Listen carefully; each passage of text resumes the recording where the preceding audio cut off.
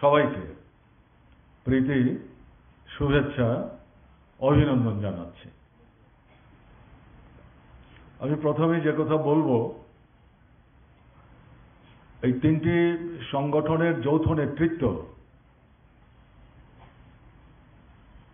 এই কনভেনশনটি যে তারা আহ্বান করেছেন তার জন্য তাদেরকে আমি আন্তরিকভাবে ধন্যবাদ জানাচ্ছি, কারণ এটা একটা সময় উপযোগী জরুরি গুরুত্বপূর্ণ উদ্যোগ তারা গ্রহণ করেছেন। গণমুক্তি পরিষদের সাধারণ সম্পাদক কমরেড রাধাচরণ দেববর্মন এই তিনটি সংগঠনের পক্ষ থেকে যে দাবি সনদটি উপস্থিত করেছেন, ৮ দফা দাবি, যাকে ভিত্তি করে পূজার আগ পর্যন্ত একটা পর্যায়ে আন্দোলন, দুর্গোৎসব শেষ হওয়ার পর আর একটা লাগাতার দীর্ঘস্থায়ী আন্দোলন এবং প্রচার দুটি সংগঠিত করবার জন্যে যে প্রস্তাব আপনাদের সামনে উপস্থিত করেছেন, আমার মনে হয়েছে এগুলো যথার্থ। আপনাদের নিশ্চয়ই প্রত্যেকের কনভেনশনে যারা সমবেত হয়েছেন এর প্রতি সমর্থন থাকবে, এটাই আমার বিশ্বাস। এর কোনো কিছুই কিন্তু কার্যকরী এবং রূপায়িত করা যাবে না যদি সাংগঠনিক কোনো উদ্যোগ না থাকে। এবং তাই আমি যেটা লক্ষ্য করেছি, কমরেড রাধাচরণ দেববর্মন এই তিনটি সংগঠনের পক্ষ থেকে বিশেষ করে গণমুক্তি পরিষদ সম্পর্কে সাংগঠনিক কতগুলি সুনির্দিষ্ট পদক্ষেপ উদ্যোগ গ্রহণ করবার জন্যে আপনাদের দৃষ্টিগোচরে বিষয়গুলি নিয়ে যাওয়ার চেষ্টা করেছে। এগুলো আলাদা করে সমর্থনের প্রশ্ন না, এটা সাংগঠনিক সিদ্ধান্ত। গণমুক্তি পরিষদের কেন্দ্রীয় নেতৃত্ব এগুলি গ্রহণ করেছেন, এগুলো ব্যাখ্যা করে আপনাদের সামনে উপস্থিত করার চেষ্টা করেছেন। কিন্তু আমার মনে হয়েছে এই পরিস্থিতিতে সাংগঠনিক এই উদ্যোগগুলি যদি গ্রহণ করা না যায়, দাবি যতই যথার্থ হোক, প্রচার এবং আন্দোলনের কর্মসূচি যতটাই মনোজ্ঞ হোক, এটা কিন্তু বাস্তবায়িত করা যাবে না। এটা অল্প একটা অংশের মধ্যে সীমাবদ্ধ থাকবে। এখন কিন্তু লক্ষ্য উদ্দেশ্যটা অল্প সংখ্যকের মধ্যে এই প্রচার এবং আন্দোলনটাকে সীমাবদ্ধ রাখা না, এটা ব্যাপক পরিসরে নিয়ে যাওয়া। সেদিক থেকে আমি যখন শুনছিলাম এবং আমার কাছে এটা আগেই পাঠানো হয়েছিল, আমি দেখেও ছিলাম, তাতে আমার মনে হয়েছে এই সাংগঠনিক উদ্যোগগুলি এই সময়ে খুব জরুরি। এগুলো এবং সঙ্গে সঙ্গে এই আন্দোলন সংগ্রাম দুটোকে সম্পৃক্ত করে তিনটা সংগঠনের পক্ষ থেকে উদ্যোগ গ্রহণ করতে হবে। আমি এগুলোকে সমর্থন করেই দু চারটি কথা আপনাদের সামনে আমি উপস্থিত করার চেষ্টা করব। এখানে কমরেড রাধাচরণ যখন বিষয়গুলো উপস্থিত করছিলেন, তাতে কিছু ইস্যু ধরে ধরে বিকৃতভাবে যে ইতিহাসকে উপস্থিত করার চেষ্টা হচ্ছে, পরিকল্পিত সচেতনভাবে জনগণকে বিভ্রান্ত করার লক্ষ্য নিয়ে, বিশেষ করে তরুণ প্রজন্ম, উপজাতীয়াংশের মধ্যে যারা যুব অংশ স্কুলে কলেজে বিশ্ববিদ্যালয়ে পড়াশোনা করছেন, অতীত হয়তো খুব একটা তারা ঘাটাঘাটি করতে অভ্যস্ত না,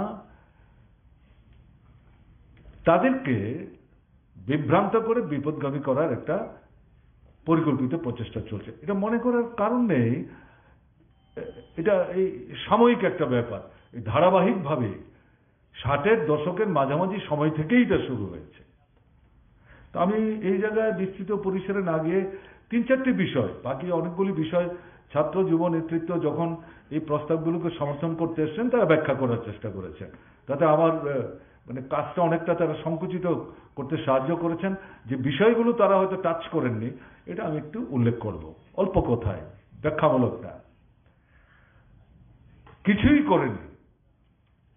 বর্তমান উপজাতিদের মধ্যে সবচাইতে বেশি বিভ্রান্তি দ্বারা ছড়াবার চেষ্টা করছেন তাদের সম্পর্কে সভাপতি গণমুক্তি পরিষদের এবং প্রাক্তন সাধারণ সম্পাদক, এরা দুজনেই তাদের আলোচনার মধ্যে এনেছেন, বাকিরাও বলেছেন। ত্রিপুরায় আজকে যে জায়গায় এসে আমরা দাঁড়ালাম, এই জায়গায় ত্রিপুরাকে আনলোটাকে উপজাতি জনগণ যা কিছু সুযোগ সুবিধা এখন ভোগ করছেন, এগুলোর স্রষ্টা কারা? তারা তো অসত্য কথা বলছেন, মিথ্যে কথা বলছেন, বিকৃত বক্তব্য উপস্থিত করছেন। এ করে তারা পার পাবেন না, তারা উল্লেখ করার চেষ্টা করেছেন। Tripura tribal areas autonomous district council ভারতের কমিউনিস্ট পার্টি মার্ক্সবাদী ছাড়া, গণমুক্তি পরিষদ ছাড়া প্রধান সবাইকে প্রীতি, শুভেচ্ছা, অভিনন্দন জানাচ্ছি। আমি প্রথমে যে কথা বলবো, এই তিনটি সংগঠনের যৌথ নেতৃত্ব এই কনভেনশনটি যে তারা আহ্বান করেছেন, তার জন্য তাদেরকে আমি আন্তরিকভাবে ধন্যবাদ জানাচ্ছি। কারণ এটা একটা সময় উপযোগী, জরুরি, গুরুত্বপূর্ণ উদ্যোগ তারা গ্রহণ করেছেন। গণমুক্তি পরিষদের সাধারণ সম্পাদক কমরেড রাধাচরণ দেববর্মন এই তিনটি সংগঠনের পক্ষ থেকে যে দাবি সনদটি উপস্থিত করেছেন, ৮ দফা দাবি, যাকে ভিত্তি করে পূজার আগ পর্যন্ত একটা পর্যায়ে আন্দোলন, দুর্গোৎসব শেষ হওয়ার পর আর একটা লাগাতার দীর্ঘস্থায়ী আন্দোলন এবং প্রচার দুটো সংগঠিত করবার জন্য যে প্রস্তাব আপনাদের সামনে উপস্থিত করেছেন, আমার মনে হয়েছে এগুলো যথার্থ। আপনাদের নিশ্চয়ই প্রত্যেকে এই কনভেনশনে যারা সমবেত হয়েছেন এর প্রতি সমর্থন থাকবে, এটাই আমার বিশ্বাস। এর কোনো কিছুই কিন্তু কার্যকরী এবং রূপায়িত করা যাবে না যদি সাংগঠনিক কোনো উদ্যোগ না থাকে। এবং তাই আমি যেটা লক্ষ্য করেছি, কমরেড রাধাচরণ দেববর্মন এই তিনটি সংগঠনের পক্ষ থেকে বিশেষ করে গণমুক্তি পরিষদ সম্পর্কে সাংগঠনিক কতগুলি সুনির্দিষ্ট পদক্ষেপ, উদ্যোগ গ্রহণ করবার জন্য আপনাদের দৃষ্টিগোচরে বিষয়গুলি নিয়ে যাওয়ার চেষ্টা করেছে। এগুলো আলাদা করে সমর্থনের প্রশ্ন না, এটা সাংগঠনিক সিদ্ধান্ত। গণমুক্তি পরিষদের কেন্দ্রীয় নেতৃত্ব এগুলি গ্রহণ করেছেন, এগুলো ব্যাখ্যা করে আপনাদের সামনে উপস্থিত করার চেষ্টা করেছেন। কিন্তু আমার মনে হয়েছে এই পরিস্থিতিতে সাংগঠনিক এই উদ্যোগগুলি যদি গ্রহণ করা না যায়, দাবি যতই যথার্থ হোক, প্রচার এবং আন্দোলনের কর্মসূচি যতটাই মনোজ্ঞ হোক, এটা কিন্তু বাস্তবায়িত করা যাবে না। এটা অল্প একটা অংশের মধ্যে সীমাবদ্ধ থাকবে। এখন কিন্তু লক্ষ্য উদ্দেশ্যটা অল্প সংখ্যকের মধ্যে এই প্রচার এবং আন্দোলনটাকে সীমাবদ্ধ রাখা না, এটা ব্যাপক পরিসরে নিয়ে যাওয়া। সেদিক থেকে আমি যখন শুনছিলাম, এবং আমার কাছে এটা আগেই পাঠানো হয়েছিল, আমি দেখেও ছিলাম, তাতে আমার মনে হয়েছে এই সাংগঠনিক উদ্যোগগুলি এই সময়ে খুব জরুরি। এগুলো এবং সঙ্গে সঙ্গে এই আন্দোলন সংগ্রাম দুটোকে সম্পৃক্ত করে তিনটা সংগঠনের পক্ষ থেকে উদ্যোগ গ্রহণ করতে হবে। আমি এগুলোকে সমর্থন করে দু চারটি কথা আপনাদের সামনে আমি উপস্থিত করার চেষ্টা করব। এখানে কমরেড রাধাচরণ যখন বিষয়গুলো উপস্থিত করছিলেন, তাতে কিছু ইস্যু ধরে ধরে বিকৃতভাবে যে ইতিহাসকে উপস্থিত করার চেষ্টা হচ্ছে, পরিকল্পিত সচেতনভাবে জনগণকে বিভ্রান্ত করার লক্ষ্য নিয়ে, বিশেষ করে তরুণ প্রজন্ম, উপজাতি অংশের মধ্যে যারা যুব অংশ স্কুলে, কলেজে, বিশ্ববিদ্যালয়ে পড়াশোনা করছেন, অতীত হয়তো খুব একটা তারা ঘাটাঘাটি করতে অভ্যস্ত না, তাদেরকে বিভ্রান্ত করে বিপদগামী করার একটা পরিকল্পিত প্রচেষ্টা চলছে। এটা মনে করার কারণ নেই, এটা এই সাময়িক একটা ব্যাপার। এই ধারাবাহিকভাবে 60-এর দশকের মাঝামাঝি সময় থেকেই এটা শুরু হয়েছে। তো আমি এই জায়গায় বিস্তৃত পরিসরে না গিয়ে 3-4টি বিষয়, বাকি অনেকগুলি বিষয় ছাত্র যুব নেতৃত্ব যখন এই প্রস্তাবগুলোকে সমর্থন করতে এসছেন তারা ব্যাখ্যা করার চেষ্টা করেছেন, তাতে আমার মানে কাজটা অনেকটা তারা সংকুচিত করতে সাহায্য করেছেন। যে বিষয়গুলো তারা হয়তো টাচ করেননি, এটা আমি একটু উল্লেখ করব অল্প কথায়, ব্যাখ্যামূলক না। কিছুই করেনি। বর্তমান উপজাতিদের মধ্যে সবচাইতে বেশি বিভ্রান্তি দ্বারা ছড়াবার চেষ্টা করছেন তাদের সম্পর্কে সভাপতি গণমুক্তি পরিষদের এবং প্রাক্তন সাধারণ সম্পাদক, এরা দুজনেই তাদের আলোচনার মধ্যে এনেছেন, বাকিরাও বলেছেন। ত্রিপুরায় আজকে যে জায়গায় এসে আমরা দাঁড়ালাম, এই জায়গায় ত্রিপুরাকে আনলোটাকে উপজাতি জনগণ যা কিছু সুযোগ সুবিধা এখন ভোগ করছেন, এগুলোর স্রষ্টা কারা? তারা তো অসত্য কথা বলছেন, মিথ্যে কথা বলছেন, বিকৃত বক্তব্য উপস্থিত করছেন। এ করে তারা পার পাবেন না, তারা উল্লেখ করার চেষ্টা করেছেন। Tripura tribal areas autonomous district council ভারতের কমিউনিস্ট পার্টি মার্ক্সবাদী ছাড়া, গণমুক্তি পরিষদ ছাড়া, প্রধানত আমি বলছি, ত্রিপুরার কোন রাজনৈতিক দল এটাকে সমর্থন করেছেন বা মুখের সমর্থন করলো এটাকে কার্যকরী বাস্তবায়িত করার জন্য লড়াই সংগ্রামের ময়দানে উদ্যোগ নিয়েছেন? নেয়নি। বিশ্বাসঘাতকতা করেছে, পেছন থেকে ছুরি মারার চেষ্টা করেছে। গণমুক্তি পরিষদ উদ্যোগ নিয়েছিল সম্মিলিতভাবে, শুধু উপজাতি না, উপজাতি, অনুপজাতি, হিন্দু, মুসলমান, বৌদ্ধ, খ্রিস্টান, গণতান্ত্রিক শক্তিকে ঐক্যবদ্ধ করে এই ত্রিপুরার বুকে ষষ্ঠ তফসিল মোতাবেক ত্রিপুরা উপজাতি এলাকা স্বশাসিত জেলা পরিষদ তৈরি করার জন্য আন্দোলন করতে হবে। কারণ কংগ্রেস সরকার করেনি, করছে না, ভূমিকা নিচ্ছে না। উপজাতি জনগণকে তারা 2 নম্বর 3 নম্বর নাগরিক বলে মনে করে এবং বরাবরই উপজাতি এবং অনুপজাতিদের মধ্যে বিভেদের প্রাচীর তারা তৈরি করেছে। এবং কংগ্রেসের প্রচারটা কি? কাউন্সিলের নির্বাচনে যখন কংগ্রেস জিততে পারে না, তখনই তারা বুঝতে পেরেছে ট্রাইবেলদের মধ্যে তাদের ঘাস নাই। দেশ ভাগের পর তৎকালীন পূর্ব পাকিস্তান থেকে যারা বাধ্য হয়েছিলেন ভারতবর্ষে আসতে, তাদের একটা উল্লেখযোগ্য অংশ যখন ত্রিপুরা আসেন, কমিউনিস্ট নেতৃত্বকে জেলখানায় পুরে এদের মধ্যে কংগ্রেস কাজ করতে গিয়ে তাদেরকে ভয় দেখালো, ভারতবর্ষে ত্রিপুরায় থাকতে গেলে পর এখানে কিন্তু কংগ্রেস করতে হবে। কমিউনিস্ট পার্টি হচ্ছে উপজাতিদের পার্টি। কংগ্রেস এই প্রচারটা প্রথম নিয়ে যায়। আর কংগ্রেস তারা হচ্ছে অনুপজাতি, মূলত বাঙালিদের পার্টি। এবং তাদের হিসেবটা কি? এরা যেভাবে আসলো এবং আগে যে বাঙালি অংশের মানুষ ছিলেন, সবটা যোগ করলে পরে নির্বাচনে জিততে সুবিধা হবে। কাজে এই জায়গায় বিভেদের এই যে প্রাচীরটা, এটা প্রথম কংগ্রেসই কিন্তু তুলল। সেখান থেকেই প্রতিনিয়ত উপজাতি জনগণকে কি করে পেছনের দিকে ঠেলে রাখা যায় তার চেষ্টা শুরু হয়েছে, আজও তা চলছে। এরকম পরিস্থিতির মধ্যে গণমুক্তি পরিষদ উপলব্ধি করেছিল, মার্ক্সবাদী কমিউনিস্ট পার্টির সাথে আলাপ আলোচনা করে, এটা শুধু উপজাতিদের আন্দোলন না, সামগ্রিক গণতান্ত্রিক আন্দোলন। উদ্যোগ নিলেন উপজাতি যুব সমিতি, 67 সালে তৈরি হয়েছে। এটা কংগ্রেসের মস্তিষ্ক প্রসূত, তাদের সন্তান, রাজবাড়িতে পরামর্শ করে এটা হয়েছে। এগুলো বললেই তারা খেপে যায়, আমাদের চুপ থাকতে বলে। তাদের কথা আমরা চুপ থাকবো নাকি? তো এই জায়গায় গণমুক্তি পরিষদ, দশরথ দেব, সুধন্য দেববর্মা, হেমন্ত দেববর্মারা তারা কিন্তু সংকীর্ণতা দেখায়নি। উপজাতি যুব সমিতি জন্মের পর থেকেই তো আক্রমণ করছে গণমুক্তি পরিষদকে।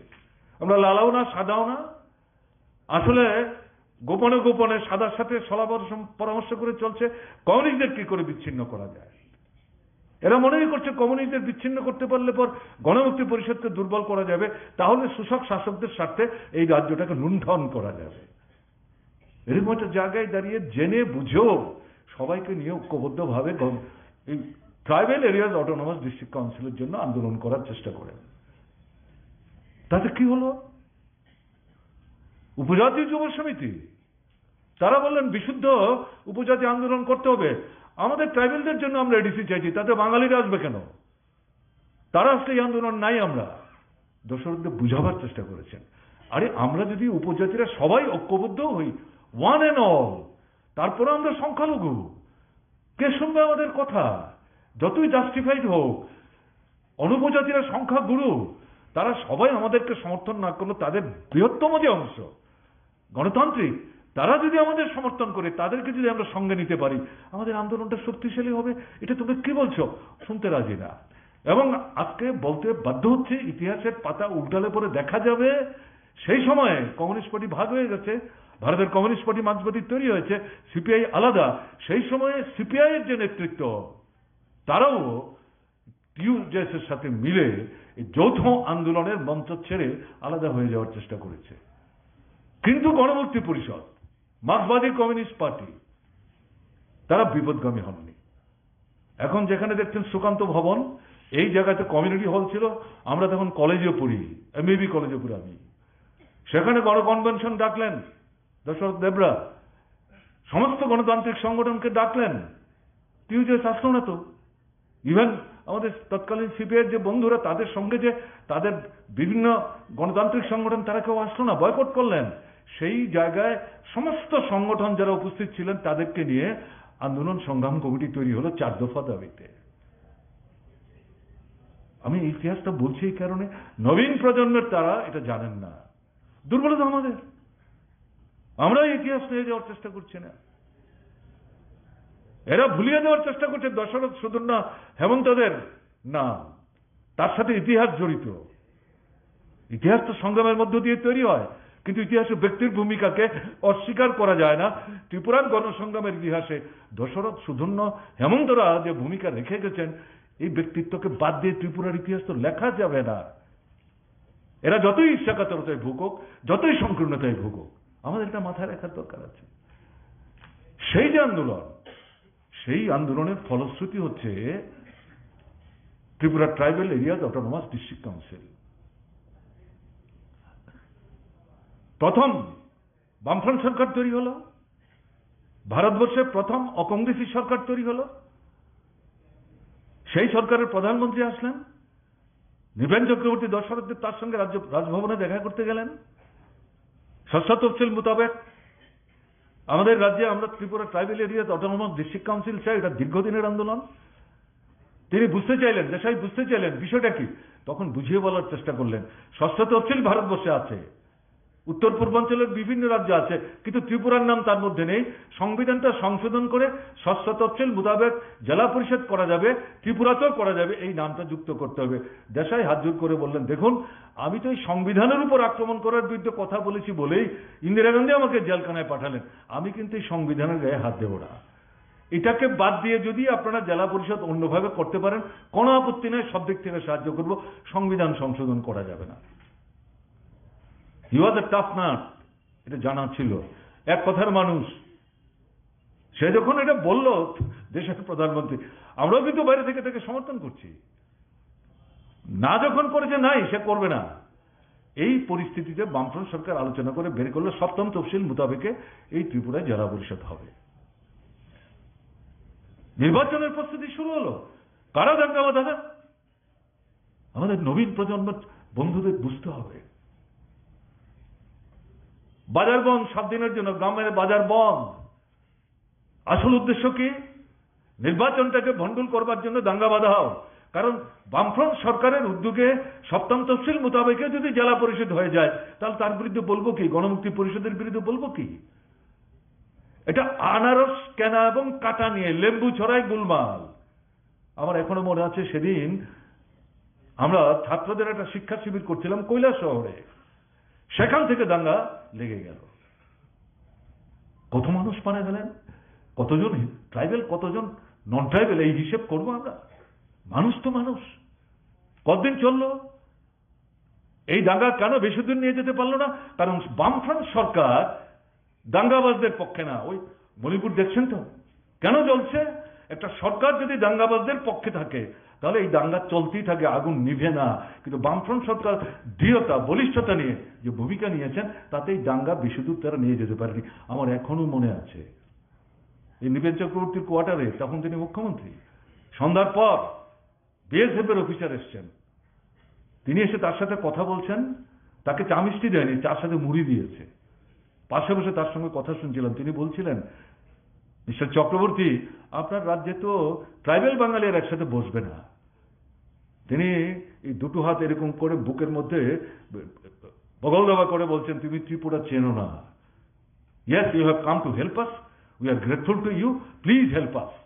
After some time you will be able to see how does the people between tribal and non-tribal can move together. This is the historical background and this will be the history of Tripura. আমার তো এখনো মনে আছে, ওই বাড়িতে তখন ওই আমাদের এই কমরেডটা থাকতেন। তখন কি হলো, 1.5 থেকে 2 মাসের ব্যবধানে এই চিলড্রেন্স পার্কে শান্তির একতিতে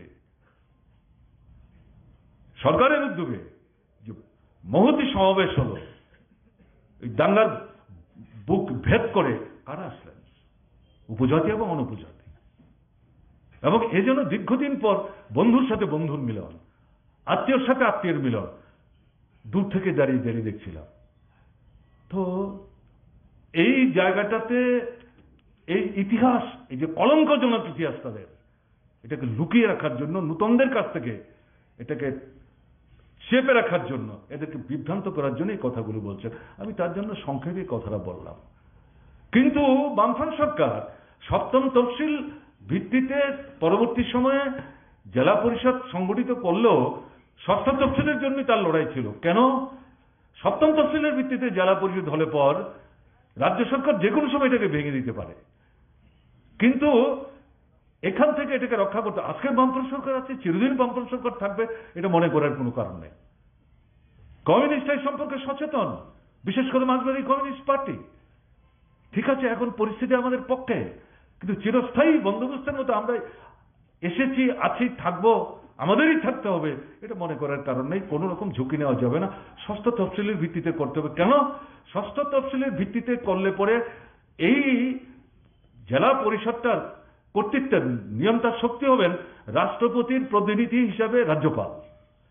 রাজ্য সরকার চাইলে ওটাকে ভাঙতে পারবে না। এই বিধানসভায় বামফ্রন্ট সরকারের পক্ষ থেকে সেদিন শুক্রবার ছিল, প্রাইভেট মেম্বার্স ডে, প্রস্তাব আনা হলো ষষ্ঠ তফসিল মোতাবেক ত্রিপুরায় জেলা পরিষদ তৈরি করবার জন্য ভারতবর্ষের সংবিধান সংশোধন করার লক্ষ্যে ত্রিপুরা বিধানসভা কেন্দ্রীয় সরকারের দৃষ্টি আকর্ষণ করছে। সেই বিধানসভায় 56 জন হচ্ছেন সিপিআইএম এর, আর 4 জন ছিল টিউডিএস এর, কংগ্রেসের একজনও ছিল না। থাকলে তারা কি করতেন আমরা জানি না, কারণ তারা তো জেলা পরিষদ নির্বাচন বললেন হিন্দুস্তান পাকিস্তান হয়ে যাবে, 2 নম্বর হয়ে যাবে জেলা পরিষদ এলাকার মধ্যে নন ট্রাইবেলরা, এরকম কথাবার্তা বলার চেষ্টা করেছে। এগুলো ইতিহাস বলে বলছি, তো মনে রাখার দরকার আছে। সেই প্রস্তাব শেষ পর্যন্ত ইউনিমাসলি 7 জনই, ইনক্লুডিং আমাদের যিনি স্পিকার ছিলেন তিনিও বলছিলেন, আমিও তো তাকে সমর্থন করি। এই প্রস্তাব পাশ হলো। এটা যখন গেল শ্রীমতী ইন্দিরা গান্ধীর কাছে, তিনি বুঝতে পারলেন আর এটাকে আটকে রাখা ঠিক হবে না। তার কিছু বাস্তব উপলব্ধি ছিল, তার নানা নেতিবাচক দিক ছিল, জরুরি অবস্থা বহু সমালোচনা হয়েছে, সব তো ঠিকই আছে, কিন্তু কিছু বাস্তব উপলব্ধি ছিল, ওই যেটা দেশাই মানতে চাইলেন না। কিন্তু ইন্দিরা গান্ধী যখন এই বিধানসভায় ইউনিমাস 60-এর মধ্যে 7 জন, কোনো ডিসেন্ডিং ভয়েস নাই, এই প্রস্তাব পাওয়ার পর সিদ্ধান্ত করলেন সংবিধান সংশোধন করে আনতে হবে, আনলেন। কারা লড়াইটা করলো? আজকে যারা বলছেন কিছু হয়নি, কি করে বলতে পারেনি? এই বিকৃত বক্তব্য, মিথ্যা বক্তব্য, অসত্য বক্তব্য। এই জন্য কথাটা আমি তুললাম, কারণ 75 বছরে কিছু হয়নি, হয়নি তো অনেক কিছু, এটা তো ঠিকই, কিন্তু যা হয়েছে, আমি শুধু ত্রিপুরার কথাই যদি বলি, উপজাতি জনগণের স্বার্থে কাদের সময় হয়েছে, কারা করেছেন, কমরেড রঘুর সেটা উল্লেখ করার চেষ্টা করেছেন, ব্যাখ্যায় জানতে। দ্বিতীয় যে কথা তারা বলল, ককবরক ভাষা, এদিকে 64 সাল থেকে এটা স্বীকৃত। আরেকটা মিথ্যা কথা, শচীন্দ্রলাল সিংহ মুখ্যমন্ত্রী, 30 সদস্য বিধানসভা, এখন যেটা লোক সেবায়কের অফিস, এইটা দোতলায় তখন বিধানসভা বসতো। আমি তখন এমবিবি কলেজে পড়ি, তখন স্টুডেন্টস ফেডারেশন অফ ইন্ডিয়া তৈরি হয়নি, এসএফআই তৈরি হয়নি, ত্রিপুরা রাজ্য ছাত্র ফেডারেশন, এটাকে আমরা এসএফই বলতাম, তখনও টিইসিও তৈরি হয়নি একসাথে, আমরা এখনো একসাথে, দুটো পাখা একসাথেই চলে এটা। তো এই জায়গায় ৪৫ দফা দাবি সনদের ভিত্তিতে ছাত্র ফেডারেশনের তরফ থেকে এই মুখ্যমন্ত্রীর কাছে ডেপুটেশন দিতে আমরা এসেছিলাম। ফায়ার ব্রিগেড চৌবটিতে আমাদের আটকানো হয়, সেখান থেকে আমাদের ৩ জন না ৪ জন প্রতিনিধি নিয়ে কথা বলতে আমরা যাই। আমার এখনো মনে আছে, যদি ভুল না করি, বাদল চৌধুরী তখন আমাদের সংগঠনের প্রেসিডেন্ট ছিলেন, তিনিও ছিলেন, উপস্থিত ছিলাম, এবং আমাদের নিয়ে গেলেন। ৩ জন বিধায়ক ছিল তখন বিধানসভায়, ৩০-এর মধ্যে ২৭ কংগ্রেস, ৩ জন হচ্ছে, 2 জন সিপিআইএম, 1 জন সিপিআই। সিপিআইএম এর আপনার অভিরাম দেববর্মা, বিদ্যা দেববর্মা, আর সিপিআই অঘুর দেববর্মা। ওই যার কথা বলছিলাম যে সিপিআই বেরিয়ে গেল, অঘুরবাবুর নেতৃত্বেই তারা বেরিয়ে গেছিল, থাকেনি আন্দোলনে। আমি তাকে অশ্রদ্ধা করি না, শ্রদ্ধা করি, তার ভূমিকা অস্বীকার করা যাবে না, ইতিহাসে তার কন্ট্রিবিউশন আছে, কিন্তু ভুল তো ভুল, এ তো বলতে হবে। তো এই জায়গায় আমরা যখন গেলাম, অন্য বিষয়ে যাচ্ছি না, অন্যতম দাবি ছিল ককবরক ভাষায়, আমরা কি বলেছি, সরকারি ভাষার কথা বলিনি, ক্লাস 5 পর্যন্ত আমাদের ট্রাইবাল ছেলে মেয়ে যারা মায়ের ভাষা, এখনো মায়ের বুকের দুধ তাদের ঠুটে লেগে আছে, তাকে যদি অন্য একটা ভাষায় ক্লাসে পড়তে বলো, সে কি করে পড়বে? তার ভাষায় তাকে অন্তত ক্লাস 5 পর্যন্ত পড়ার ব্যবস্থা করো। শচীন সিং আমাদের দিয়ে তাকিয়ে বলছে, তুমি বাঙালি না ট্রাইবেল? আমার এখনো মনে হচ্ছে, আমি যখন শুনছিলাম কথা, তখন আমার এই পুরনো কথা মনে হচ্ছে। আমি তখন বলছিলাম, আমি ভারতীয়, আমি আগে ভারতীয়, কেন আপনি প্রশ্ন করছেন? আমাকে তিনি বলছেন, তিনি বলছেন, তোমরা কি জানো যে ত্রিপুরা ট্রাইবেলরা বাংলা জানে সবাই? তো অদ্ভুত কথাবার্তা বলছেন, তো তারা তো বাধ্য হচ্ছেন। দোকান থেকে যে জিনিস কিনতে গেলে পরে তিনি ককবরক বললে সবাই বুঝবে না, কারণ ট্রাইবেলরা তো ব্যবসা বাণিজ্যে তখন আসেনি সেইভাবে। ওষুধ কেনা থেকে শুরু করে যাই তিনি কিনেন, ডাক্তার থেকে শুরু করে মাস্টার মশাই, সবই তো নন ট্রাইবেল, সে তো বাধ্য হচ্ছে। এর জন্য সে তার নিজের মাতৃভাষায় পড়তে পারবে না। পোশাক দিয়ে তো কে ট্রাইবেল কে বাঙালি বোঝা যাবে না, এটা তার অস্তিত্ব, জাতিসত্তার নিদর্শন।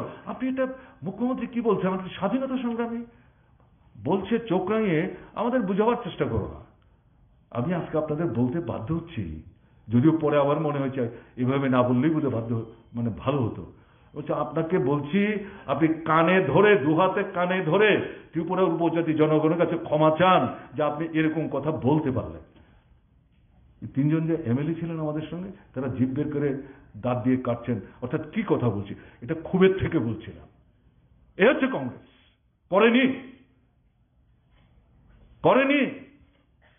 তাদের সঙ্গে তো টিউডিএস গেল, তাদের সরকারের সময় তো আমরা দেখেছি এই ভাষাটাকে যখন স্বীকৃতি দিল বামফ্রন্ট সরকার, দ্বিতীয় রাজ্য ভাষার মর্যাদা দিল। শুনছিলেন যে নোট লিখতে আরম্ভ করেছিল ককবরক ভাষায়, এখন এগুলো সমস্ত বেমালুম ভুলে গেছে। তাদের সরকারের সময় ভাষাটা বিকশিত করার জন্য কোনো ভূমিকা নেয়নি, এখন গিয়ে বলে দিচ্ছেন এটা কে বলেছে? বামফ্রন্ট সরকার। এগুলো তো অনেক আগে কোন আগে হয়েছে, কখন হয়েছে? তো অসত্য কথা।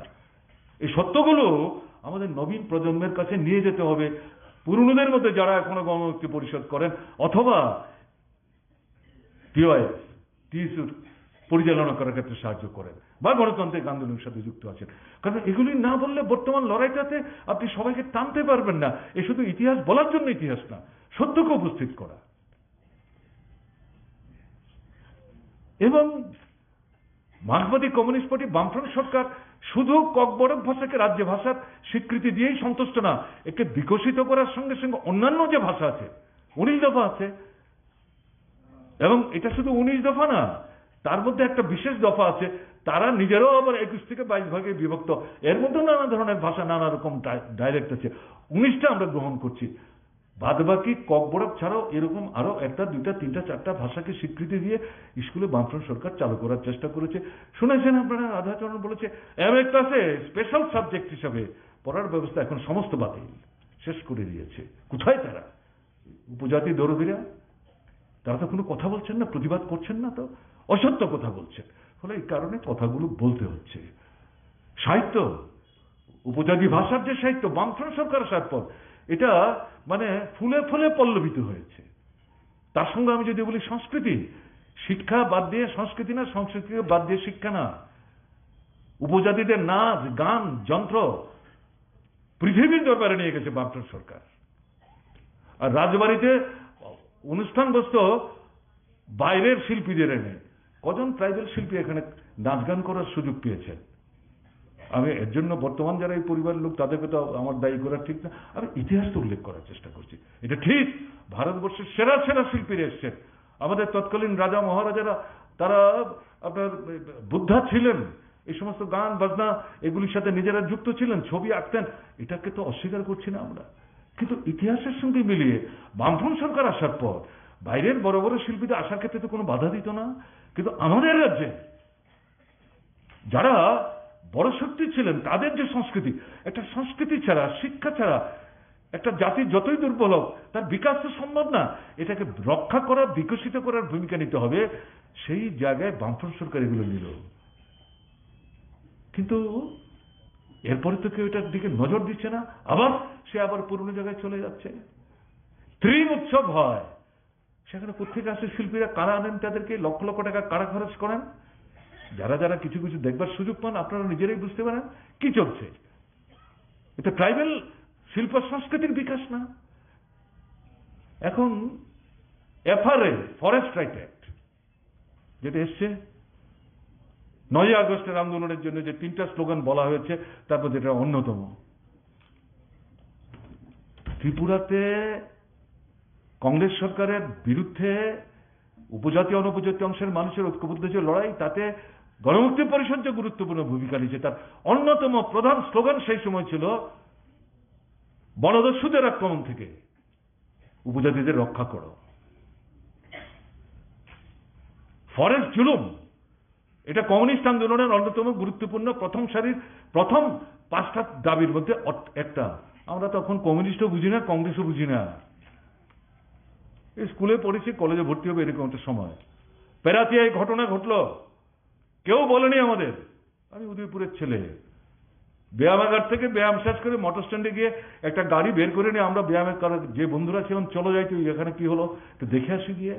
ওই তখন কমিউনিস্ট পার্টির নেতৃত্বের চোখে পড়ি আমরা।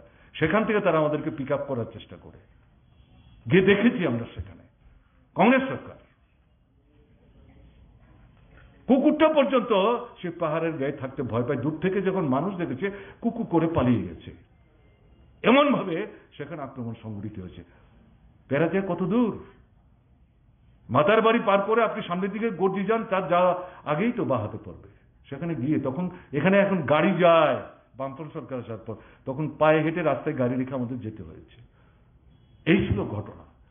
তো এর জন্য লড়াই আমরা যেমন ত্রিপুরায় করছিলাম, গণমুক্তি পরিষদ, মার্ক্সবাদী কমিউনিস্ট পার্টি, দেশের অন্যান্য জায়গায় যেখানে কমিউনিস্ট আন্দোলন একটু শক্তিশীল সেখানে উপজাতি অংশের মানুষদের নিয়ে লড়াইটা হচ্ছিল, বিশেষ করে মহারাষ্ট্র, পশ্চিমবাংলা এবং কেরালায়। অন্ধ্র তখনও ভাগ হয়নি অন্ধ্র। তো এই জায়গায় বামফ্রন্ট সরকার, আমরা আমাদের রাজ্যে ফরেস্ট জুলুম বন্ধ করার ব্যবস্থা করেছি, কিন্তু এটা অধিকার প্রতিষ্ঠা করতে হবে। কেন্দ্রে যখন সরকার তৈরি হলো 66-67 জন যখন বামপন্থী মেম্বার, এদের সমর্থন ছাড়া ডক্টর মনমোহন সিং প্রধানমন্ত্রী হতে পারেন না। 2টি শর্ত রাখা হয়েছিল, তার মধ্যে একটা হচ্ছে এই বনের জুলুম বন্ধ করতে হবে, বনের জমির উপর বনাঞ্চলে যারা বসবাস করেন তাদের অধিকার স্বীকৃতি দিতে হবে। মানতেই চাইছে না। আমরা সমস্ত ঘটনা বের করেছি। বড় বড় ব্যবসায়ী, পুঁজিপতি, কলকারখানার মালিক, বিশেষ করে তাদের লক্ষ্য হচ্ছে বনাঞ্চলের মাটির তলার যে প্রাকৃতিক সম্পদ, সেই সম্পদ লুণ্ঠন করে পুঁজির পাহাড়কে পর্বতে পরিণত করা। কাজে বনাঞ্চলের অধিকার যদি শুধু উপজাতিদের হাতে চলে যায় তাহলে সেখানে তারা ঢুকতে পারবে না। ফলে ডক্টর মনমোহন সিং দুদণ্ড মনোনয়ন পড়ে গেলেন, কিন্তু তার দলের নেতৃত্ব, সেই নেতৃত্বের মধ্যে কেউ কেউ এখন তাদের প্রথম সারির নেতৃত্ব, নাম নাইবা উল্লেখ করলাম, তথ্য আমাদের হাতে আছে, এটা করা যাবে না। উল্টো দিক থেকে এই যে 66 জন 67 জন মার্ক্সবাদী এবং অন্যান্য বামপন্থী এমপি, তাদের তরফ থেকে চাপ সৃষ্টি করা হলো, যদি এটা না করো তাহলে তোমার সরকারের উপর থেকে সমর্থন তুলে নেব, দেখি তুমি সরকার কি করে চালাও। এই থ্রেটের মুখে বুঝতে পারলো এটা শুধু ধমকির জন্য ধমকি না, সত্যি সত্যিই কারণ তারা জানে ইতিহাসটা। যদি এটা কার্যকরী করা না হয় তাহলে সরকারই রাখা যাবে না। শেষ পর্যন্ত এটা মানতে বাধ্য হয়েছেন ফরেস্ট রাইট অ্যাক্ট। এটাকে এখন ধ্বংস কে করছে? ফরেস্ট রাইট অ্যাক্টের জন্য তো অন্য কোনো দল কাজ করেনি, অন্য কোনো দল কাজ করেনি।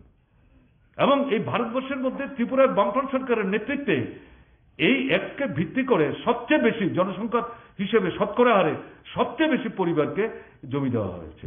কমরেড রাধা ব্যাখ্যা করার চেষ্টা করছে, সেখানে আমি যাচ্ছি না। এখন নতুন যে সংশোধনী, বর্ডার থেকে 100 কিলোমিটারের মধ্যে এই আইন অকেজু, তার অর্থটা কি? ত্রিপুরায় তাহলে এটা থাকবেই না, ভারতবর্ষে থাকবে না। ওই যে বামফ্রন্ট সরকার যখন চাপ দিয়ে বাধ্য করেছিল, অনিচ্ছা সত্ত্বেও তাদের হাত থেকে দাবি আদায় করেছিল, তখন যারা এটা বাধা দেওয়ার চেষ্টা করেছে গোপনে গোপনে পারেনি, তারাই এখন এই নতুন যে সরকারটা তাকে পেছন থেকে নিয়ন্ত্রণ করছে, তারাই বাধ্য করেছে ওই আইন পাল্টাও, এটাকে ধ্বংস করো, না হলে ওখানে ঢুকতে পারছে না, লুট করতে পারছে না।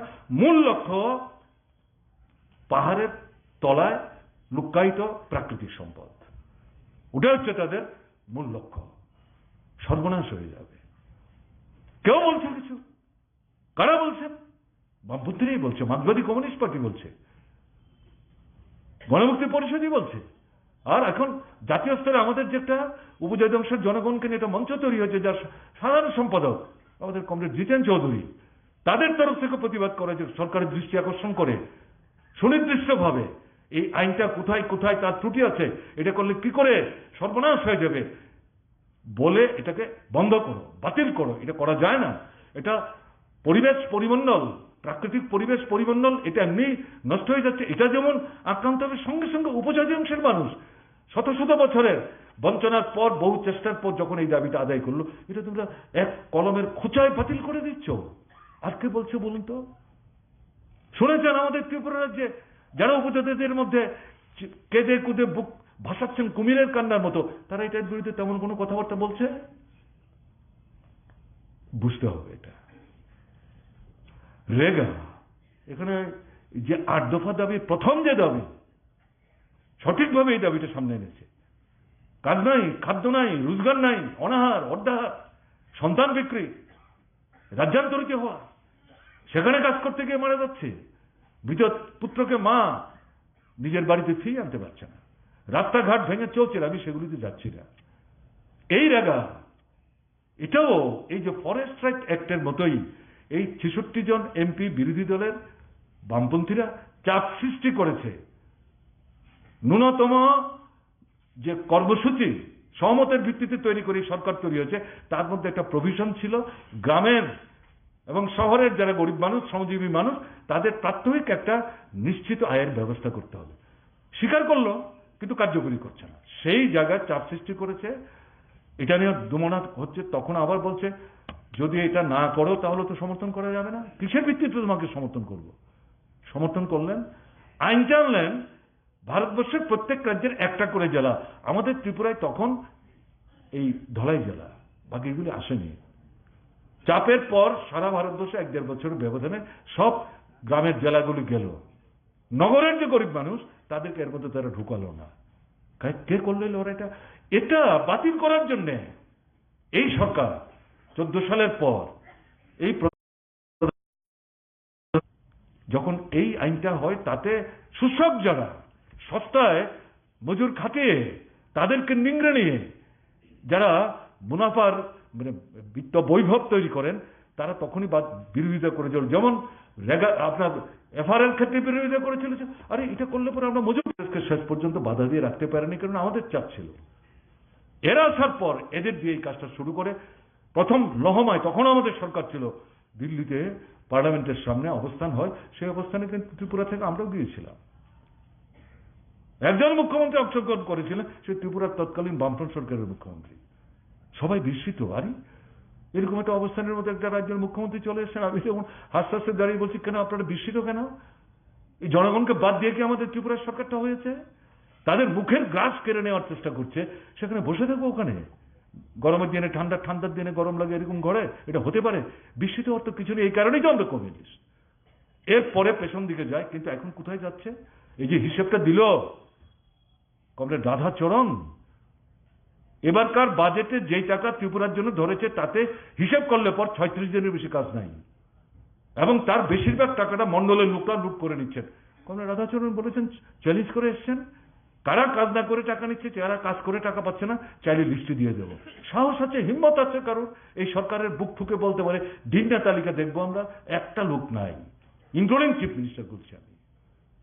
তাহলে এটা যদি সেই লড়াইটা না হতো তাহলে এটা আসতো না। কাজেই এই জায়গায় দাঁড়িয়ে আমি এই কয়েকটি বিষয় বললাম, যা কিছু ত্রিপুরা আজকে আপনি ভোগ করছেন বা কিছু কিছু ভারতবর্ষের অন্যান্য রাজ্য উপজাতিরা ভোগ করছেন, লড়াইয়ের ফসল। এটা মাথায় রেখে আমি যে কারণে কথাটা বলতে চাইছি, ডিফেন্সিভ অ্যাটিটিউড নেবেন না, আত্মপক্ষ সমর্থনের ভাবনা না, দয়ার দান না। প্রত্যেকটা জিনিস স্বাধীনতার আগে ভারতবর্ষে ছিল না, স্বাধীনতার পরে পরে দীর্ঘদিন ছিল না। এটা গত 20-25 বছরের লড়াইয়ের মধ্য দিয়ে কেন্দ্রের উপর চাপ সৃষ্টি করে আদায় করা হয়েছে। আপনি দেয়নি কেউ, আপনি লড়াই করে আদায় করেছেন, এটা হক আপনার। যদি ন্যায্য না হতো এরা বাধ্য হতো না এটা দিতে। কাজেই যদি মনে করেন আমাদের একটু হাত কষলি টসলে বলবো টলবো, দাক্ষিণের মতো করে দেখবে, প্রশ্ন মোটেই তা না। উল্টো আপনি অ্যাগ্রেসিভ হবেন, অফেন্সিভ হবেন, আক্রমণাত্মক দৃষ্টি মানে কিন্তু লাঠিচোড়া নিয়ে যাওয়া না। ভাবনার দিক থেকে, চিন্তার দিক থেকে, চেতনার দিক থেকে, আন্দোলনের চরিত্রের দিক থেকে, জনগণকে সমবেত করার দিক থেকে বুক ঠুকে বলবেন, কে তোমাকে এগুলি হরণ করার অধিকার দিচ্ছে? তুমি জনবিরোধী, শত্রু, জনগণের শত্রু, বিশেষ করে উপজাতিদের শত্রু। কোনো মতে এটা আমরা হরণ করতে দেব না। আর যদি মনে করো আজকে সংখ্যার জোরে হরণ করবে, তোমার অস্তিত্ব বিপন্ন, কতদিন টিকে থাকবে? মানুষই তোমাদের ছুড়ে ফেলে দেবে। এটাই ইতিহাস। কাজে এই যে অ্যাটিটিউড, এই অ্যাটিটিউড নিয়ে যদি আপনি যেতে না পারেন, ভয় পাওয়ার কি আছে? আপনার কি হারাবার আছে? কি আর হারাবেন আপনি? ভয় তো ওরা পেয়েছে। না হলে পরে ফেসিস্ট সন্ত্রাস কেন? গণতন্ত্রের উপর আক্রমণ কেন? ভোট লুট করে কেন? গোপনে গোপনে ষড়যন্ত্র করে কেন? ট্রাইবেলদের বিভ্রান্ত করার জন্য এই সমস্ত সুবিধাবাদী শক্তিকে বগল দেওয়া করে রাতের অন্ধকারে এই সলা পরামর্শ কেন? তাদের দুর্বলতা। জাতীয় ক্ষেত্রে জিনিস লক্ষ্য করে যাচ্ছে। কাজে আমার আপনার তো দুর্বল চিত্ততা নিয়ে আন্দোলন সংগ্রামের কথা চিন্তা করলে চলবে না। আক্রমণ আসবে, রক্ত ঝরবে, শহীদের মৃত্যুবরণ করতে হবে। আমরা কমিউনিস্ট পার্টি করি, গণমুক্তি পরিষদ তার মূল মতাদর্শগত ভিত্তি হচ্ছে মার্ক্সবাদ, লেনিনবাদ। জন্মের দিন থেকে তারা বলে যাচ্ছেন। গণমুক্তি পরিষদের যে নেতৃত্ব সেদিনের, তারাই তো ত্রিপুরায় কমিউনিস্ট আন্দোলনকে বিকশিত করার ক্ষেত্রে গুরুত্বপূর্ণ সাহসী ভূমিকা গ্রহণ করেছিলেন। এখন পর্যন্ত এই কথাই তো তারা বলছেন, সেখান থেকে তার তো কোনো বিচ্যুতি হয়নি। কমরেড রাধাচরণ বলতে গিয়ে বলেছিলেন আমাদের মতাদর্শের ক্ষেত্রে আমরা একটু দুর্বলতায় ভুগছি। না, মতাদর্শের দুর্বলতা না, মতাদর্শগত বিষয়টা প্রচারে নিয়ে যাওয়ার ক্ষেত্রে, সাংগঠনিক উদ্যোগের ক্ষেত্রে, নূতন শক্তিকে সচেতন করার ক্ষেত্রে আমাদের কিছু ঘাটতি আছে, দুর্বলতা আছে। ওটা সঠিক বলেছেন। ওটা বলতে গিয়ে মানে স্পার অফ দি মুভমেন্ট বলেছেন। এটা ঘটনা, এটাই তো ভিত্তি। কাজে এরকম একটা জায়গায় দাঁড়িয়ে আমরা শ্রেণীহীন সুসন্মুক্ত সমাজের কথা বলছি। ত্রিপুরায় শুধু বামফ্রন্ট সরকার, বামফ্রন্ট সরকার, বামফ্রন্ট সরকার, এর জন্যই আমাদের কমিউনিস্টদের লড়াই মনে করলে ভুল করবেন। শুধু ত্রিপুরার একটা বামফ্রন্ট সরকার দিয়ে ত্রিপুরার এই 40 লক্ষ মানুষের জীবনের মৌলিক সমস্যার সব সমাধান আমরা করে দিতে পারবো, এটা আমরা কখনো মনে করি না। পাল্টাতে হবে জাতীয় নীতি, হটাতে হবে দিল্লির ক্ষমতায় যারা বসে আছেন জনগণের শত্রুরা। কাজেই তারা ওখানে বসে আছে সমস্ত ক্ষমতার অধিকারী, আর আমরা কমিউনিস্টরা মানুষকে সংঘবদ্ধ করে তাদেরকে উৎখাত করার চেষ্টা করছি। তারা আমাদের জন্য রাস্তা ছেড়ে দেবে নাকি? এরকম ভাবনা, এরকম কল্পনা নিয়ে তো আমরা লড়াই করি না। এরকম কল্পনা নিয়ে তো ঝান্ডা আমরা হাতে নেয়নি। গণমুক্তি পরিষদ যেমন নেয়নি, মার্ক্সবাদী কমিউনিস্ট পার্টিও নেয়নি। নিশ্চয়ই আমাদের টিওআইএফ, টিএসইউ তারা এখন এই চেতনায় সমৃদ্ধ হচ্ছেন। কাজেই ওটাতে আমাদের হারাবার কি আছে? এটা মাথায় রাখতে হবে। এই কারণে বলছি বি অফেন্সিভ। এটা মাথায় রেখে যেত। পরিস্থিতির মধ্যে পরিবর্তন আসছে, একটা জায়গায় দাঁড়িয়ে নেই। কমরেড সভাপতি মন্ডলীর পক্ষ থেকে গণমুক্তি পরিষদের এখন যিনি সভাপতি, তিনি তার প্রারম্ভিক ভাষণে উল্লেখ করার চেষ্টা করেছেন সঠিক। 23-এর নির্বাচনের ফলটা কি? এরা তো পরাস্ত হয়েছে। সরকারে যারা আছেন তারা তো পরাস্ত। তারা 51 জায়গায় ভোট কমে তার 40 হয়েছে, তাদের বিরুদ্ধে 60 থেকে 61টা ভোট চলে গেছে। ত্রিপুরার নির্বাচনী সংগ্রামের ইতিহাসে সরকার যে তৈরি হচ্ছে বিধানসভায়, এর আগে কোন সরকার এত কম শতকরা হারে ভোটে সরকার যায়নি, সরকার যায়নি। এবং এটাও যেতে পারতো না যদি না বিশ্বাসঘাতকতা করতো ট্রাইবেল অংশের মানুষের সাথে এই নব্য তৈরি হওয়া যে সংগঠনটি। এবং তাদের সাধারণ সভ্যদের আমি দায়ী করছি না, আমরা কেউ দায়ী করি না, তাদের নেতৃত্ব তাদেরকে পরিচালিত করেছে। তারা এখন বুঝতে পারছেন, কপালে হাত দিচ্ছেন, কি সর্বনাশ হয়ে গেল, কি বলে ভোট নিল, এখন কাদেরকে সাহায্য করলো? বিজেপি, আরএসএস, বিশ্ব হিন্দু পরিষদ, তাদের সর্বভারতীয় নেতৃত্ব প্রধানমন্ত্রী থেকে এখন যারা ক্ষমতায় আছেন, তারা সবাই বুঝতে পারছেন এটা জয় না, এটা জয় না। যদি উপজাতি অংশের মানুষের ভোটের একটা উল্লেখযোগ্য অংশ সাধারণ আসনের মধ্যে বিভ্রান্ত করা সম্ভব না হতো, তাহলে পরে এই 14-15টা অতিরিক্ত আসন নিয়ে অল্প ভোটের ব্যবধানে আসনগুলি জিতে সরকার তৈরি করা সম্ভব হতো না। হতাশার কাজ করছে, দেখতে পাচ্ছেন কি কাজ? কোনো কাজ হচ্ছে না। এই 4 মাস হয়ে গেল, বাজেট এটা জনবিরোধী বাজেট, এর মধ্যে কিচ্ছু নাই। আমি কালকে বলবার চেষ্টা করেছিলাম, শোনাবো না, আমি আজকে বলছি না। আপনারা শুনেছেন আমাদের নেতারা বলছেন বিধানসভার ভিতর, বিধানসভার বাইরে, এটা নতুন করে বলার কিছু নেই। আপনার রাজন্য শাসন থেকে শুরু করে 2017-18-তে যখন বামফ্রন্ট সরকার ক্ষমতা ছেড়ে চলে যায়, তার যে সর্বশেষ বাজেট, তাতে কত টাকা ছিল তার আপনার ঋণ 12,900 কোটি টাকা। আর 5 বছরের ব্যবধানে তাদের ঋণ কত? 24,800 কোটি টাকা। এই 5 বছরে এই টাকা খরচ করলেন কোথায়? কি কাজ করেছেন? কোনো কাজ হয়নি ত্রিপুরা। রাস্তাঘাট, জল, কল, স্কুল, হাসপাতাল, বিদ্যুৎ, সেচ কিচ্ছু হয়নি। ভেঙে চৌচির হয়ে গেছে। অনাহার মৃত্যু, সন্তান বিক্রি। এই 7 দিন আগেও তো বিশালগড়ে মুসলিম মা 3 সন্তানের মধ্যে 1 সন্তান যখন খাওয়াতে পারছে না, বিক্রি করতে নিয়ে আসছে, দর কষাকষি করছে। একজন বলছে 40,000, সে বলছে 50,000 ছাড়া বিক্রি করবো না। ভাবতে পারেন এটা কোথায় যাচ্ছি আমরা? এরা কি করে কথা বলে, সরকারে বসে থাকে কি করে? কোনো কাজ নাই, লুণ্ঠন চলছে। এবং আপনার পুকুরের জলে বিষ মিশাচ্ছে, রাবার বাগান পুড়িয়ে দিচ্ছে, ফসল তুলতে দিচ্ছে না, দোকান খুলতে দিচ্ছে না, অটো রিক্সা চালাতে দিচ্ছে না, ছোট গাড়ি নিয়ে বেরোতে দিচ্ছে না, কন্ট্রাক্টর কাজ করতে যেতে পারছে না। আপনার প্রতিযোগিতার বাজারে কন্ট্রাক্টরের জন্য সে টেন্ডার ফ্লট করতে পারছে না, লুণ্ঠন চলছে। এবং সবচেয়ে বেশি আক্রান্ত হচ্ছেন কারা? আমাদের মায়েরা, বোনেরা। সব তথ্য তো আসছেও না। আমরা মণিপুর নিয়ে প্রস্তাব নিয়েছি, আমাদের রাজ্যের অবস্থাটা কি চলছে এর মধ্যে যা খবর বেরোচ্ছে, তাও তো সব পত্রিকা উঠে না। ডেলি দেশাগত দেওয়ার চেষ্টা করছে, তাতেও যে সব খবর আসে এটা মনে করার কারণ নেই। এরকম একটা অরাজকতা চলছে। কাজে এই পরিস্থিতিতে দাঁড়িয়ে মানুষ কিন্তু মেনে নিচ্ছেন না। আপনারা লক্ষ্য করেছেন 2018 নির্বাচন আসার পরে প্রায় 1 বছর যাওয়ার পরে রাস্তা নেওয়ার ক্ষেত্রে আমাদের উদ্যোগ শুরু হয়েছিল, কারণ এটা তো অপ্রত্যাশিত একটা ঘটনা ঘটে গেছে। কি হলো?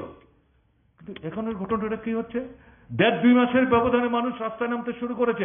এই মানুষকে মাঝবাদী কমিউনিস্ট পার্টি নামাচ্ছেন রাস্তায় সব জায়গায়, যদি মনে করেন এটা ঠিক না। স্বতঃস্ফূর্তভাবে, এবং আমরা যেটা লক্ষ্য করছি সবচেয়ে বেশি মায়েরা, বোনেরা বেরোচ্ছেন, ট্রাইবেল অধ্যুষিত এলাকায় বেরোচ্ছেন। রাস্তাঘাট, জল, কল, কি হচ্ছে? রেশনে চাল নাই, ক্ষুধার অন্ন নাই, অনাহার মৃত্যু, এই পরিস্থিতি চলছে। কাজেই পরিস্থিতি দ্রুত পরিবর্তন হচ্ছে, শুধু ত্রিপুরায় না, সারা ভারতবর্ষে। আপনারা দেখেছেন 26টা রাজনৈতিক দল বাঙ্গালুরু তারা মিটিং করেছে। 1 মাস আগে পাটনাতে করেছে, 15টা দল ছিল। 1 মাসের ব্যবধানে 26টা দল হয়েছে।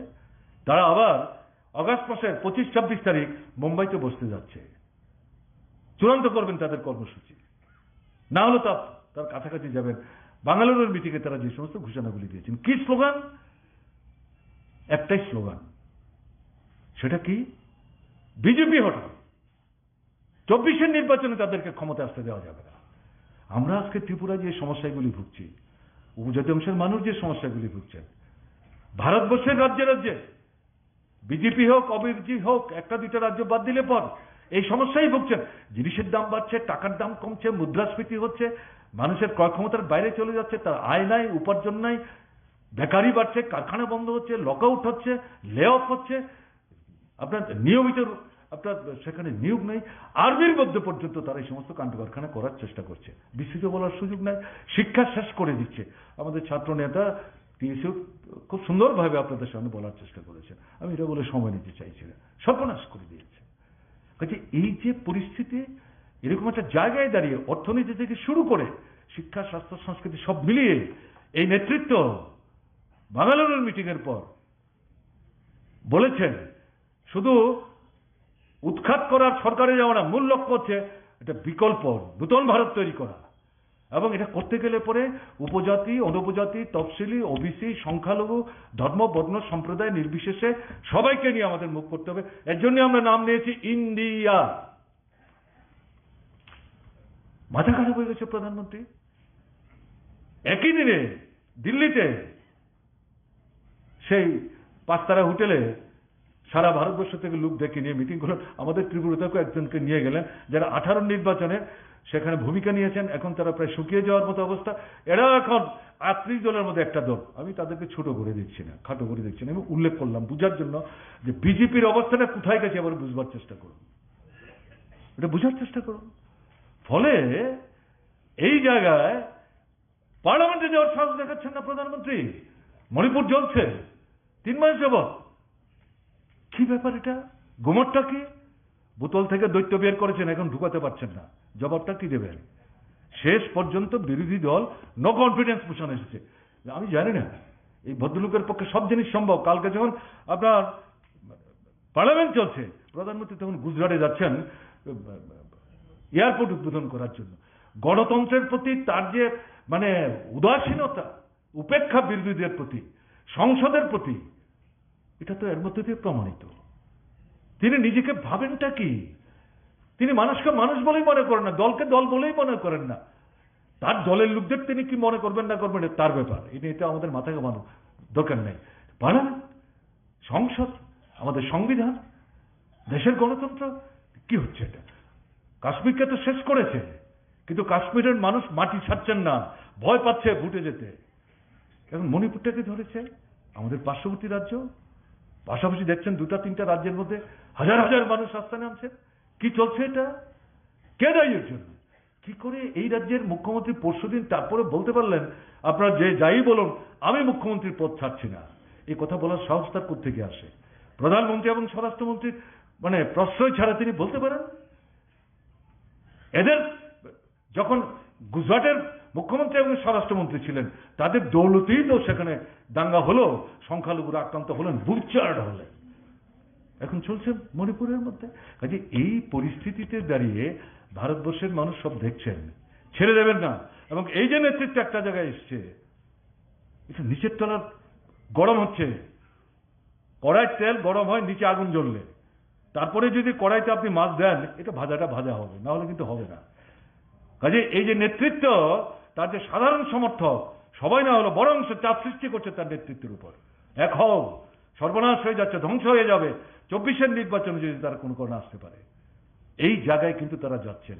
কাজে দেশের যে লড়াইটা, আপনি এখানে যে লড়াই করছেন, এই যে 8 দফা দাবি, এই লড়াই, এই দাবি সংগ্রাম, দেশের যে বিজেপি হটানোর যে লড়াইটা, এর থেকে আলাদা না। এরা দিল্লির ক্ষমতায় থাকবে, তার দৌলতে এখানে সরকার থাকবে, আর তারপর আমাদের এই সমস্যাগুলোর সমাধান হবে। বেকারদের চাকরি থেকে শুরু করে জন্মের পর থেকে জন্মগত যে অধিকার, শিক্ষা, উপজাতিদের যে অধিকার, সেগুলো ঠিকভাবে রক্ষিত হবে। এই ধারণা নিয়ে যদি আমরা যাই তাহলে ভুল করব। কাজেই এই পরিবর্তন জাতীয় স্তরে আসছে, আমাদের রাজ্যের ক্ষেত্রে আসছে, এই দেশের হাওয়া এখানে আসছে। আমরা যদি একে ঠিকভাবে কাজে লাগিয়ে এই যে কর্মসূচি উপস্থিত হলো, তাকে যদি রূপায়ণ করার ক্ষেত্রে আমরা উদ্যোগ গ্রহণ করি আন্তরিকতা নিয়ে, এখানকার যে আন্দোলন রাজ্য ছোট হতে পারে, এখনো ত্রিপুরার দিকে মানুষ তাকিয়ে থাকে। গত নির্বাচনেও তাদের মধ্যে একটা প্রত্যাশা তৈরি হয়েছিল, বোধহয় এদেরকে উৎখাত করতে পারবে। এখন তারা যখন শুনলেন, তারা নিজেরা অবাক হয়েছেন কিভাবে এই বিশ্বাসঘাতকতা হতে পারলো। এখনো তারা ত্রিপুরার দিকে কিন্তু নজর রাখেন। তাই আপনাদের কাছে আমি আবেদন করব, ত্রিপুরার গণতান্ত্রিক আন্দোলনের অন্যতম মানে শক্তিশালী যে অংশ, মেরুদণ্ড আমি বলবো, উপজাতি জনগণ, তার যে আন্দোলন, সেই আন্দোলনের আপনারা হচ্ছেন নেতৃত্ব। সেই জায়গায় এই নেতৃত্বে সামনের দিনের এই যে কর্মসূচিগুলি রূপায়ণ করার ক্ষেত্রে ঝাঁপিয়ে পড়ুন। এটা ত্রিপুরাকে যেমন নতুন করে উদ্দীপিত করার ক্ষেত্রে ভূমিকা নেবে, এরা যারা ভীত সন্ত্রস্ত অধিকার হরণ করে আপনাকে গৃহবন্দী করে রাখার চেষ্টা করছে, তাদেরকে আপনি কুণ্ঠাসা করতে পারবেন। সারা দেশে যে লড়াইটা, এই লড়াইটাকে উদ্দীপিত করার ক্ষেত্রে আপনার এই ভূমিকা কিন্তু ভূমিকা নেবে। কাজেই এই ভাবনা নিয়ে আপনারা এগিয়ে যাবেন, এই বিশ্বাস নিয়ে আপনাদেরকে অভিনন্দন জানিয়ে এই কনভেনশনের আয়োজনের জন্য উদ্যোক্তাদের আরেকবার আমি ধন্যবাদ জানিয়ে, আমাকে কথা বলার জন্য আপনারা ডেকেছেন, কথা বলার সুযোগ দিলেন, আমি বললাম, আপনারা শুনলেন, তাতে আমি অনুপ্রাণিত বোধ করছি। আপনাদের অভিনন্দন জানিয়ে আমি আমার কথা বলা শেষ করছি। ভালো থাকবেন, নমস্কার নেবেন।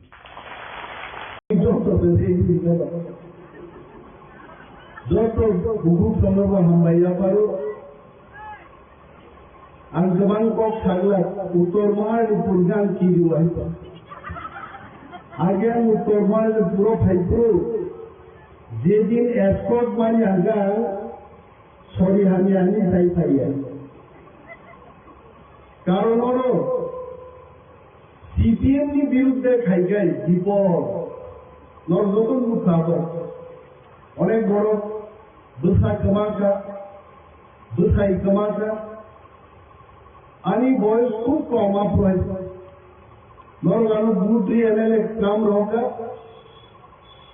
पुलिस रोगो भाई नरेल देवर बारो कॉपलान है आणि बकरक सागा बुसुक विपद थाइजाओ एलाकाओ हजार हजार बरफ नखर लाई सारबन बिचार फ्लाइमार নাই আগনে ওয়ানা খাওয়ানামান পরেবো জনগণ ভাই নগরে বিরাট আন্দোলন খাই এসএমডি আন্দোলন করা তাকে বুঝতে হবে নরেন দেবরানি দিক দোসা জন্মালাই থাকলে 2-3 মাস আগে তাও নম্বর আর দিন কবিতা থাকলে গেল কিন্তু তিনি মহারানী পুরো ফাই মুখবানি দুদান খায় মতিকে মোট 2-4 लाइन मुझे के मीटिंग खेली बनी वो पिकनिक हिसाब ले है क्या है तार मैंने दिन का हम गाय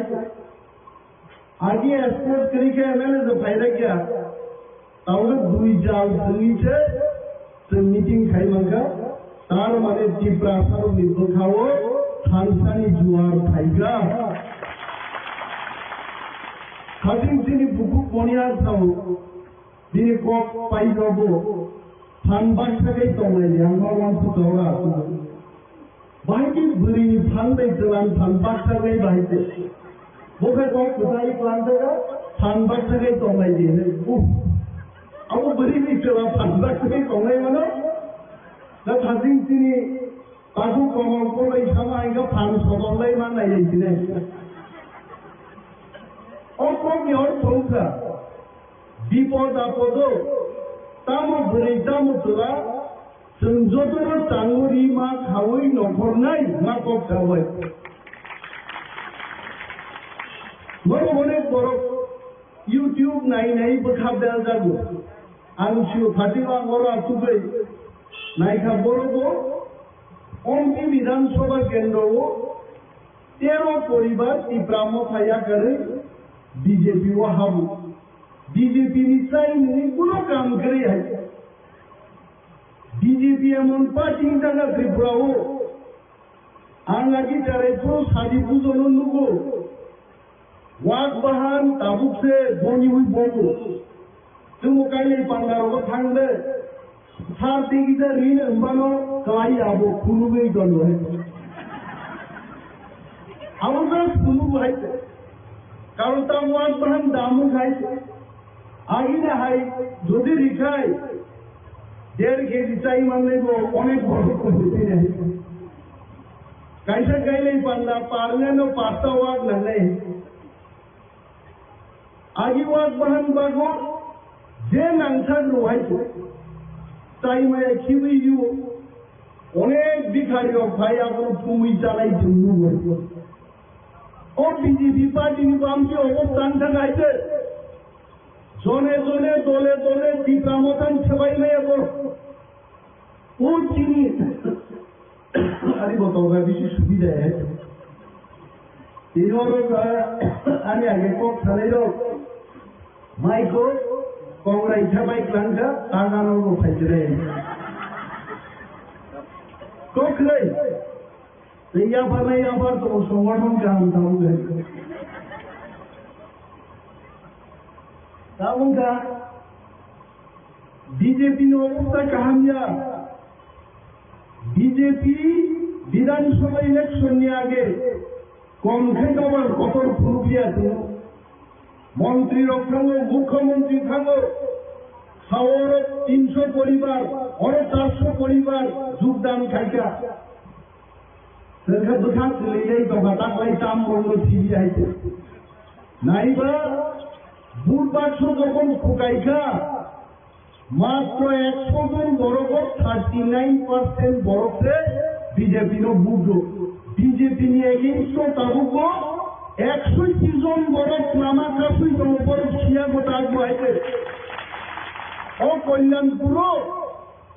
কল্যাণপুর যদি সিপিএম এর মনিহারনি খেতারো 2টা ট্রাক গাড়ি মনিহার কাইসা চালক ট্রাক পাগড়ি সরজা দেবো আয়ন মনিন্দ্রদার তোমরা দেবো কাইসা ট্রাক গাড়ি রিজার্ভ কোপ সবাই তো হয় তোমার ট্রাক এদিকে নাও আমাদের পিনাকি দাস চৌধুরী বয়সে বাইক লাইট হানা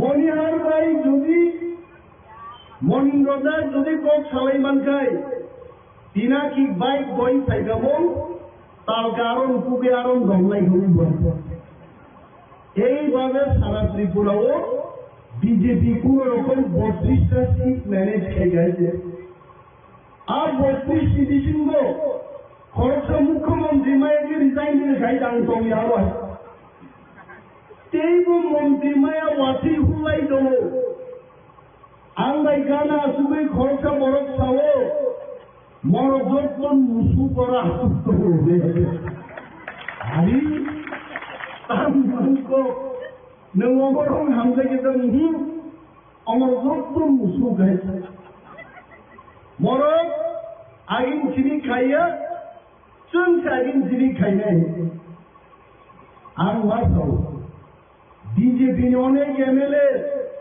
সপ্তাহ 3 বার যদি সূচি জর্দা গিয়া খায় ইংলিশ মারি আইতো আর ওর যেদিন আগর তলার প্রার্থন থানায় থানে হাসপাতাল সূচি জর্দার মায়ের আইন থাকা থানি জর্দানি আইছে বিজেপি সরকার 31টা 28টা ফাইনান্সেই বেশি দিন করে আছে ওয়ানালাই দেখো আমন বাগে বুমাগ্রা শিল কখনোই আছে খাও চালাই ফাইদে সমতন খাও আংলাই নাংলাইজান ফাইদে বিজেপি কোনদিন নাংলাইজান কম সারাইয়া থাকলে কারণ ত্রিপুরাও আগামী 5 বছর মোদী যদি সরকার চালু গায় ত্রিপুরা মতা ছাড়া কেবল সরকার চালু হয়ে যায় সবে খাবার ত্রিপুরা মতা নাঙ্গে ত্রিপুরা মতা সম হয় কারাই কি কারাই মাংস সম তো করো সম যদি গেরিকা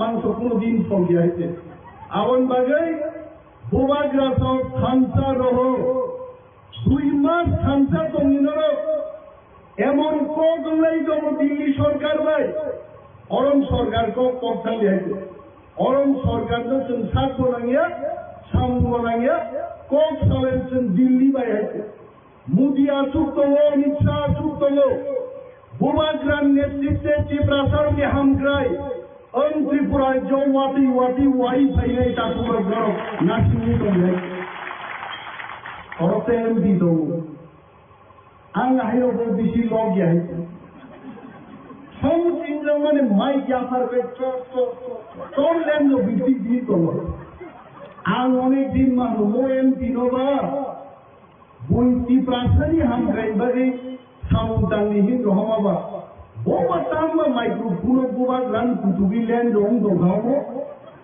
Boba gran challenge kayo. Haidi, purbo Tripura thao tonga में कुछ आप हाidi. आगा एक दिन मास वारे बुका, अब बुका आगे. ओ बुका बोशिया. वो एक्चुअली एमपी. बिनी एमपी तोंगपुरनो एजेंसी को Tripura तबिन केंद्र की दिखाई. তাকলাই বিধানসভা বয়েমপি দঙ্গা পড়েব ती प्रामुख्याने एमएलए नंदिता देवबर्मा जी आंगार आहे आराम सावो बुबाग्रा नांगिया चीनी ओरनी जो पुलिसलाई जाई खरचा पार्लियामेंट को तारीखो आईएमपी 1 लाख रुपए मेसेन जांगाई बोहाई बस बुबाग्रा चैलेंज तो तांगरी बाबू नरो गाजी आंगो नरंजय रगन मुक्ता आटका रंगो मनाई रंगो हाइतो जांगा तो ती प्रासंग को कम जागितो বরং তো গ্রহণ করিতে খুব সারি সারি কাকা হিন্দে কাকা কাকা কাকা আমার কাকা ছাড়া তেরে গিয়া বুয়াই হিন্দিকে হিন্দাই কাকা থাকবো কাকা মামা থাকবো কাকা বুয়াই যে থাকবো কাকা আপনার কোনটা কাকা নু তারাও ফেরত জায়গায় আর মালিকও বুকেই কাকা আমি শুনবো হয়তো তাহলে খুব সারা নিয়ে অমরক বিজেপি জাঙ্গা চর্চা ওয়ানসারের জাঙ্গা চর্চা OMP आगे CPM जांगा चौथा ताउके बीजेपी जांगा चौथा और जांगा वो चौथा कभी वो बुआ ग्रांड बिरुद्ध मार साउथाम साइबा बुनिदो पारबरो जोदी ओरो MP नि माइचाई दोंगान गाय मोनाई जांगा बिसिं दोंगाय कुंडे काकानुंडे लखुंजा है जे बोरों नि जे जांगा बिसिंगो बोदे तिब्रासर को फियोंगाय ত্রিপ্রাসার্গ ফিয়ম মানে একমাত্র মহারাজা প্রভু বিক্রম মানিক্য বহের টাঙ্গান সাঁতারও দিয়েই তো লোক মুখ নাইতে উত্তর মহারানী পুরী হবে দিল্লিও হবে লন্ডনও থাঙ্গি ত্রিপ্রাসার্গ সম্পর্কে থাং জায়গা এবং তিনি লন্ডন এমপির পর্যন্ত ত্রিপ্রাসার্গ ববিয়া লোক লাইত বড় শিবাই নों एमपि थाइजा করতে थाइबांगा पार्लियामेंट खोखोना गानो बथांनि दिल्ली थांसायो एडिसिन रांदार होदे आं बनो सोंनान मुजुङो एडिसिनाव रां बाजाक आबो निम्ननि रांया आगामी दिन चुक्तिनाय केंद्र सरकार बाय वातै वातै वानाय रां एडिसिवा हैते आब्रुनो नसो प्रश्न खायनाय तेई माथा तो है आबो गेम दिया आजिओ अनिल कापुरनि नायक सिनेमानि हाय 5 मास 6 मास मन्त्रिंला घाय फाइके नय जाबाय साबाय गादावो आं एडिसिनि बुफा हारि एडिसिबा आगि सीएम लिखनाव ईएम लिखनाव मोटे कैसा बोरन पोस्ट आदाय दिगे एडिसिनि बुफा नाइबा राम भद्र दमाति आबो तान साथै दंबायते जे ख्रिस्टान नै लोक एसटी बादिन थांनाय एसटी सार्टिफिकेट मान मांगला आं राम भद्र दमातियानो तिनि सारा मुजुङो ख्रिस्टान खायनो जुदि एसटी बादिन थांगाय त्रिपुरान बिजेपि सरकार बाय थांनाय एकदम बाय थांनाय बायखाय बिगान देवबर्मा ख्रिस्टान एसटी बादिन थांनाय एसटी सीटों बुझाई एमएलए दिन एमएलए पाइनाय शुक्ला चरण नोआतिया एसटी सीटों बुझाई मंत्रीजा एसटी बादिन थांनाय बिरबो मंत्री शेष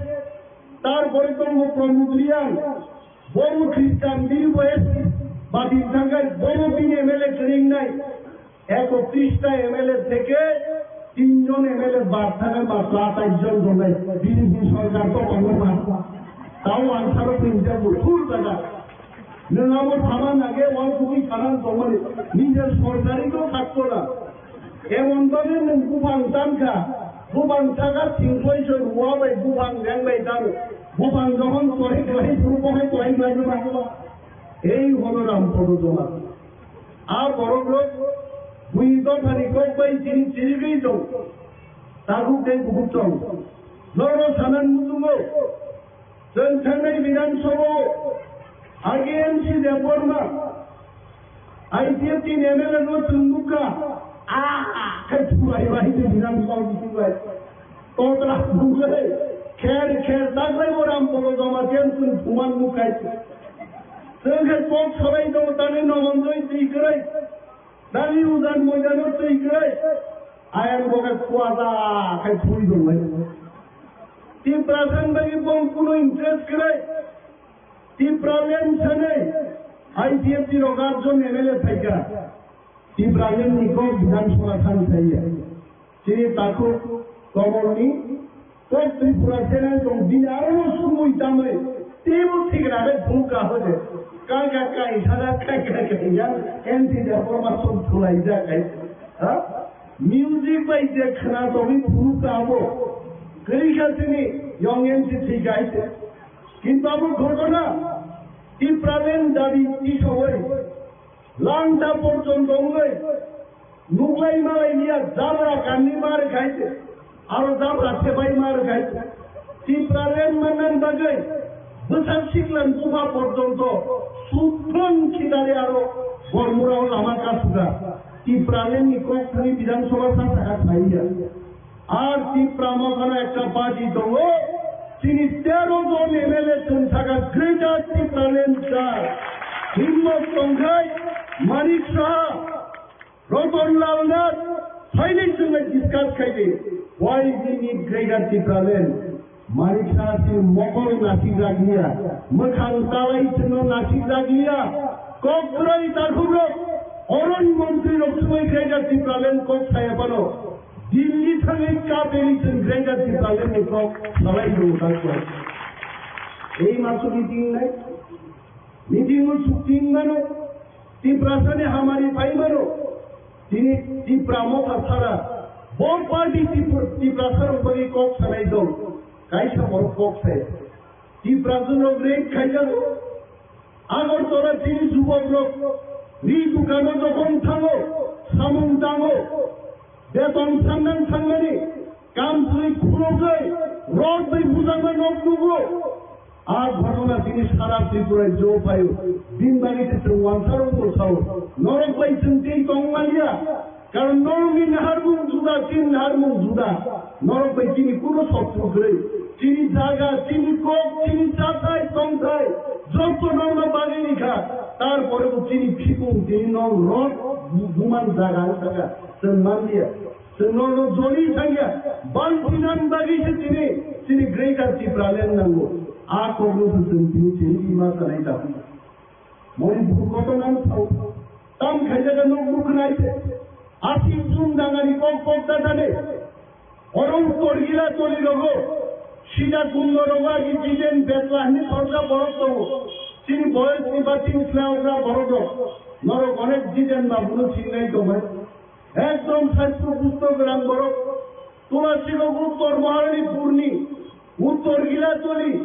দক্ষিণ গিলা তলিন বড় লোক শরণার্থী খাড়ি বাটা পাত্রায় তুমি যারাই যারাই তুমি মুখা শরণার্থী কেমনি পুলিশ ভাই রমকান যাও তোলা শিবক বাজারও তুই খানি বুয় আদা মরাবে তুই যাগো আদিন কবিতা থাকবে আগর তোরা সেন্ট্রাল জেল চাগলিয়া টিপ্রাসার রমজাক মানি আগর সেন্ট্রাল জেল দুটাই দোকানি জায়গা দিঘা তাপুরো তাপু চারে রোগা মুখিয়া হয়েছে Kenai gunoroga kodo, आज सेंट्रल जेलो, तरांगी सारा दिन पुलिस लोग काफी पूरा मनी, आई इतिहास को बविता संगे, आमती दिन त्रिपुरा जो काम है तो, आमुन बड़ी कुचरी क्रेजर त्रिपुराले, ini Manipur मुखना, खरोगरी परिंगा फार्म तंगाई, पुलिस तंगाई, मुख्यमंत्री पुलिस मंत्री तंगाई, कैसा तो फाटे कैसा तो फालो, भाई की निर्यातन उठाइनो मुखना इसे, आप खरोगरी बुरी रोगो, तामों तातार खेगा बरो,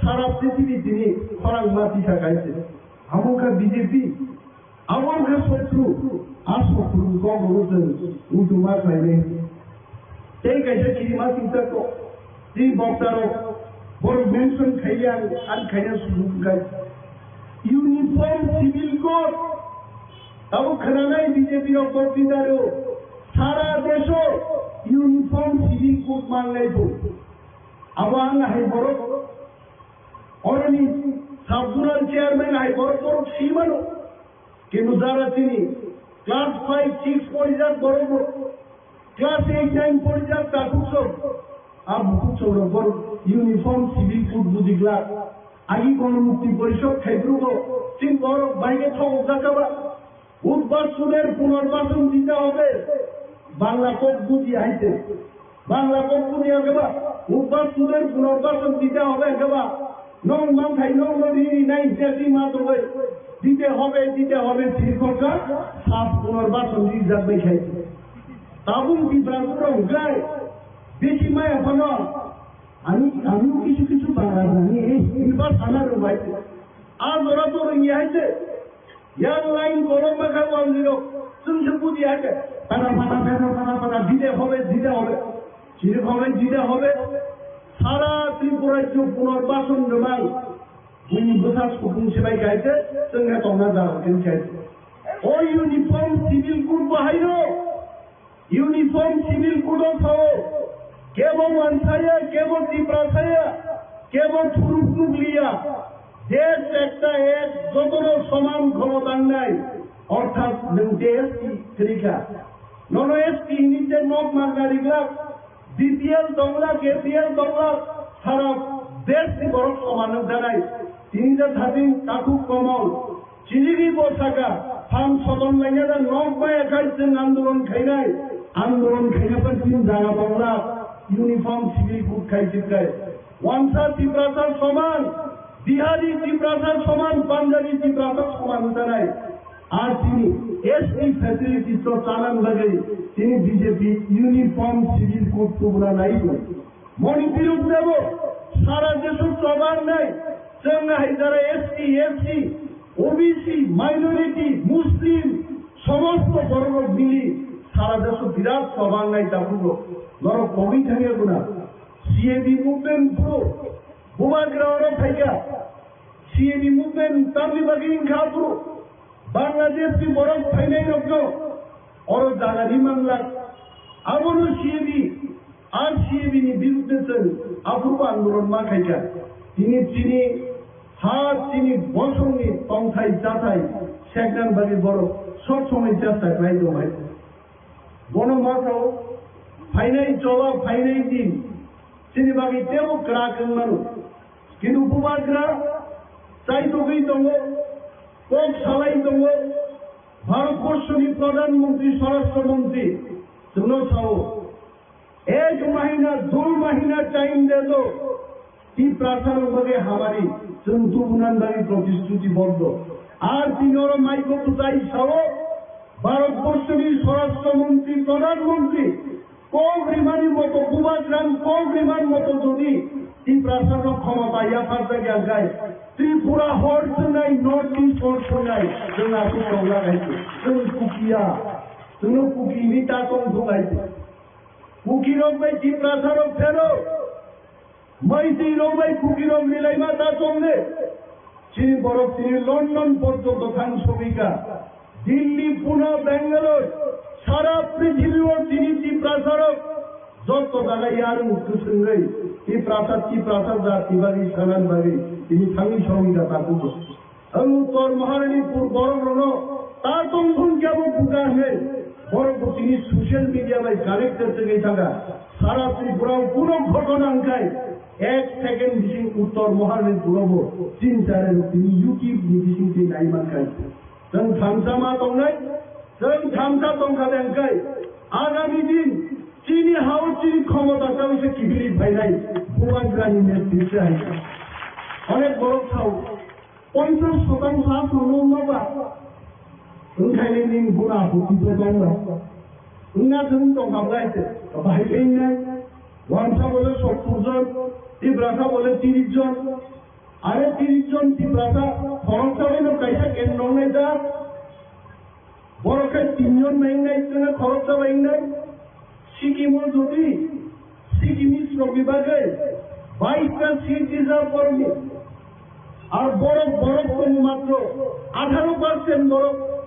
18% বরফ লাগে 40টা বিধানসভা কেন্দ্র যদি 22টা রিজার্ভ মান উঠায় চিনি মহা 30টা সংচিন্তানি রিজার্ভ বঙ্গানো আবু কুবাগ্রাম নেতৃত্বে নরেন্দ্র নাই বলে বিজেপি কোনো ভাই ডেভেলপ নাই রাংবে দক নাই রাঙ্গনে চুনছাই নাই দেইনি পত্রিকা খুলকাই নব তিপ্রামো খানি 5 জনের মিশি ফাই দো বুমু সাদিনকাই সেই সাইমে তিপ্রামো খানি 5 জনের আই বুমু পর্যন্ত ভাইয়া অনিমেল দেববর্মা দল বলতেই বিজেপি হামলায় আমি বিজেপিকে বলছি হাত tolun jangano olive deborma BJP hibodoro thangura kaise ha tolu marko bailelo nuani tija wati waman lawano romri tolunle record khaina to olive deborma logo singa tolanga BJP olive deborma thangura omo guarantee kai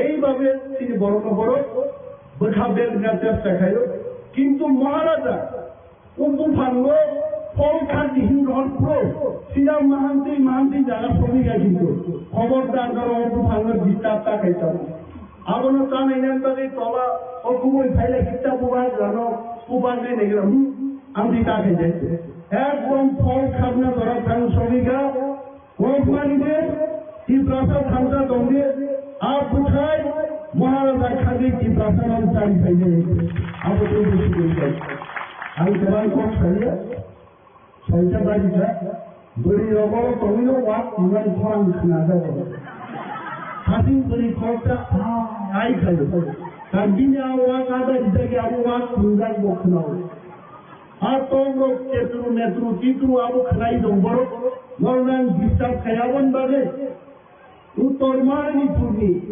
তিনি যারা নুয়া দিনাই তি ব্রাহ্মণী তাকু চংমা খাও জীবন খিরিং খিরিং জনসভা খেলে বুড়ি walk চরনাম দলি নম ফাইন দিতে যায় সাল দঞ্জালি ন তুমি বন্ধা খাইছে বক্তৃতারি মানানি আ পরিবেশ টিমা খেলে যায় বেলায় বেলায় যখন বেলায় হামবাই তি ব্রাহ্মণ ফাইজ নতুন গোলান যায় পাতি তীব্রমুখা পাতি রাজধানী কোন পাহাড়ি বাঙালি গ্রয় রাজধানী কোন ধর্ম গ্রয় রাজা খ্রিস্টান নব মানিও রাজা হিন্দু নিব মানিও রাজা তিনি মসজিদ নব মানিও তিনি রাজা বুদ্ধ মন্দির স্নাময় বুদ্ধ রণ বুদ্ধ ধর্ম রণ তিনি মহারাজারাও তিনি খ্রিস্টান রণ মসজিদ স্নাময় আগরতলা তিনি মসজিদ গেতুমিয়া মসজিদ থেকে শুরু হয় হিন্দু রণ বুদ্ধ মন্দির মাতৃ মন্দির স্নাময় আবার তিনি ত্রিপুরা রাজধানী ইতিহাস আবার তিনি ত্রিপুরা রাজধানীতে স্মৃতি এবং বিজেপি হাইকে সাম্প্রদায়িক হইয়া বিজেপি হাই খাই কোন একটা জাতি দলীয় ভারতীয় জনতা পার্টি সরকার হাই খাইয়ে খ্রিস্টান এসটি পার্টি এসটি খ্রিস্টান সম্প্রদায় তোনের খ্রিস্টান তোনের ধর্ম অবলম্বন খানের খ্রিস্টান খ্রিস্টান এসটি পার্টির খাইনি খাইয়া যত এসটি যত তীব্রতা যত বুদ্ধ খ্রিস্টান আল্লাহ যত তুমি এক লোকের চঙ্গাই রাজধানী পার্টি ব্রড মাইন্ড পার্টি তীব্রা মুখা পার্টি হাই খাই চিকন পার্টি হাই খাইছে নির্লভ পার্টি হাই খাই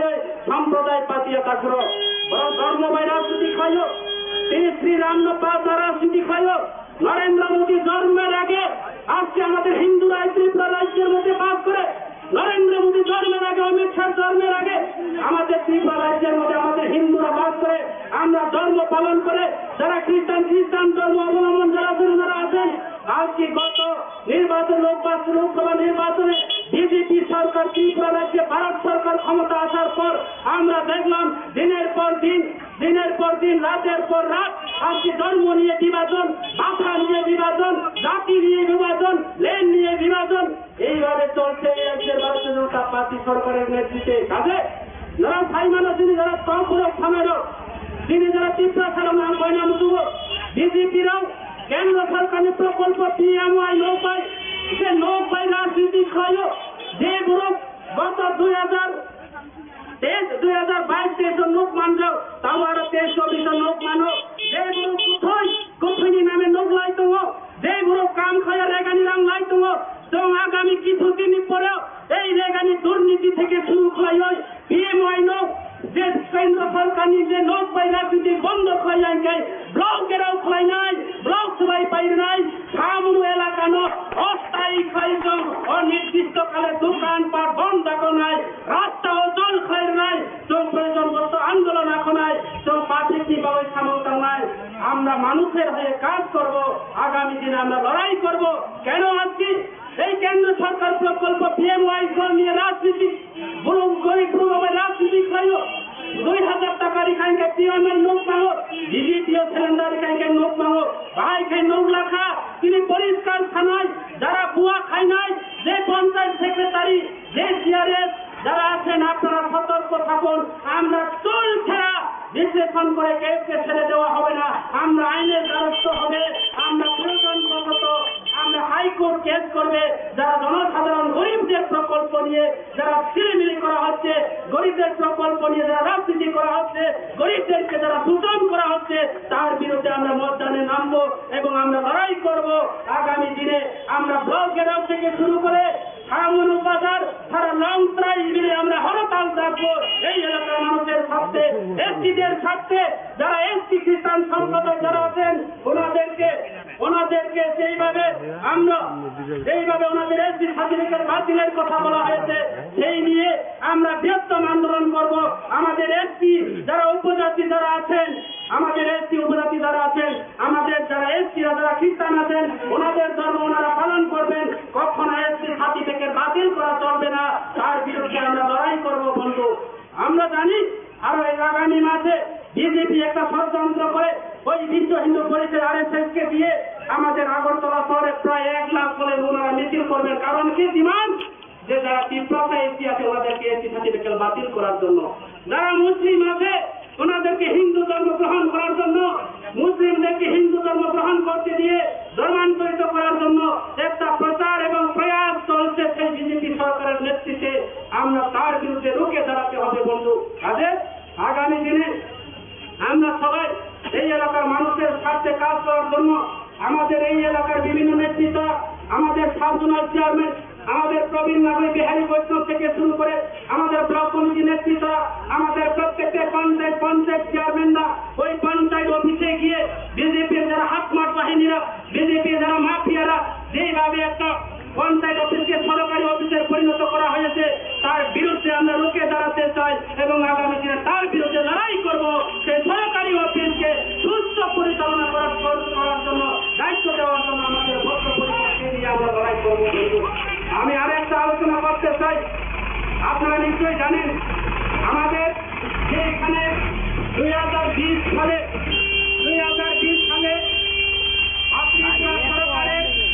ত্রিপুরা সরকারের যে রাজ্যপাল, তৎকালীন রাজ্যপাল, আমাদের ত্রিপুরা সরকারের তৎকালীন রাজ্যপাল ছিল 2000 সনে যে আমাদেরকে গেজেট নোটিফিকেশন করে দেওয়া হয়েছে কি সমস্ত এডিসি এলাকাতে, সমস্ত মার্কেটগুলি, সমস্ত ব্যবসায়ী প্রতিষ্ঠানগুলি এডিসিকে স্বশাসিতভাবে অধিকার দেওয়া হয়েছে। এই হচ্ছে গেজেট নোটিফিকেশন। আমাদের এই এলাকাতে যে এডিসি মার্কেটগুলি রয়েছেন, সামনু থেকে শুরু করে সৈলেন্তা বাজার আমাদের এডিসি মার্কেট, মানিকপুর বাজার আমাদের এডিসি মার্কেট, আজকে অবৈধভাবে এই সামনু বাজারকে রাজ্য সরকার রেগুলেটর মার্কেট ঘোষণা করে আমাদের উপজাতিদের কাছে কোর্ট নিয়ে আজকে ব্যবসা করছে। এডিসির টাকাগুলি নিয়ে আজকে এই বাজারে কোনো উন্নয়ন করতে পারেনি, শুধু লোকে লোকে খাচ্ছে বলল। যার জন্য আজকে এই বাজারের যারা ব্যবসায়ীদের কাছে যারা তুল্যবাদী নিয়েছেন, তার বিরুদ্ধে আমরা লড়াই করব। প্রয়োজন মতো আইনের দ্বারস্থ হবে। রাজ্য সরকার সংস ত্রিপুরার বিরুদ্ধে কেস করা হোক যে আজকে আমি এই সামনু বাজারের যে যারা কট পয়সা নিয়েছেন, যারা হাসি পয়সা নিয়েছেন, যারা ব্যবসায়ীদের কাছে যারা তুল্যবাজি আদায় করে নিয়েছেন, ওনাদেরকে আমি বাধা সৃষ্টি করে বাধা দেওয়া হয়েছে যাতে ওনারা যাতে সামনু বাজারের মধ্যে কোনো কট যাতে না হয়। কেন আজকে আমাদের মানিকপুর বাজারে আমাদের এডিসি মার্কেট ওই শম্ভুলাল চাকমার নেতৃত্বে, আজকে শম্ভুলালের বাবার নেতৃত্বে আমাদের মানিকপুর বাজারে আমাদের ADC government ADC market guideline থাকার সত্ত্বেও ওই মানিকপুর বাজারে আমাদের এডিসি গভর্নমেন্ট সেই বাজারে কর আদায় করতে পারেনি। যার জন্য আমি আজকে পরিষ্কার বলতে চাই, আইন সবার ক্ষেত্রে সমান। যদি আমাদের রেগুলেটর মার্কেট বিরুদ্ধে বাধা করার বিরুদ্ধে যদি আইনের দ্বারস্থ হয়, আর এডিসি গভর্নমেন্ট ওনাদের বিরুদ্ধে আইনের দ্বারস্থ হবে, আমরা যেখানে যাবে সেখানে বলবে আমরা এই সরকারের বিরুদ্ধে লড়াই করবে। আমি দৃঢ় চিন্তাতে এই এলাকার মানুষ আমাদের সঙ্গে আছে।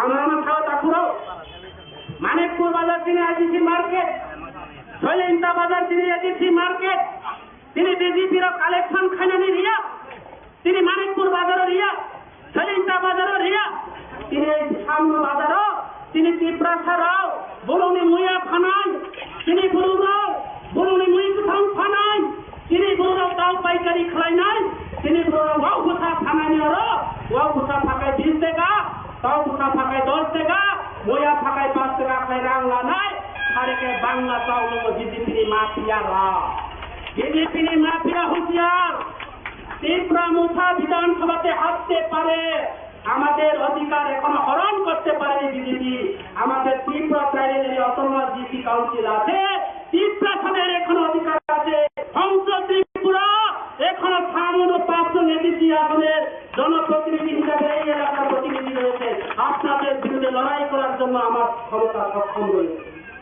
যারা চাকরি যারাও নাম তিনি থানা নায়ক যারা মনে তা খাইনি বিধানসভা সংসদ ত্রিপুরা হারাইছা আমি ক্ষমতা হারাইছাই না আমি ঠিক ক্ষেত্রে পজিশন হারাইয়া আমি ত্রিপুরা খানি গাইডলাইন হারাইয়া ত্রিপুরা খানি বাবু আন্দোলন খাই যাবে আম করিয়া আম তিনি কোনো উপায় সামনে তামায় চাপড়াও লড়াই কেন চাকরি কেন তিনি বিরুদ্ধে এই যে বিজেপি বিরুদ্ধে বিভিন্নভাবে অপপ্রচার রাং করই তোমার বিজেপিরও রাং হইয়া সিপিএম আমল 12% রাং নিব তারও বিজেপি খাই মাত্র 2% রাং নিয়ে ঘুমাবো খাবো অমনি বাবু আং থাকা যারা বাজারে হাজি পয়সা খনাই দাও নরাও যারা ব্যবসায় কমে দাও নরাও যারা খামুনো বাজার মই খানে দাও নরাও যারা ব্যবসায়ী খানে দাও নরাও যারা ব্যবসায়ী খানে দাও নরাও এই যে ব্যবসায়ী দাও নরা বড় সেই কোনো মূল্যে বড় কালেকশন এবং হাজির পয়সা দিখানো নরাও জীবন তার শান্তিটা করো অবনি বাবু আমরা বেশি কম খানা নাইয়া নরাও যারা ও এলাকানি যারা তিনি 300 কমাই দাও ও এলাকানি যারা তিনি চিত্রমুখানি হারিয়েছিল বোবাগ্রানের বিরুদ্ধে 1 টাকা উচ্চারণ হয় নাই এবং তুমি দাবি জানো নাই আমরা দাবি রাখছি এই যে সৈকত তলা পাত্র আমাদের বোবাগ্রার বিরুদ্ধে যেইভাবে অশালীন মন্তব্য যেইভাবে কুরুচিকর কথা যেইভাবে ওনারা আলোচনা করেছেন সৈকত তলা পাত্রকে যেই কোনো মূল্যে যেই কোনো প্রকারে ভারতবর্ষে যে কোনো জায়গাতে থাকুক না কেন কেন্দ্র সরকার সেই দুটিকে গ্রেপ্তার করতে হবে এবং বিজেপি তাকে পালন করে রেখেছে যে ত্রিপুরা মুখার বিরুদ্ধে প্রচার করার জন্য কাজে আমরা আগামী দিনে এইসব দুর্নীতির বিরুদ্ধে সৈকত তলা পাত্রকে গ্রেপ্তার না করার পর্যন্ত আমরা প্রায় সময়ে আমাদের আন্দোলন জারি থাকবে এবং আমি আজকে এখানে পরিষ্কার জানিয়ে দিতে চাই আগামী দিনে কোন ত্রিপুরা মুখার কর্মীদের উপর ভারতীয় জনতা পার্টির কর্মীরা যদি কোন একটা তিল্য মাত্র স্পর্শ করে আমরা এই এলাকার হরতাল ডাকা হবে এই এলাকার আমরা বন্ধ ডাকা হবে কেন্দ্র সরকারের প্রকল্প নিয়ে রাজনীতি করা চলবে না এবং বোবাগ্রাকে অশালীন মন্তব্য করার সেই সুযোগ আমরা দেব না কাজে যারা চাকরি বাইজি তাকুরাও যারা তালাজি বাইজি সং কাবুবতী প্রামুখা তঙ্গ যিনি অধিকার তঙ্গ যিনি সংবিধান তঙ্গ এই এলাকার Tripura tribal area autonomous DC council বিজেপিরাও এডিসি সবাইনানি নাই তঙ্গ বিজেপিরাও এডিসিও রাংরিয়া বিজেপিরাও রিয়াং বাই ত্রিপুরা লাগালাগি খানি নাইও বাসা বাই বিজেপিরাও কাংমারানো হুসকানি নেব যে কাংমালেননি পাবো যেভাবে একটা ষড়যন্ত্র সম্প্রদায় খাইনি পাবে তা করো অমনি বাবু আমরা অনুরোধ খাইও যেন করজুরি আবেদন যেন খুলব যেন বলতা বুঝি তিনি ত্রিপুরা ছাড়া আমরা কবর নাই তো বিজেপিরাও তিনি সংবিধান বিরুদ্ধে খালি নাই তো তিনি অধিকার হরণ খাই দেবো এই রাজ্যে ভারতীয় জনতা পার্টি সরকার কাজে অমনি বাবু এই অমনি বাবু আমরা তিনি খালি নাই নরাও যাতে এই এলাকা নিয়ে পুরোনো এই এলাকা নিয়ে পুরোনো বিভ্রান্ত তা খাইছি ওরা পাহাড়ি বাঙালি তা খাইছি ওরা ধর্ম বর্ণ তা খাইছি ওরা খ্রিস্টান হিন্দু তা খাইছি খ্রিস্টান নলে হিংসা মা খাইয়া মুসলিম নামে হিংসা মা খাইয়া তো মহারাজ তিনি রাজ আমল থেকে আমরা এই ত্রিপুরা রাজ্যের খ্রিস্টান ধর্ম হিন্দু আল্লাহ সমস্ত ধর্ম মিলে আমরা এই রাজ্যের বাস করে বিজেপি সরকার এই ত্রিপুরা রাজ্য তাকে এই সুস্থ ত্রিপুরা তাকে এই ভারতবর্ষ তাকে এই গণতন্ত্র ভারতকে এই অবাধ গণতন্ত্র ভারতকে আজকে দূষিত ভারত করার জন্য অলঙ্কিত ভারত করার জন্য ধর্ম বিরোধী সম্প্রদায় করার জন্য জাতপাত বিরোধী করার জন্য একটা প্রচার এবং প্রয়াস করছে কাজে আমরা থানানো দেব যারা সতর্ক তঙ্গি তিনি কমানায় খা হাত তিনি কমানায় খা অধিকার তিনি কমানায় খা তিনি নো সমানাইকা তিনি হা ও হানো কমায় রক্ষা খানি বাবই ও সংবিধান রক্ষা খানি বাবই ও এদিন ছিলাম খানি বাবই তিনি অধিকার রক্ষা খানি বাবই নরক খাইদি নিজেকে সাত খনি বাবই নো ক্ষমতানি বাবই তা পাই যাচ্ছি তিনি আইওয়াই নো ক্ষমতানি বাবই তা পাই যাচ্ছি তিনি রেগা দাবর দিমানি বাই তা পাই যাচ্ছি হিজারি বান কাইসনি বাই তা পাই যাচ্ছি মাইদি তাকরো আ করে খানি পাতি করো তিনি সংবিধান করে খানি অধিকার করো তিনি পাওয়ার করে খানি গুরু করো তিনি বোমা করে খেয়ে পোশাক করো তিনি রাজা করে খেয়ে তিনি দেশ করো তিনি সংবিধান করে খেয়ে তিনি ধর্ম করো তিনি জায়গা করো হাত ওখানে লোক তঙ্গ তিনি সংবিধান তো কাছে জাতি তঙ্গ তিনি নীতি তো কাছে কীর্তি তঙ্গ কীর্তি তো কাছে তিনি সংস্কৃতি তঙ্গ তা করো বড় করছে ধর্ম তঙ্গ কেন ধর্মের উপর বিভাজন কাজে আমনি বাবা যত অনুরোধ হয় বিভ্রান্ত টাউন্ডি বিজেপি সম্প্রদায় দল বিজেপি ধর্ম বিরোধী দল বিজেপি দাঙ্গা সৃষ্টিকারী দল বিজেপি মুসলিম বা দাঙ্গা খানি নায় বিজেপি ভারত বিভাজন খানি নায় বিজেপি তিনি ধর্ম বিভাজন খানি নায় বিজেপি তিনি জাতি বিভাজন খানি নায় বিজেপি এলাকায় উন্নয়নের রান্না আটকাই হয় তিনি বরং ইলেকশনে শান্তি খাই নায় তাছাড়াও আমনি বাবা আমরা দেশে কাউ খালিয়া যত পিতা মুখের সমসময় যত বাড়িয়ে চান নরম তৈরি তোমাজি তোমার নির্দিষ্ট কাল অসময় কোন সময় তিনি একটা আন্দোলন কমানো এনি সময় যদি বিজেপি সরকার তিনি এসপি রাউন তিনি ধর্মের উপর আঘাত খাই খাই মুসলিমের উপর আঘাত যদি করে থাকে এই মুসলিম সম্প্রদায় হোক না কেন আমরা মুসলিম সম্প্রদায়ের ওই মসজিদে গিয়ে ওনাদের পাশে দাঁড়াবো আমরা খ্রিস্টানদের বিরুদ্ধে যদি ওনারা যদি অন্যায় করে থাকে আমরা খ্রিস্টান ধর্ম যারা অবলম্বন আছে আমরা খ্রিস্টান মোসাফাজ ওনাদের পাশে গিয়ে ওনাদের হয়ে আমরা কাজ করবো আমরা কোন হিন্দুর ধর্মের উপর যদি আঘাত করে আমরা সেই হিন্দু রাজ্যের পাশে দাঁড়িয়ে আমরা বিজেপির বিরুদ্ধে লড়াই করবো বন্ধু এটা কোন রাজনীতির দল নয় বিজেপি পার্টি একটা কোম্পানি বিজেপি সমস্ত সরকারি কোষাগারকে টাকা নয় খবর যাবে বিজেপি সরকার যে বিভিন্ন দপ্তর কোম্পানি খাইয়ে পাই হয় তিনি বিজেপি নেতৃত্বে বিভিন্ন একটা কোম্পানি 10 কোটি 20 কোটি লক্ষ লক্ষ টাকা তিনি লোটপাট পাই হয় রাজ্য সরকার অমনি বাবাই বিজেপি সরকার আগামী লোকসভা নির্বাচন পূর্ব ত্রিপুরা এবং পশ্চিম ত্রিপুরা উৎখাত খানি নামায় ভিলেজ কমিটি নির্বাচন প্রত্যেকটা ভিলেজ কমিটি ক্ষমতা খানি নামায় এবং ত্রিপুরা মোকাবিলা লড়াই খাইলে তারপর কাজে যারা কিরিজামের কোনো কারণ করে অসংখ্য সময় আনি পাওয়ার পাইখা যত না খুন পাইখা ত্রিপুরা মোকাবিলা লক্ষ্য বোলাব রায় লক্ষ্য যত খাবার খাওয়াই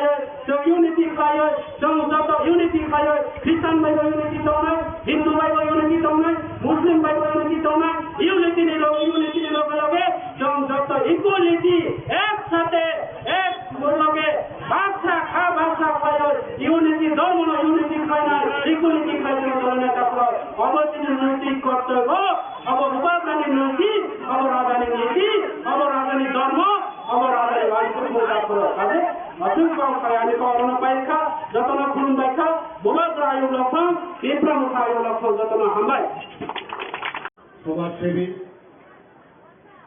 এবং যাকে সবাই এখানে প্রায়শ দেখেন বিভিন্ন কাজে উনি এখানে আসেন আমাদের শ্রীমতী পাপিয়া দত্ত মহোদয়া উপস্থিত শ্রী বিশাল কুমার যিনি এই ডিস্ট্রিক্টের মাননীয় ডিএম এবং কালেক্টর এখানে উপস্থিত আছেন Shri Bhagati Jagadishwari Reddy superintendent of police এবং এই এলাকারই বিশিষ্ট সমাজসেবী শ্রী দেবব্রত ভট্টাচার্য মহোদয়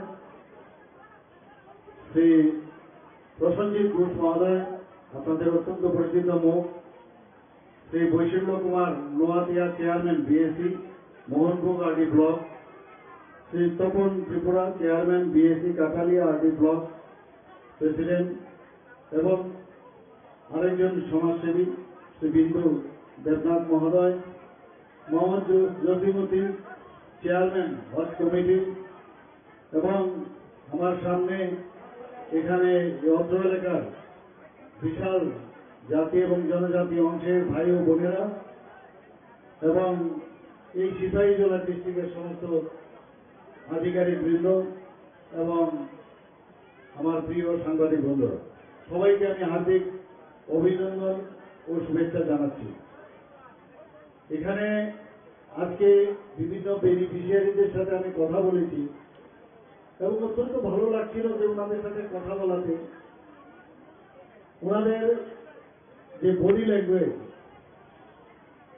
এবং যেভাবে ওনারা উৎফুল্ল হয়ে মাননীয় প্রধানমন্ত্রীজি এবং আমাদের ত্রিপুরা সরকারের যেসব বেনিফিশিয়ারি যে স্কিম ওনারা পেয়েছেন সেই কথাগুলো ওনারা রেখেছেন। মানুষের একটা ইংরেজিতে কথা আছে, face is the effect of mind. ওনাদের বলার যে ধরন এবং যেভাবে মনের থেকে কথা বলছিল তাতে বোঝা যায় যে এই অত্র এলাকার যারা যারা বেনিফিশিয়ারিতে বেনিফিট পেয়েছেন তারা অত্যন্ত খুশি। সবার সাথে কথা বলা সম্ভব নয়, কিন্তু আমরা একটা বাত যদি টিপ দিই তাহলে বুঝতে পারে সবাই, এখানে মা বোনেরা আছেন সবাই, যে সমস্ত ভাব ঠিকভাবে ফুটেছে কিনা। এতে বোঝা যায় যে মানুষ সমস্ত জায়গায় মাননীয় প্রধানমন্ত্রী নরেন্দ্র মোদীজি এবং আমাদের ত্রিপুরা সরকার, এই যে ডাবল ইঞ্জিনের সরকার, তার প্রতি ওনাদের পূর্ণ সমর্থন রয়েছে। আমাদের এই যে সরকার, আমরা চেষ্টা করছি মানুষের যে সমস্যা সেই সমস্যাগুলোকে অ্যাড্রেস করা এবং তার সাথে আমরা একমত হয়ে তাকে নিরসনের যে উদ্যোগ আমাদের মাননীয় প্রধানমন্ত্রী করেন এবং আমাদের সরকার করেন সেই দিশায় আমরা কাজ করছি। আমি এইবার আমাদের বিধানসভার মধ্যে আমরা আমাদের যে মাননীয় ফিনান্স মিনিস্টার প্রায় 27,000 করোড় বাজেট এবার পেশ করেছেন এবং সেখানেই আমাদের ইনফ্রাস্ট্রাকচার ডেভেলপমেন্ট করার জন্য একটা বিরাট অংশ এখানে রাখা হয়েছে। আমরা বারবার বলি যতক্ষণ ধরে ইনফ্রাস্ট্রাকচার ডেভেলপমেন্ট না হবে ততক্ষণ ধরে বাইরের থেকে যারা ইনভেস্টার বা ত্রিপুরার যারা ইনভেস্টার তারা কিন্তু সেইভাবে উৎসাহিত হবে না। আমরা এবার সেই কাজটা করেছি এবং এখানে প্রায় আমরা যে প্রকল্পগুলো আমরা রেখেছি অনেকগুলো এবার আমরা বিষয় আমরা এবার এই বাজেটে আমরা রেখেছি। যেমন আমাদের এবার আমার এখানে আমি যখন প্রতি বুধবার সকালবেলায় আমার এখানে সারা ত্রিপুরার থেকে মুখ্যমন্ত্রী সমাবেশ করে বহু লোক আমার এখানে আসেন এবং বেশিরভাগ ক্ষেত্রেই আমি দেখি যে ওনাদের যে স্বাস্থ্যের যে বিষয়, স্বাস্থ্যের সমস্যা নিয়ে ওনারা আছেন। প্রায় 99.9% থেকেই স্বাস্থ্যের সমস্যা নিয়ে এখানে আসেন। তো সেই জায়গায় আমরা এবার প্রায় 59 করোড় আমরা রেখেছি এই অর্থ বছরে। কারণ আমরা জানি প্রধানমন্ত্রী যে আয়ুষ্মান ভারত এত বড় একটা প্রকল্প প্রধানমন্ত্রী যে রেখেছেন, সেই প্রকল্পে যারা কভার হয়েছেন তারপরে একটা বৃহৎ অংশ কিন্তু কভার পান না। 4.7 লাখ মানুষ সেভাবে কভার আপ হয়নি। তার জন্য আমরা এই 59 করোড় আমরা রেখেছি, যাতে করে আমরা এখানে যারাই আছি এখানে সবাই এই মুখ্যমন্ত্রীর নাম দিয়ে যে জন আরোগ্য যোজনা সেটা আমরা করতে পেরেছি। এবার আমরা বাজেটে সেটাই আমরা রেখেছি। এটা একটা বিশাল বিষয় যে সবাই যাতে স্বাস্থ্যের যে সমস্যা নিয়ে আসেন, অনেকে টাকা পয়সার জন্য ঠিকভাবে তাদের চিকিৎসা করাতে পারেন না। তো সেই বিষয়ে আমি যখন অর্থমন্ত্রীর সাথে আমি কথা বলেছিলাম, উনি কিন্তু এবার বাজেটে রেখেছেন মুখ্যমন্ত্রীর দক্ষতা উন্নয়ন প্রকল্প, সেটা আমরা রেখেছি। মুখ্যমন্ত্রী স্যাটেলাইট টাউন ডেভেলপমেন্ট প্রকল্প সেটাও আমরা রেখেছি। মুখ্যমন্ত্রী নগর উন্নয়ন প্রকল্প, তাছাড়া আমরা scholarship for achiever towards learning সেটাও আমরা রেখেছি। রাজ্যের কর্মচারীদের স্বার্থে রাজ্য সরকারের তরফে যে এনপিএস যেটা 10% আমাদের দিতাম আমরা, সেখানে এবার সেটাকে বাড়িয়ে আমরা 4% আরো বৃদ্ধি করেছি 14%। 100টি যেটা পিএসসি উপস্বাস্থ্য কেন্দ্র আমরা নির্মাণ করেছি। আমরা সবাই জানি যে ত্রিপুরাতে এই যে ড্রাগ এডিক্টেড, আমাদের ছোট ছোট ছেলে মেয়েদের মধ্যে যে ড্রাগ এডিক্টেড আমরা দেখতে পাই, এবং তাদের ঠিকভাবে চিকিৎসা কেন্দ্র না থাকাতে এই বাজেটে আমরা একটা ডিস্ট্রিক্টে 100টি এই 8 জেলায় 50 শয্যা বিশিষ্ট এই নেশামুক্তি কেন্দ্র আমরা রেখেছি, ডি এডিকশন সেন্টার। আমরা মুখ্যমন্ত্রীর ট্যালেন্ট সার্চ প্রোগ্রাম সেটাও আমরা রেখেছি, আকাঙ্ক্ষা প্রকল্প। তাছাড়া ফাইবার টু দ্য হোম 300টি গ্রাম পঞ্চায়েত এবং যে আমাদের বিসি গুলো আছে সেখানে ওয়াইফাই এর ব্যবস্থা আমরা সেখানে আমরা রেখেছি।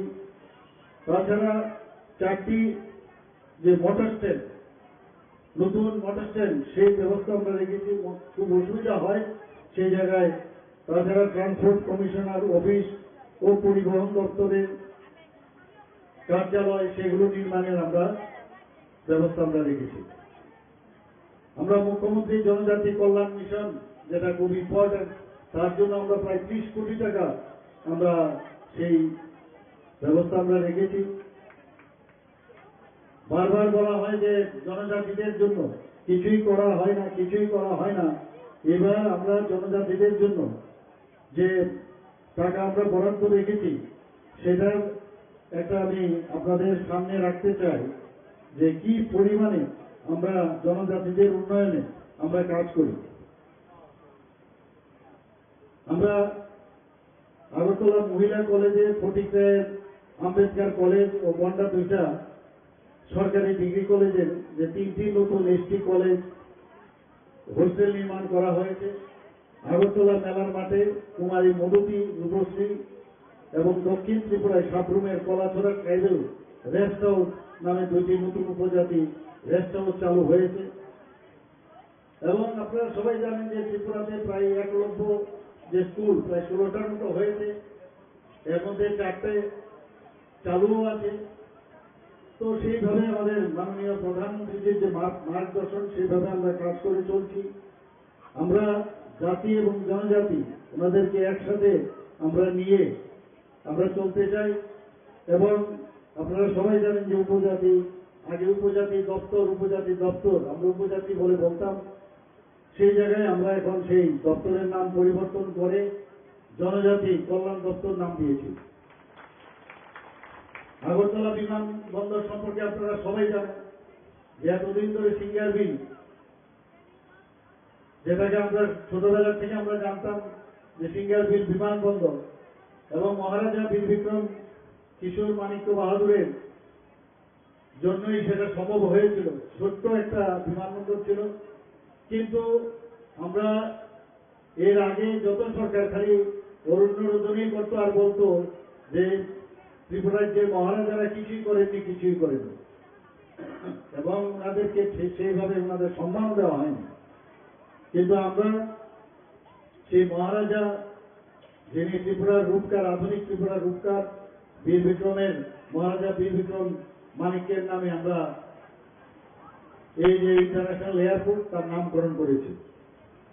19শে আগস্ট আমরা সবাই জানি মহারাজা বীর বিক্রম কিশোর মানিক্য বাহাদুরের জন্মদিন, এবং সেই দিনটাকে আমরা ছুটি ঘোষণা করেছি। আমার বাড়ির সামনেই আগরতলার যে জিরো পয়েন্ট, সে কামান চৌমুনিতে আধুনিক ত্রিপুরার রূপকার মহারাজা বীর বিক্রম কিশোর মানিক্য বাহাদুরের মর্মর মূর্তি সেটা ওখানে বসানো হয়েছে। আমরা টিটিএডিসির নামকরণ ত্রিপুরা টেরিটোরিয়াল কাউন্সিল করার জন্য রাজ্য মন্ত্রিসভায় সিদ্ধান্ত ক্রমে সেটা কেন্দ্রীয় সরকারের কাছে আমরা পাঠিয়েছি। টিটিএডিসি আমরা জানি যে মাত্র 28টা সিট আছে, তার আসন সংখ্যা আমরা 50টা বাড়ানোর জন্য কেন্দ্রীয় সরকারের কাছে সেই প্রস্তাব আমরা পাঠিয়েছি। আপনারা সবাই জানেন এখানে অনেকে ভাতার কথা বলছেন। আমাদের সরকার যখন প্রথমে এলো, প্রথমে সেই 700 টাকা থেকে 1000 করা হলো। পরবর্তী সময়ে সেই ভাতা, যেটা ভারতবর্ষের কোথাও এই ভাতা 2000 হয় না, সেই 2000 টাকা আমরা ভাতা আমরা দিয়েছি, এবং তাতে করে বহু লোক উপকৃত হয়েছে। আমরা যেটা উপজাতি এলাকা, যে স্বশাসিত জেলা পরিষদে, যে গ্রামীণ এলাকায় আমরা ব্লক কাউন্সিলের জন্য তার প্রস্তাব আমরা দিয়েছি। 12টি অ্যাসপিরেশনাল ব্লক, যার মধ্যে আমরা তাদের রাস্তাঘাট থেকে শুরু করে হসপিটালের সুবিধা থেকে আরম্ভ করে তাদেরকে স্পেশালি তাদের জীবনযাত্রার মান যাতে উন্নয়ন হয় এবং 8 to 10% বেশি যেন কাজ হয়, সেই বিষয়ে আমরা আরো 12টি যে অ্যাসপিরেশনাল ব্লক, সেইগুলোতে আমরা কাজ করছি। এখানে বোর্ডিং হাউস, যে টাইপের আগে যারা ট্রাইবাল আমার ছেলেমেয়েরা আছেন, স্টুডেন্টরা আছেন, 55 রুপিস করে পেত, তাদেরকে আজকে আমরা 65 থেকে এখন মানে অনেক 65 টাকা করা হয়েছে। তাছাড়া হোস্টেলগুলোতে বিভিন্ন যে হোস্টেলের যে সমস্যা সমাধি আছে ট্রাইবাল এরিয়াতে, সেই হোস্টেলগুলোতে আমরা তার পরিকাঠামো আমরা বাড়িয়েছি। ব্রুরিয়াং শরণার্থীদের বহুদিন ধরে বহু সমস্যা ছিল, অনেক বছর ধরে, কয়েক ডিকেড ধরে তাদের সমস্যার সমাধান হয় না। প্রায় 23 বছরের সমস্যার সমাধানের লক্ষ্যে আমরা সেই সমস্যার সমাধান করেছি এবং কেন্দ্রীয় সরকার প্রায় 600 কোটি টাকার প্যাকেজ ঘোষণা করেছে এবং তাতে করে তাদের 12টা জায়গায় তাদের সেটেলমেন্টের আমরা ব্যবস্থা করেছি।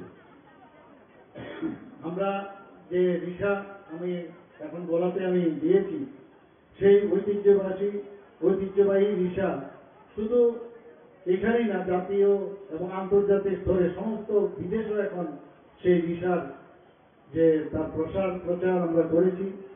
আমরা 2019 সালে যে রাজ্যের প্রখ্যাত রসম যন্ত্রশিল্পী শ্রী সাঙ্গাড আলম, 2020 সালে বেনিচন্দ্র জমাতিয়া এবং 2021 সালে সত্যরাম রিয়াং এবং 2023 সালে এনসিতে বর্মা মরণোত্তর এবং বিক্রম বাহাদুর জমাতিয়া পদ্মশ্রী সম্মানে ভূষিত হন, এবং সেটা একমাত্র সম্ভব হয়েছে আমাদের মাননীয় প্রধানমন্ত্রী নরেন্দ্র মোদীজির কারণে।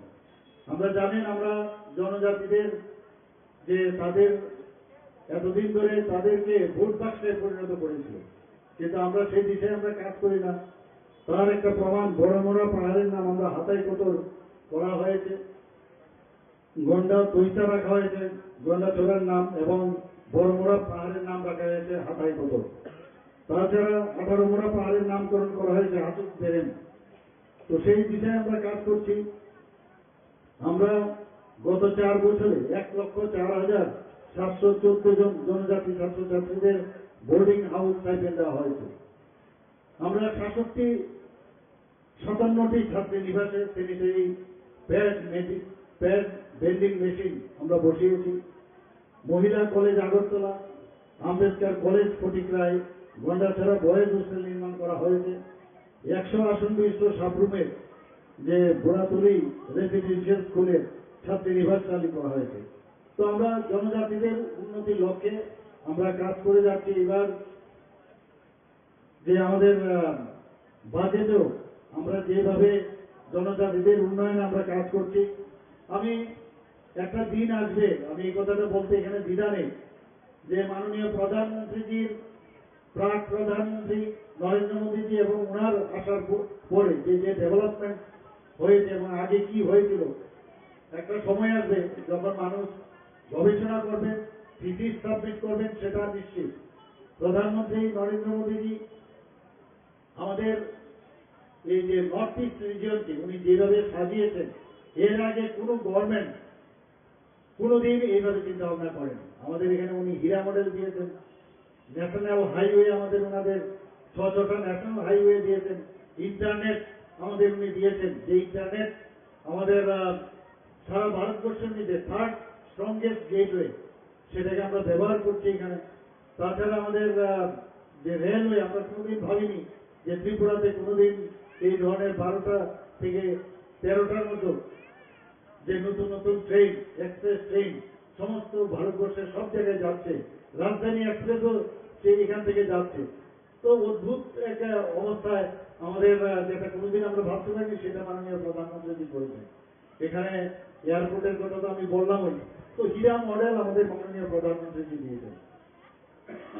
বিভিন্ন বেনিফিশিয়ারি স্কিম, কারণ ঘরের দরকার ঘর দিয়েছে, শৌচালয় দিয়েছে, জলের দরকার জল দিয়েছেন, ইলেকট্রিক নেই ইলেকট্রিক কারেন্ট দিয়েছেন, রাস্তা ঘাট চারিদিকে খালি উন্নয়নের জোয়ারই বয়ে যাচ্ছে। আমাদের সরকারও সেই বিষয়ে আমরা কাজ করছি। বিভিন্ন যেসব প্রকল্প এবার বাজেটে আমরা রেখেছি, আগেও যেসব প্রকল্প আমরা রেখেছি সেইগুলো আমরা কাজ করছি। আপনারা দেখেছেন যখন আমাদের এখানে কর্মচারীরা যারা আছেন, কর্মচারীদের আমরা যে দিয়ে সেটাকে 20% আমরা বাড়িয়েছি। অনেকে বলছিল যে হয়তোবা আমরা 2% 3% বাড়বে। আমরা যখন 3% থেকে 5% বাড়ালাম, 5% থেকে একযোগে আমরা 12% করেছি। তাতে করে যে হারে আমাদের কর্মচারী মহলে একটা খুশির মহল, মানে ওনারা সবাই খুশি। তো মানুষের যেসব সমস্যাগুলো আছে, যারা একদম আমাদের পিছিয়ে পড়া মানুষ, তাদের উন্নতির লক্ষ্যে এই সরকার কাজ করছে এবং মাননীয় প্রধানমন্ত্রীর সাথে মিলে আমাদের এই সরকার, এই যে ডাবল ইঞ্জিনের সরকার, সেইভাবে আমরা কাজ করছি। এখানে যারা বেনিফিশিয়ারি যারা এখানে এসছেন, তাদেরকে এখানে উপস্থিত থাকার জন্য সবাইকে আমি হার্দিক অভিনন্দন ও শুভেচ্ছা জানাচ্ছি। এবং এটা তো খালি শুরুয়াত, আরো অনেক কিছু হবে। গতকালও দেখেছেন মাননীয় প্রধানমন্ত্রী যে 14টা ইনস্টলমেন্ট একযোগে দিয়েছেন।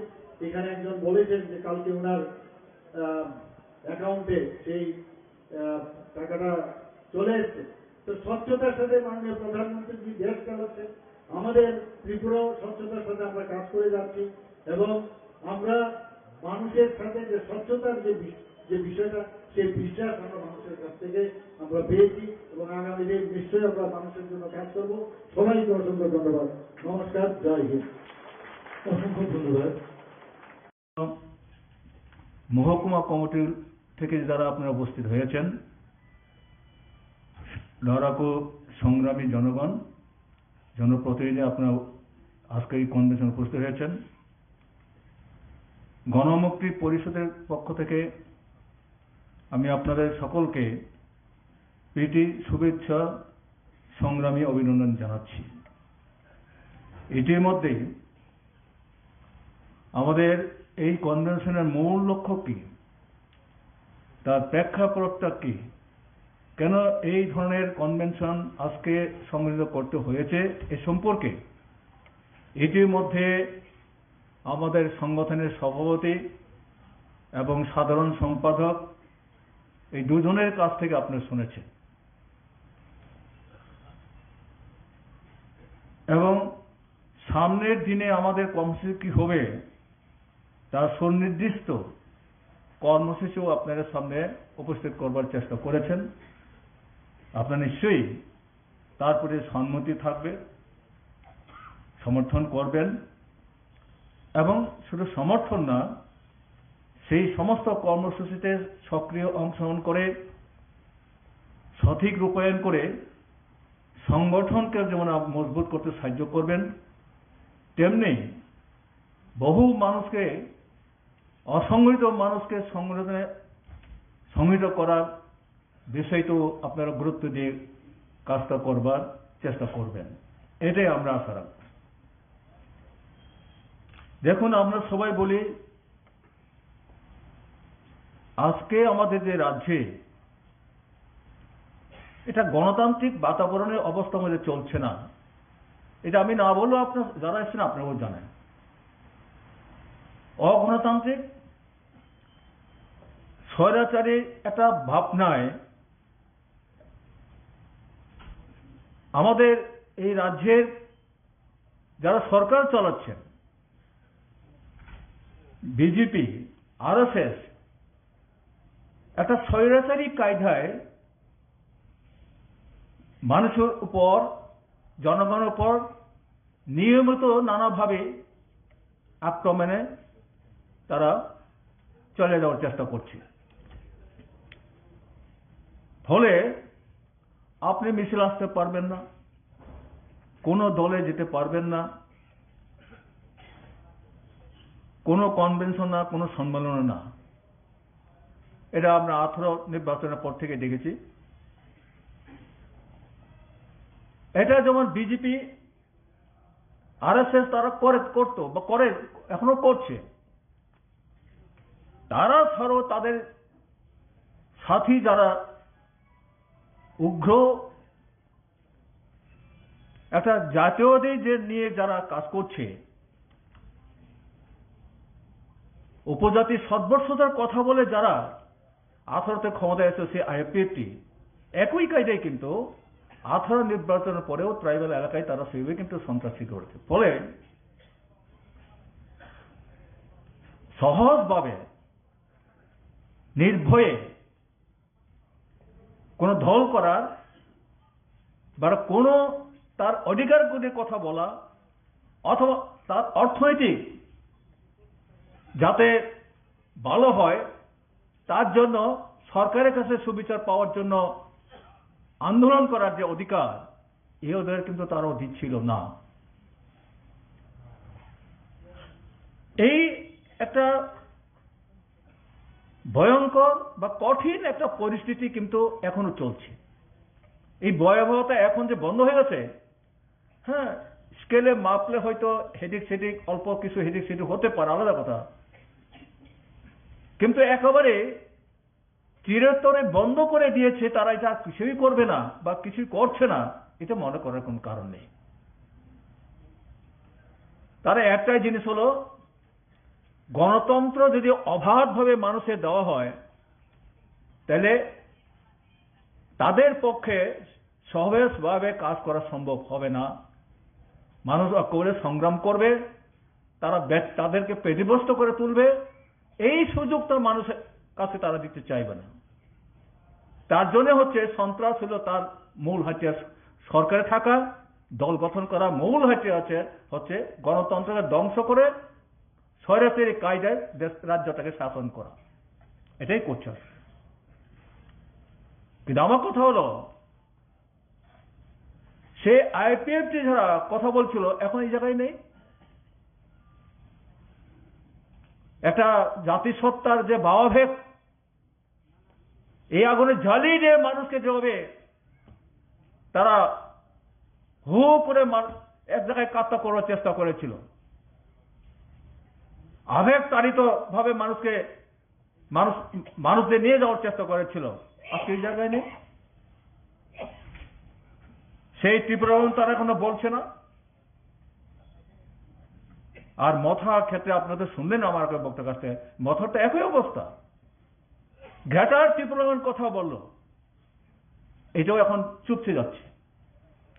ইন্টারনেটের কথা বললো, এটা চুপসে যাচ্ছে। সভাপতি বক্তব্যের মধ্যে বলবার চেষ্টা করেছেন, পুনরাবৃত্তি করতে চাইছে না। তো কোনো কথাই তা রাখতে পারছে না। নেতারা এখন পালিয়ে বাঁচবার, মুখ ঢেকে চলবার চেষ্টা করছেন, পালিয়ে বাঁচবার চেষ্টা করছেন এখন তারা। আইপিএফ মাথা ছেড়ে এখন বিজুড়ে যাচ্ছে, তাতে আমাদের কিছু 2-3-4 জন যায়নি তার কথা না। বিজেপি দিকে যাওয়ার চেষ্টা করছে, বিশ্বরে মিলে ক্ষমতায় সরকার করার জন্য একটা প্রচেষ্টা চালিয়ে যাওয়ার চেষ্টা করছে তারা। তা আমাদের কথা হচ্ছে এই জায়গায় মানুষকে ভুল চুক বুঝিয়ে মানুষের মধ্যে উত্তপ্ত তাকে করে তৈরি করে, অবস্থা তৈরি করে মানুষ অশান্তির দিকে ঠেলে দেওয়া, এটা তো উপজাতিদের ভালো হওয়ার কোনো সুযোগ থাকছে না এই জায়গার মধ্যে। ত্রিপুরায় উপজাতিদের উন্নয়নের যদি কোনো কিছু হয়ে থাকে, গণমুক্তির লড়াই সংগ্রামের মধ্যে দিয়ে রাজ্য বামফ্রন্ট ক্ষমতা আসার পরে প্রথম উন্নয়নের সূচনা হয়েছিল এই ত্রিপুরার উপজাতির উন্নয়ন। না ছিল রাস্তাঘাট, না ছিল বিদ্যুতের খুঁটি, না ছিল ভালোভাবে লেখাপড়ার সুযোগ সুবিধা, কিছুই তো ছিল না এই রাজ্যের মধ্যে। রাজতন্ত্রে তো ছিলই না, সে কথা বললাম। গণতন্ত্রের সময় কিছুই ছিল না এই রাজ্যের মধ্যে। উপজাতি কি করতেন? কোথাও কোথাও ভিক্ষাবৃত্তি করতে হতো, বনের জঙ্গলে আলো করে খেতে হতো, এটাই ছিল তাদের ভবিষ্যৎ। এই নিয়ে তারা জীবনযাত্রা দীর্ঘ বছরে কাটিয়েছে। রাজাও ভাবেনি রাস্তাঘাটের কথা, ছেলে মেয়েদের লেখাপড়ার কথা। রাজার ছেলে রাজ্য চালাতে হবে, তাকে শিক্ষিত করার জন্য লন্ডন থেকে শিক্ষক এনে পড়িয়ে দেওয়ার ব্যবস্থা আছে। কিন্তু তার উপজাতি প্রজাদের গড়ের ছেলে মেয়েরা বনের জঙ্গলে পশুদের মতো বিচরণ করে, আজকে এখানে ওখানে জুন চাষ করে, যার কোন স্থায়িত্ব নেই, সারা জঙ্গল বিচরণ করে বাঁচবার চেষ্টা করছে। তার জন্য তো লেখাপড়া, তার ছেলে লেখাপড়া করার জন্য কোনো ব্যবস্থা করেনি, তো কোন ব্যবস্থা করেছে?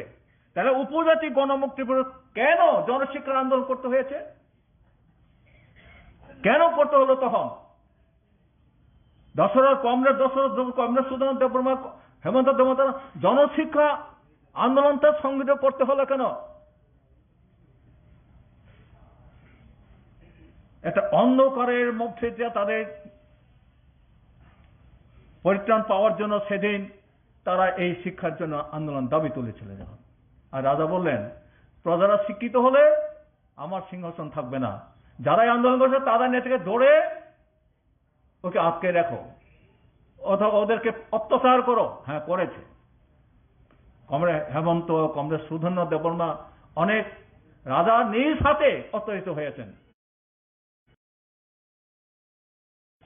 তো কেন? তো রাজাও চায় না শিক্ষার দ্বারা। আর সেই রাজ পরিবারের সদস্য আজকে বলছেন, হে সারা ত্রিপুরা রাজ্যের উপজাতি দৌড় দেওয়ার কই থাকছে না। কি অদ্ভুত কাণ্ড! তো এই তো শরণার্থী রাখার জন্য মানবিকতার খাতারে দিয়েছিলেন, তো আমরা তো তাতে আপত্তি করিনি। আপত্তি কর, মানবিকতার খাতারে রাজধানী শুনেছি রাজবাড়িটা ছেড়ে দিয়ে তিনি ওই আজকের যে গভর্নর হাউস নাকি হাউস সেখানে তিনি থেকেছেন, শুনেছি জায়গায়। তাহলে তো 360 বর্গ কিলোমিটার, আমার এখনো যদি মেমোরিটা ঠিক সেরকম মনে হচ্ছে আমার, যে 360 বর্গ কিলোমিটার যারা নিপীড়িত হয়ে বাংলাদেশ থেকে যারা, তখন তো বাংলাদেশ না পাকিস্তান, এই ঘটনায় অর্থাৎ সাম্প্রদায়িক ঘটনায় যারা নিঃস্ব হয়ে ত্রিপুরায় আশ্রয় নিয়েছেন, তাদেরকে থাকার জন্য 360 বর্গ কিলোমিটার জায়গা নাকি সেদিন রিজার্ভ মুক্ত করে দিয়েছেন ওরা। এটা কে করলো? এটা দশরথ দেববর্মা, নৃপেন চক্রবর্তী। তো কত ইতিহাস, এর জন্য বললাম ইতিহাস তো বুঝতে হবে। ইতিহাসের বাইরে যদি কথা হচ্ছে আলাদা কথা, তাহলে কত ওরা 100 বছরে কিছু করেনি, তারা সব বলতে পারে। আচ্ছা, এত দূরে আমি গেলাম না, কিন্তু আমি ধরেই নিলাম তারা নিজেরা খুব শিক্ষিত, সঙ্গে রাজপুত্রও আছে, অথবা অসম্ভব পণ্ডিত নিয়ে হচ্ছে এই দলগুলি গড়ে উঠেছে, হয় আইপিএফ না হয় মথা। তারা নিজেরা গর্ব করে। সিপিএম এ ওই যে বলে, কেউ বলেন যে সিপিএমরা গরিব, এরা, হ্যাঁ আগে এইরকম প্রশ্ন টিউজিউসের আমার এইটা প্রশ্ন ছিল, সিপিএম মানে কে? এরা সব সনকাইছে, এটা কোনো মতে খাইবে চড়িছে, এরা সব সিপিএম করে। আমরা দেখো কত এমএ পাস, বিএ পাস, আমরা টিউজিএস করি। হ্যাঁ, এইরকম ভাবে ট্রাইবেলদের যারা বয়স্ক আছে বা যারা লেখাপড়া জানতো না, তার এইভাবে তারা কবল করার চেষ্টা করে। ঠিকই তো, সিপিএম তো নাই, তো লেখাপড়া করার নাই। এই দলে করে কি লাভ হইব? দেখো না আমাদের সঙ্গে আসো না, আমরা তো ট্রাইবেলের জন্য কাজ করবো। আর এত পাণ্ডিত্য লোকগুলি নিয়ে ক্ষমতা হলো এডিসি এদের হাতে, মন্ত্রীও হয়েছেন ত্রিপুরায়, কি করতে পারলো? কয়টা নতুন স্কুল করলো, ট্রাইবেলে কয়টা রাস্তা করলো? কিসের পাণ্ডিত্য হচ্ছে চুরির পাণ্ডিত্য, চুরি করার পাণ্ডিত্য অর্জন করেছে। উপজাতির সেবা করার জন্য পাণ্ডিত্য না, এটা তার পাণ্ডিত্য হচ্ছে চুরি করার পাণ্ডিত্য। এর জন্য এডিসিতে বসে বসে লুটপাট করছে, যেটা বলে গেলেন। এই পাণ্ডিত্য তার মানুষ বাঁচবে, উপজাতি বাঁচবে, তার অধিকার রক্ষা হবে? তার অধিকার তো রক্ষা হবে না। তো তার অধিকার সর্বনাশ করে দিচ্ছে তারা।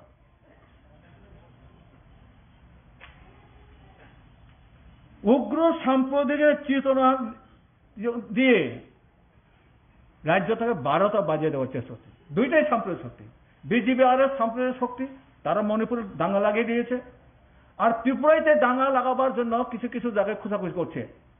তাতে ওই প্রেসিডেন্ট বলেছেন কিল্লার ঘটনা খোঁজাখুঁজি করছে, হয়তো এখানকার সেভাবে ঘরে উঠতে পারছে না, তো করে দিতে পারে। শুধু হিন্দু আর খ্রিস্টানের মধ্যে জগৎ দরবার লাগাবে, এই ধারণা নিয়েই আমরা যদি এটাকে চূড়ান্ত বলে দিলে হবে না তো।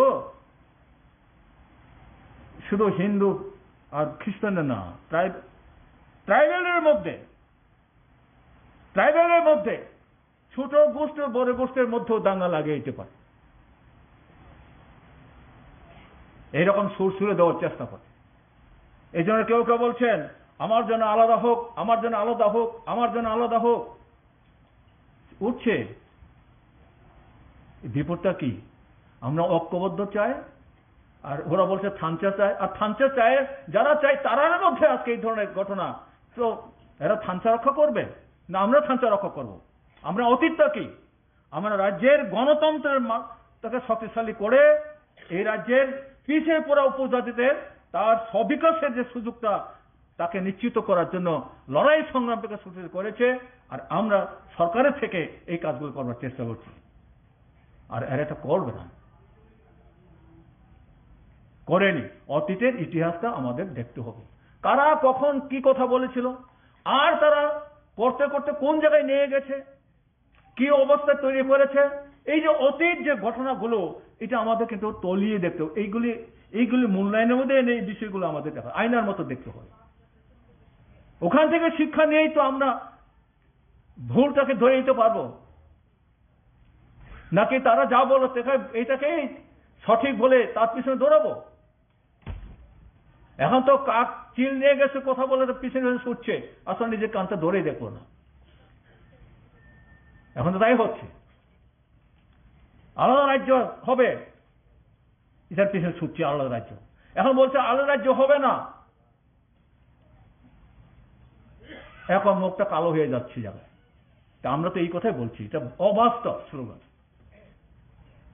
অবাস্তব স্লোগান দিয়ে মানুষকে বেশি দিন ধরে আটকানো যায় না, ধরে রাখা যায় না।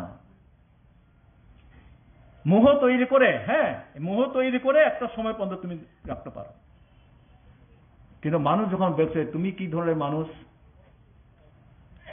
তুমি কিরকম দলটা নিচ্ছ, দলের কাজ করছো, যখন তো বুঝতে পারে মানুষ, তখন ছাড়বে। এই ছাড়ছে না বলে তো আইপিএফ থেকে জনবিচ্ছিন্ন হয়ে গেল। মত হয়তো একদিন দেখবেন, একদিন এরাও আইপিএফ থেকে আরো সঙ্গীন অবস্থার মধ্যে তাদের পৌঁছে যাবে, এরাও রক্ষা পাবে না ত্রিপুরায়, এরাও রক্ষা পাবে না, এরা শেষ কথা বলবে না। যেটা কেউ মনে করেন না এরাই পারবে, এটা ভুল করবেন। তাই আমরা মনে করি নির্ভয়ে আমাদের, আরে ভাই আমার জাতি আরেকটা ধারা ক্ষতিগ্রস্ত হয়ে যাচ্ছে, আমার রাজ্য আরেকজনের ধারা ভুল পথে যাওয়ার ফলে ক্ষতি যাচ্ছে। তাহলে যদি ক্ষতি হয়, রাজ্য তো ক্ষতি হয়, তাহলে আমার ব্যক্তিগত ক্ষতি হলে তাহলে আমি চুপ করে মুখ বুঝে থাকবো কেন? ক্ষতির হাত থেকে উদ্ধার করার জন্য আমার তো একটা দায়িত্ব আছে। পাশের বাড়ি ঘরে চুরি হয়েছে, আমি কি বসে থাকবো যে আমার চুরি যখন হয় না, পাশের বাড়িতে চুরি হয়েছে আমার কি হলো, বসে থাকবেন না? পাশের বাড়ির লোকটাকে সাহায্য করবেন না, আপনি ঘর থেকে বেরিয়ে যাবেন, বেরিয়ে এই চোরটাকে ধরার চেষ্টা করবেন, কোনটা? তাহলে আমার কি হচ্ছে? আমাদের ঐক্যবদ্ধভাবে সচেতন ভাবে এই যে ভুল পথে যে গিয়ে যে তারা সর্বনাশ করে দিচ্ছে, এর হাত থেকে রক্ষা করতে হবে আমাদের রাজ্য এবং আমাদের সমাজটাকে, উপজাতিদেরকে। এখান থেকে রক্ষা না করতে হলে আমরা সর্বনাশ হয়ে যাবো। দেখো আরো তলিয়ে আমরা আরো আমাদের সর্বনাশ হবে, আমাদের অধিকার অনিশ্চিত করবে এই জায়গার মধ্যে। যাই হোক, বিশেষ সময় নিয়ে কথা বলার তো সুযোগ নেই, বক্তা আছেন আরো অনেক। তো আমি আশা রাখবো যে আমাদের সংগঠনকে মজবুত করতে হবে, আরো শক্তিশালী করতে হবে। এখান থেকে আমরা বলে দিলে শক্তিশালী হবে আপনি হতে পারবেন তা না। আপনি নিজের ভবিষ্যৎ, সমাজ, দেশ বা রাজ্য ক্ষেত্রে আপনার যে দায়িত্ব, এই দায়িত্বের প্রতি সচেতন যদি আপনি হয়ে উঠতে পারেন তবেই তো শক্তিশালী হবে। আমরা বলি শক্তিশালী হতে, আমরা বলবো, নিশ্চয়ই আমরা বলতে, কিন্তু আপনার তো হতে হবে শক্তিশালী। আমরা বলে আসছি অনেক দিন এই এই এই এই যে ভুল যাচ্ছে এরা কিন্তু আমাদের সমাজ করে নেবে, আমরা কিন্তু আগে থেকে বলে আসছি। তো এখন কি বলছেন? এখন আমরা বই পাই, কিসের বই? বই তো কিছুই নেই এখন, নিজেরাই তো গোলমাল। এখন তারা নিজেরটাই তো রাখতে পারছে না, আপনাকে কি করবে সে? একটু যদি সাহস নিয়ে বেরিয়ে আসতে পারেন তাহলে পরে সংগঠনটার যে ভিতটা আরো মজবুত হবে না, এটা মনে করা নিয়ে যাবে। আর এই যুদ্ধে তো আমরাই জিতবো, এই লড়াই কিন্তু আমরাই জিতবো। অসুবিধা কোন জায়গায়? কাজে আমরা আজকে অনেক পরিশ্রম করে দূর থেকে এসে আমরা আজকে এই জায়গায় ঐক্যবদ্ধ আন্দোলনকে জোরদার করার জন্য আমরা এক জায়গায় মিলিত হওয়ার আমরা উদ্যোগ নিয়েছি। এটাকে বাস্তবে রূপায়িত করার জন্য এই দায়িত্বটা কিন্তু আপনাদের নিতে হবে।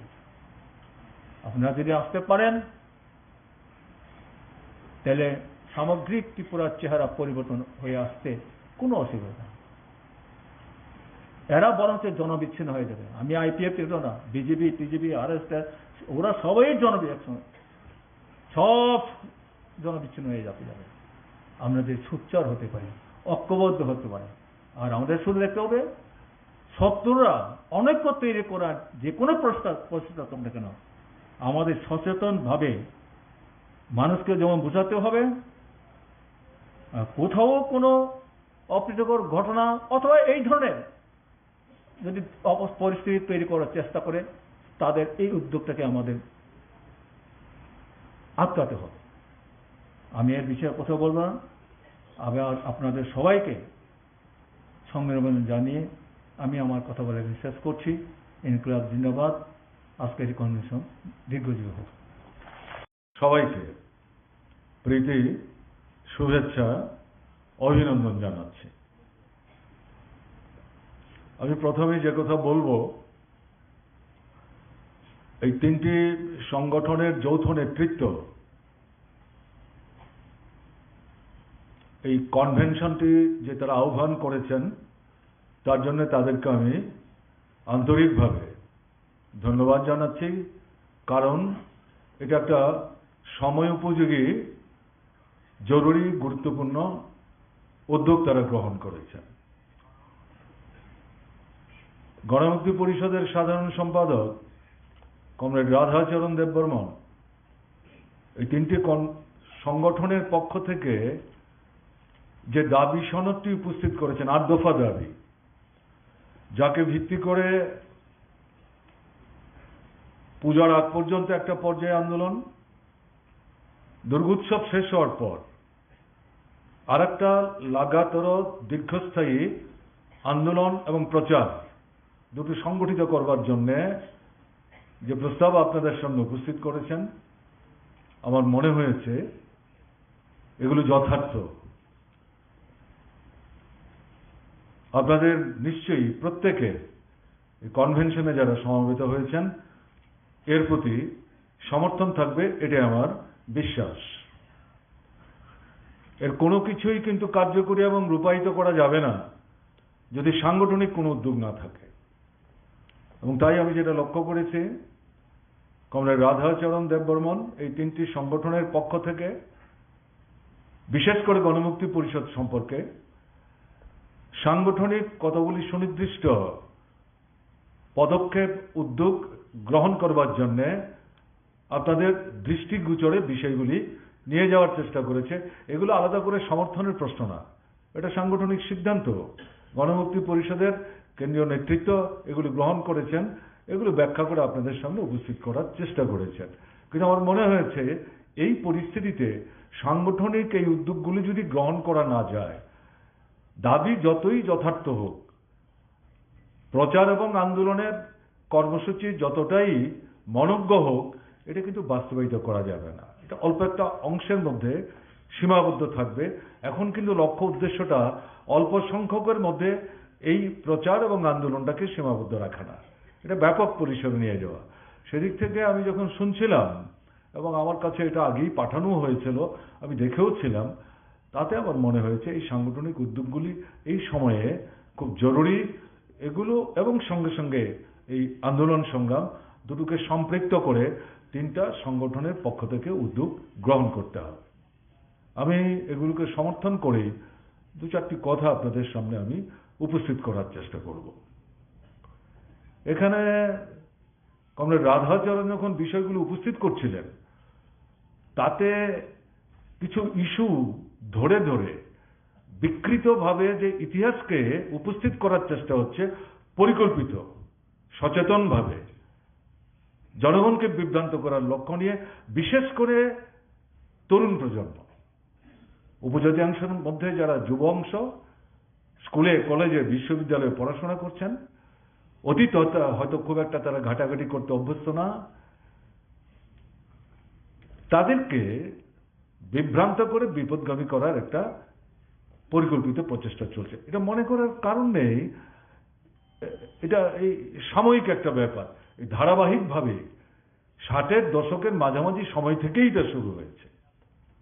তো আমি এই জায়গায় বিস্তৃত পরিসরে না গিয়ে 3-4টি বিষয়, বাকি অনেকগুলি বিষয় ছাত্র যুব নেতৃত্ব যখন এই প্রস্তাবগুলোকে সমর্থন করতে এসছেন তারা ব্যাখ্যা করার চেষ্টা করেছেন, তাতে আমার মানে কাজটা অনেকটা তারা সংকুচিত করতে সাহায্য করেছেন।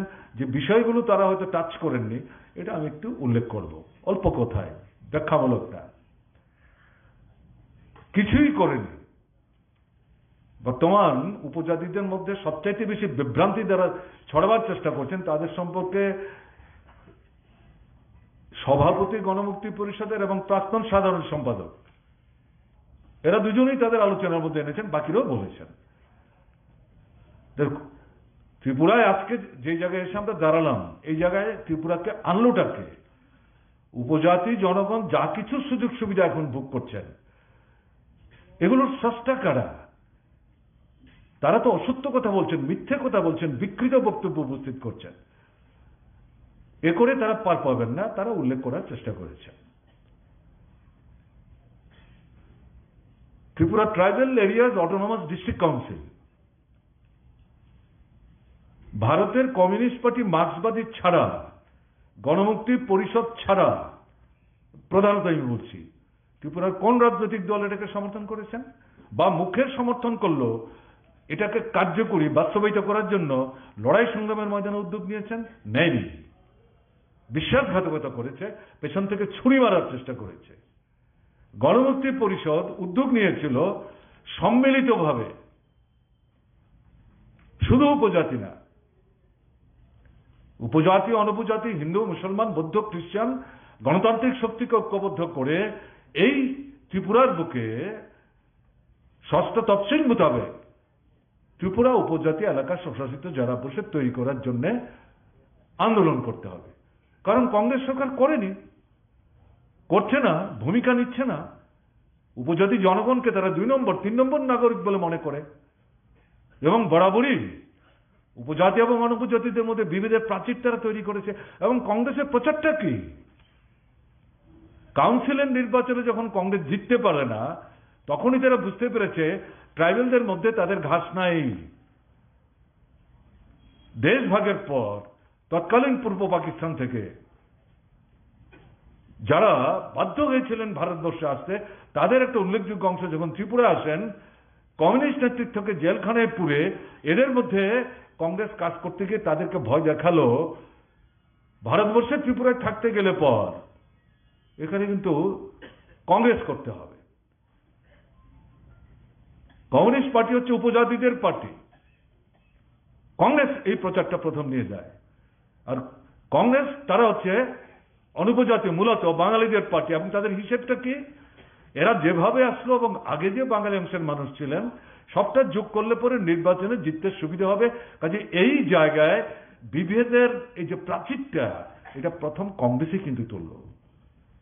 সেখান থেকেই প্রতিনিয়ত উপজাতি জনগণকে কি করে পেছনের দিকে ঠেলে রাখা যায় তার চেষ্টা শুরু হয়েছে, আজও তা চলছে।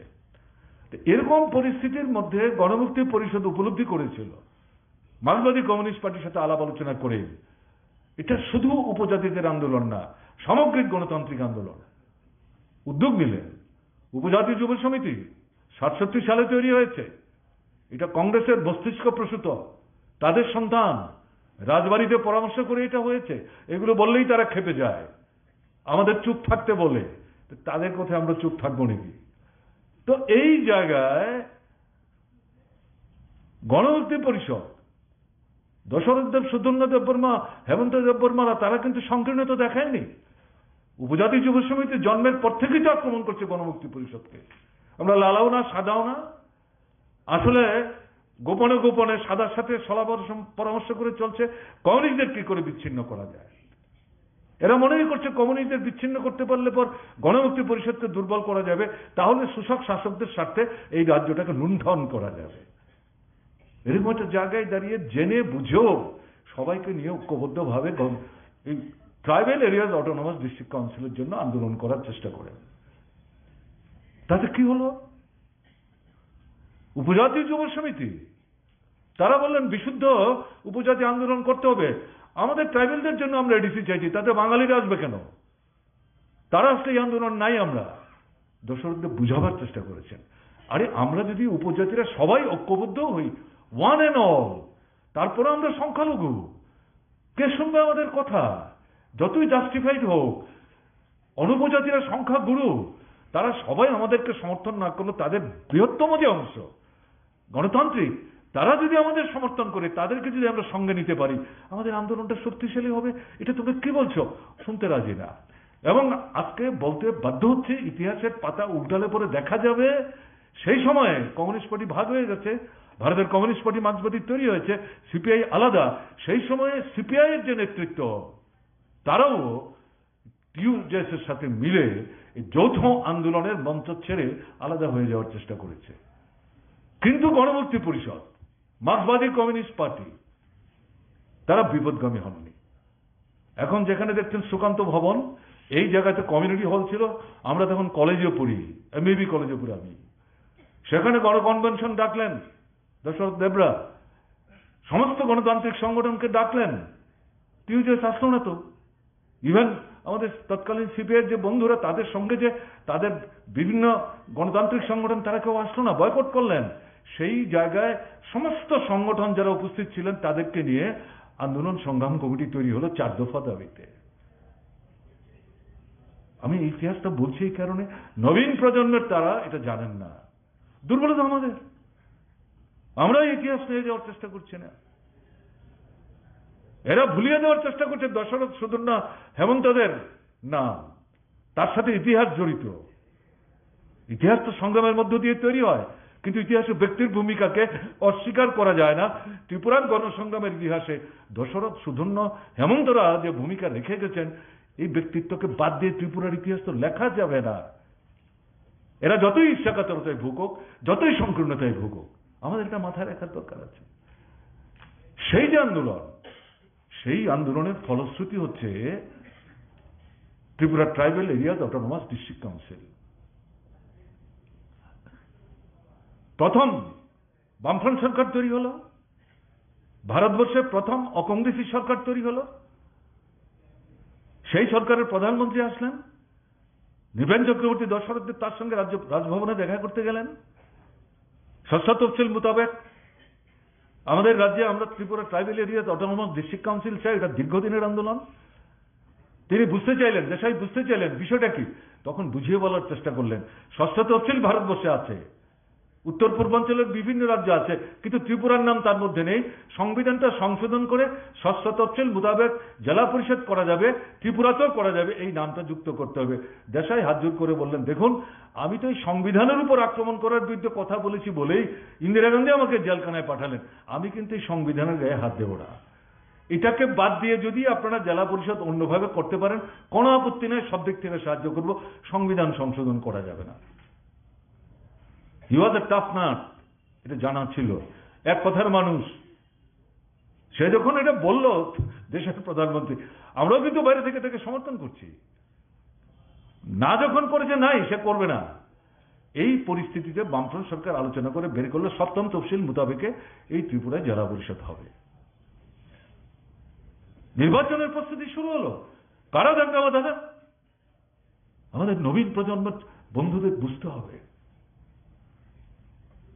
বাজার বন্ধ 7 দিনের জন্য, গ্রামের বাজার বন্ধ। আসল উদ্দেশ্য কি? নির্বাচনটাকে ভণ্ডুল করবার জন্য দাঙ্গা বাঁধাও। কারণ বামফ্রন্ট সরকারের উদ্যোগে সপ্তম তফসিল মোতাবেকে যদি জেলা পরিষদ হয়ে যায়, তাহলে তার বিরুদ্ধে বলবো কি? গণমুক্তি পরিষদের বিরুদ্ধে বলবো কি? এটা আনারস কেনা এবং কাটা নিয়ে লেম্বু ছড়াই গুলমাল। আমার এখনো মনে আছে, সেদিন আমরা ছাত্রদের একটা শিক্ষা শিবির করছিলাম কৈলাস শহরে, সেখান থেকে দাঙ্গা লেগে গেল। কত মানুষ মারা গেলেন, কতজন ট্রাইবেল, কতজন নন ট্রাইবেল, এই হিসেব করবো আমরা? মানুষ তো মানুষ। কতদিন চললো এই দাঙ্গা? কেন বেশি দিন নিয়ে যেতে পারলো না? কারণ বামফ্রন্ট সরকার দাঙ্গাবাজদের পক্ষে না। ওই মণিপুর দেখছেন তো কেন চলছে? একটা সরকার যদি দাঙ্গাবাজদের পক্ষে থাকে তাহলে এই দাঙ্গা চলতেই থাকে, আগুন নিভে না। কিন্তু বামফ্রন্ট সরকার দৃঢ়তা, বলিষ্ঠতা নিয়ে যে ভূমিকা নিয়েছেন, তাতে এই দাঙ্গা বেশি দূর তারা নিয়ে যেতে পারেনি। আমার এখনো মনে আছে, এই নৃপেন চক্রবর্তীর কোয়ার্টারে, তখন তিনি মুখ্যমন্ত্রী, সন্ধ্যার পর বিএসএফ এর অফিসার এসছেন। তিনি এসে তার সাথে কথা বলছেন, তাকে চা মিষ্টি দেয়নি, তার সাথে মুড়ি দিয়েছে। পাশে বসে তার সঙ্গে কথা শুনছিলাম। তিনি বলছিলেন, মিস্টার চক্রবর্তী, আপনার রাজ্যে তো ট্রাইবেল বাঙালির একসাথে বসবে না। তিনি এই দুটো হাত এরকম করে বুকের মধ্যে বগল দাবা করে বলছেন, তুমি ত্রিপুরা চেনো না। Yes, you have come to help us. We are grateful to you. Please help us. After some time, you will be able to see how does the people between tribal and non-tribal can move together. This is the historical background and this will be the history of Tripura. আমার তো এখনো মনে আছে, ওই বাড়িতে তখন ওই আমাদের এই কমরেডটা থাকতেন। তখন কি হলো? 1.5 থেকে 2 মাসের ব্যবধানে এই চিলড্রেন্স পার্কে শান্তির একতিতে সরকারের উদ্যোগে যে মহতি সমাবেশ হলো, এই দাঙ্গার বুক ভেদ করে কারা আসলেন? উপজাতি এবং অনুপজাতি। এবং এ যেন দীর্ঘদিন পর বন্ধুর সাথে বন্ধুর মিলন, আত্মীয়র সাথে আত্মীয়ের মিলন। দূর থেকে দাঁড়িয়ে দাঁড়িয়ে দেখছিলাম।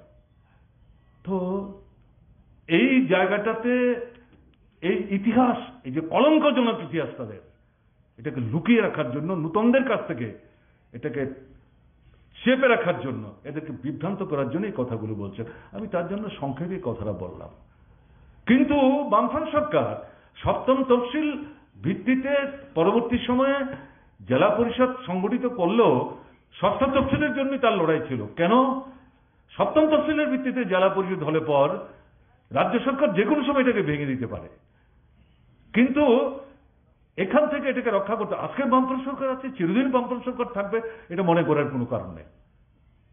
কমিউনিস্ট এই সম্পর্কে সচেতন, বিশেষ করে মার্ক্সবাদী কমিউনিস্ট পার্টি।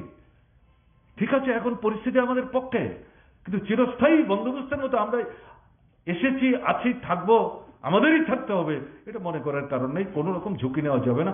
ষষ্ঠ তফসিলের ভিত্তিতে করতে হবে। কেন? ষষ্ঠ তফসিলের ভিত্তিতে করলে পরে এই জেলা পরিষদটার কর্তৃত্বের নিয়ন্ত্রণ শক্তি হবেন রাষ্ট্রপতির প্রতিনিধি হিসাবে রাজ্যপাল। রাজ্য সরকার চাইলে ওটাকে ভাঙতে পারবে না। এই বিধানসভায় বামফ্রন্ট সরকারের পক্ষ থেকে সেদিন শুক্রবার ছিল, প্রাইভেট মেম্বার্স ডে, প্রস্তাব আনা হলো ষষ্ঠ তফসিল মোতাবেক ত্রিপুরায় জেলা পরিষদ তৈরি করবার জন্য ভারতবর্ষের সংবিধান সংশোধন করার লক্ষ্যে ত্রিপুরা বিধানসভা কেন্দ্রীয় সরকারের দৃষ্টি আকর্ষণ করছে। সেই বিধানসভায় 56 জন হচ্ছেন সিপিআইএম এর, আর 4 জন ছিল টিউডিএস এর, কংগ্রেসের একজনও ছিল না। থাকলে কি করতেন আমরা জানি না, কারণ তারা তো জেলা পরিষদ নির্বাচন বললেন হিন্দুস্তান পাকিস্তান হয়ে যাবে, 2 নম্বর হয়ে যাবে জেলা পরিষদ এলাকার মধ্যে নন ট্রাইবেলরা, এরকম কথাবার্তা বলার চেষ্টা করেছে। এগুলো ইতিহাস বলে বলছি। একটু মনে রাখার দরকার আছে। সেই প্রস্তাব শেষ পর্যন্ত ইউনিমাসলি 7 জনই, ইনক্লুডিং আমাদের যিনি স্পিকার ছিলেন তিনিও বলছিলেন, আমিও তো তাকে সমর্থন করি। এই প্রস্তাব পাশ হলো। এটা যখন গেল শ্রীমতী ইন্দিরা গান্ধীর কাছে, তিনি বুঝতে পারলেন আর এটাকে আটকে রাখা ঠিক হবে না। তার কিছু বাস্তব উপলব্ধি ছিল, তার নানা নেতিবাচক দিক ছিল। জরুরি অবস্থা বহু সমালোচনা হয়েছে, সব তো ঠিকই আছে, কিন্তু কিছু বাস্তব উপলব্ধি ছিল। ওই যেটা দেশাই মানতে চাইলেন না, কিন্তু ইন্দিরা গান্ধী যখন এই বিধানসভায় ইউনিমাস 60-এর মধ্যে 7 জন, কোনো ডিসেন্ডিং ভয়েস নাই, এই প্রস্তাব পাওয়ার পর সিদ্ধান্ত করলেন সংবিধান সব সুন্দর করে আনতে হবে, আনলেন। কারা লড়াইটা করলো? আজকে যারা বলছেন কিছু হয়নি, কি করে বলতে পারেনি? এই বিকৃত বক্তব্য, মিথ্যা বক্তব্য, অসত্য বক্তব্য। এর জন্য কথাটা আমি তুললাম, কারণ 75 বছরে কিছু হয়নি। হয়নি তো অনেক কিছু, এটা তো ঠিকই, কিন্তু যা হয়েছে, আমি শুধু ত্রিপুরার কথাই যদি বলি, উপজাতি জনগণের স্বার্থে কাদের সময় হয়েছে, কারা করেছেন, কমরেড রঘুর সেটা উল্লেখ করার চেষ্টা করেছেন, ব্যাখ্যায় জানতে।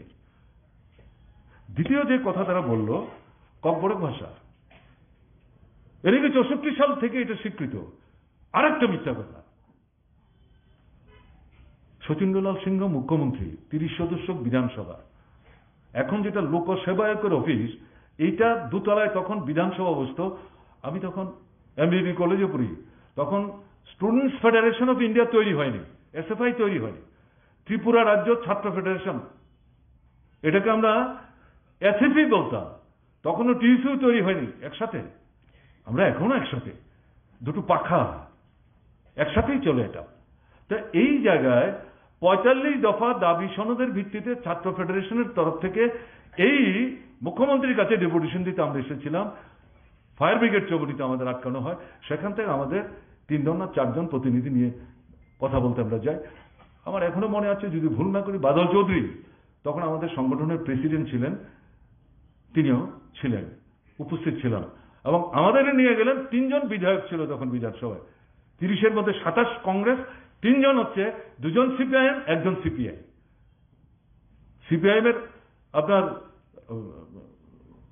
অভিরাম দেব বর্মা, বিদ্যা দেব বর্মা, আর সিপিআই অঘুর দেব বর্মা। ওই যার কথা বলেছিলাম যে সিপিআই বেরিয়ে গেল, অঘুর বাবুর নেতৃত্বেই তারা বেরিয়ে গেছিল, থাকেনি আন্দোলনে। আমি তাকে অশ্রদ্ধা করি না, শ্রদ্ধা করি, তার ভূমিকা অস্বীকার করা যাবে না, ইতিহাসে তার কন্ট্রিবিউশন আছে, কিন্তু ভুল তো ভুল, এ তো বলতে হবে।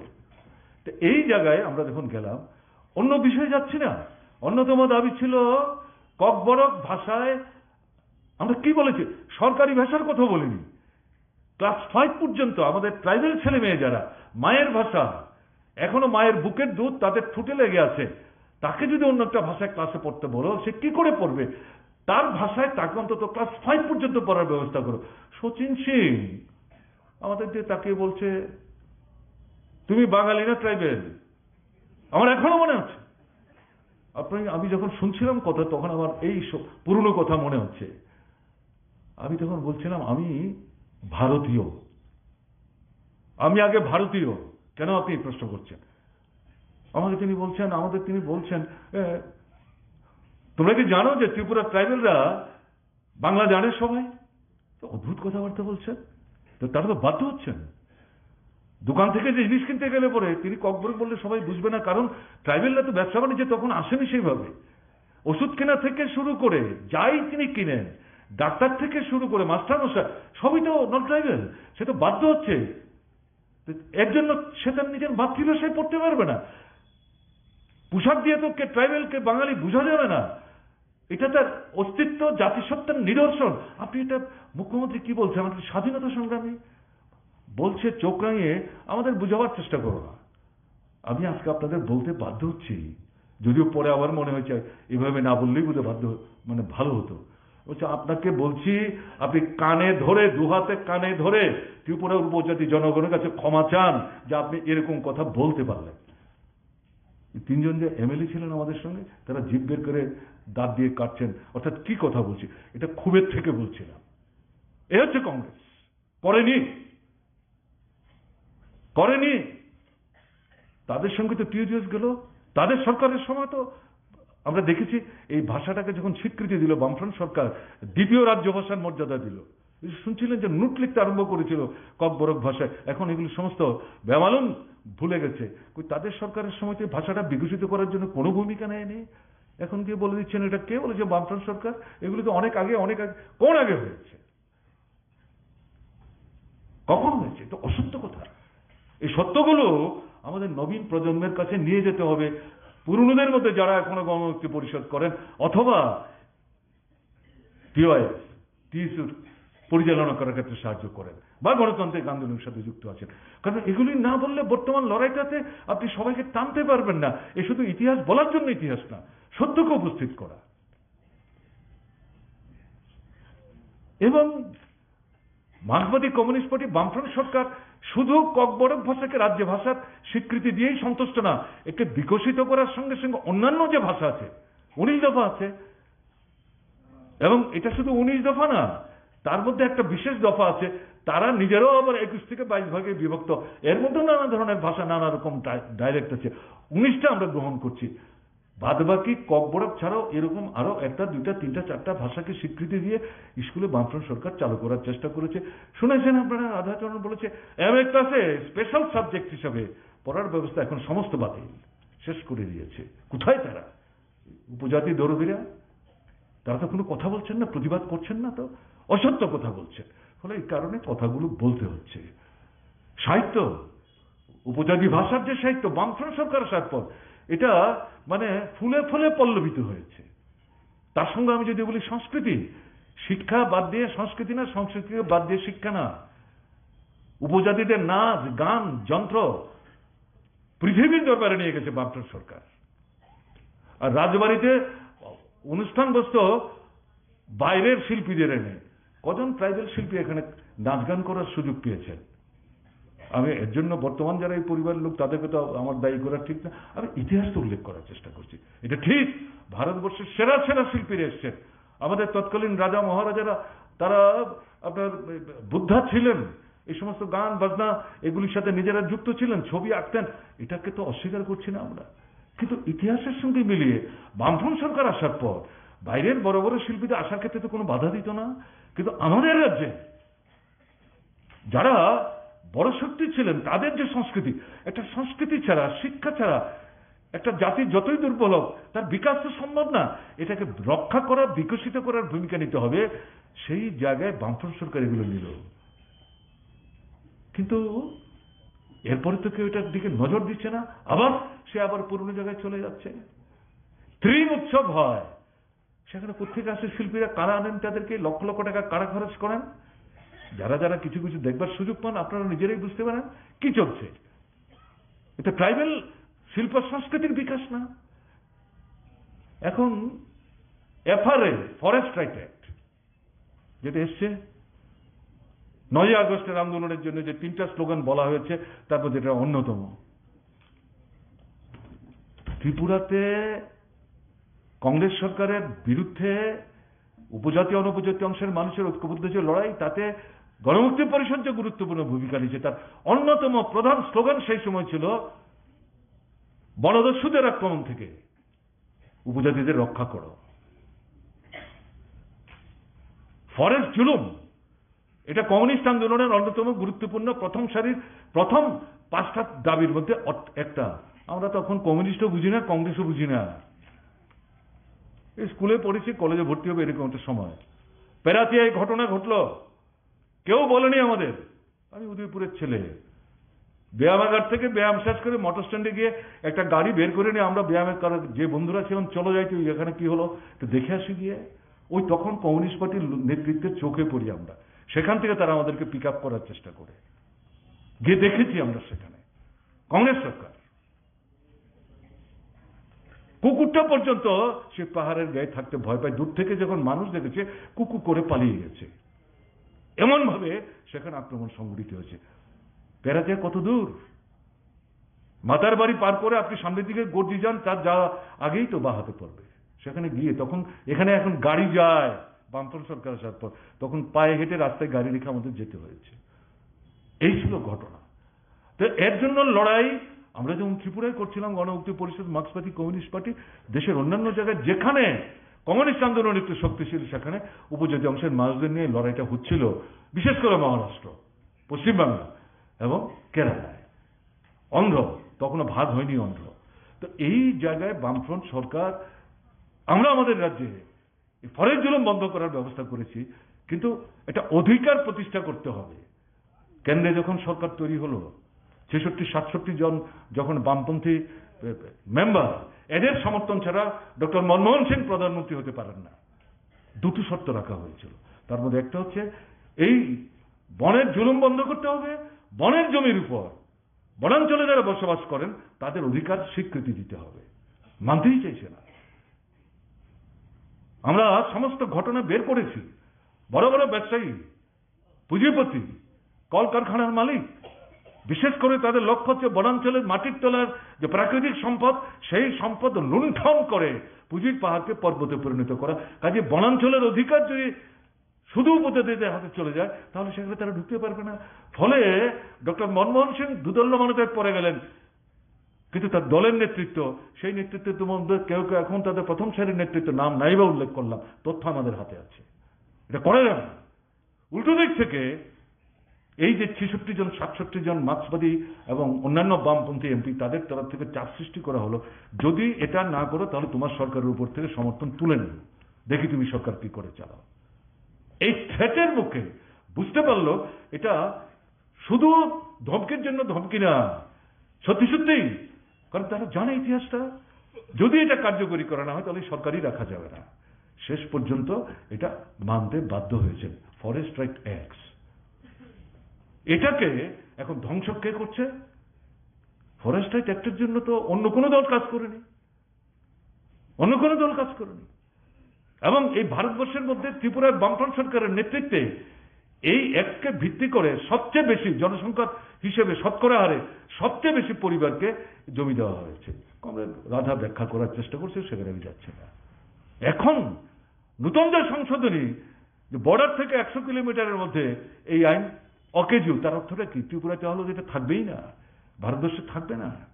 ওই যে বামফ্রন্ট সরকার যখন চাপ দিয়ে বাধ্য করেছিল, অনিচ্ছা সত্ত্বেও তাদের হাত থেকে দাবি আদায় করেছিল, তখন যারা এটা বাধা দেওয়ার চেষ্টা করেছে গোপনে গোপনে পারেনি, তারাই এখন এই নতুন যে সরকারটা তাকে পেছন থেকে নিয়ন্ত্রণ করছে, তারাই বাধ্য করেছে ওই আইন পাল্টাও, এটাকে ধ্বংস করো, না হলে ওখানে ঢুকতে পারছে না, লুট করতে পারছে না। মূল লক্ষ্য পাহাড়ের তলায় লুক্কায়িত প্রাকৃতিক সম্পদ, ওটা হচ্ছে তাদের মূল লক্ষ্য। সর্বনাশ হয়ে যাবে। কেউ বলছে কিছু? কারা বলছেন? বামপন্থীরাই বলছে, মার্ক্সবাদী কমিউনিস্ট পার্টি বলছে, গণমুক্তি পরিষদই বলছে। আর এখন জাতীয় স্তরে আমাদের যে একটা উপজাতি অংশের জনগণকে নিয়ে একটা মঞ্চ তৈরি হয়েছে, যার সাধারণ সম্পাদক আমাদের কমরেড জিতেন চৌধুরী, তাদের তরফ থেকে প্রতিবাদ করে, যে সরকারের দৃষ্টি আকর্ষণ করে সুনির্দিষ্টভাবে এই আইনটা কোথায় কোথায় তার ত্রুটি আছে, এটা করলে কি করে সর্বনাশ হয়ে যাবে, বলে এটাকে বন্ধ করো, বাতিল করো। এটা করা যায় না। এটা পরিবেশ পরিমণ্ডল, প্রাকৃতিক পরিবেশ পরিমণ্ডল, এটা এমনি নষ্ট হয়ে যাচ্ছে। এটা যেমন আক্রান্ত হবে, সঙ্গে সঙ্গে উপজাতি অংশের মানুষ শত শত বছরের বঞ্চনার পর, বহু চেষ্টার পর যখন এই দাবিটা আদায় করলো, এটা তোমরা এক কলমের খোঁচায় বাতিল করে দিচ্ছ। আর কে বলছে বলুন তো? শুনেছেন আমাদের ত্রিপুরা রাজ্যে যারা উপজাতিদের মধ্যে কেঁদে কুদে বুক ভাসাচ্ছেন কুমিরের কান্নার মতো, তারা এটার বিরুদ্ধে তেমন কোনো কথাবার্তা বলছে? বুঝতে হবে এটা রেগা। এখানে যে 8 দফা দাবি, প্রথম যে দাবি, সঠিকভাবে এই দাবিটা সামনে এনেছে। কাজ নাই, খাদ্য নাই, রোজগার নাই, অনাহার, অর্ধাহার, সন্তান বিক্রি, রাজ্যান্তরিত হওয়া, সেখানে কাজ করতে গিয়ে মারা যাচ্ছে। মৃত পুত্রকে মা নিজের বাড়িতে ফিরিয়ে আনতে পারছে না, রাস্তাঘাট ভেঙে চলছে। আমি সেগুলিতে যাচ্ছি না। এই রাগা, এটাও এই যে ফরেস্ট রাইট অ্যাক্টের মতোই এই 66 জন এমপি বিরোধী দলের বামপন্থীরা চাপ সৃষ্টি করেছে। ন্যূনতম যে কর্মসূচি সহমতের ভিত্তিতে তৈরি করে সরকার তৈরি হয়েছে, তার মধ্যে একটা প্রভিশন ছিল গ্রামের এবং শহরের যারা গরিব মানুষ, শ্রমজীবী মানুষ, তাদের প্রাত্যহিক একটা নিশ্চিত আয়ের ব্যবস্থা করতে হবে। স্বীকার করলো, কিন্তু কার্যকরী করছে না। সেই জায়গায় চাপ সৃষ্টি করেছে। এটা নিয়ে দুমনা হচ্ছে। তখন আবার বলছে যদি এটা না করো তাহলে তো সমর্থন করা যাবে না। কিসের ভিত্তিতে তোমাকে সমর্থন করব? সমর্থন করলেন, আইনটা আনলেন, ভারতবর্ষের প্রত্যেক রাজ্যের একটা করে জেলা। আমাদের ত্রিপুরায় তখন এই ধলাই জেলা, বাকিগুলি আসেনি। চাপের পর সারা ভারতবর্ষে 1-1.5 বছরের ব্যবধানে সব গ্রামের জেলাগুলি গেল। নগরের যে গরিব মানুষ তাদেরকে এর মধ্যে তারা ঢুকালো না। কে করলো এই লড়াইটা? এটা বাতিল করার জন্য এই সরকার 14 সালের পর এই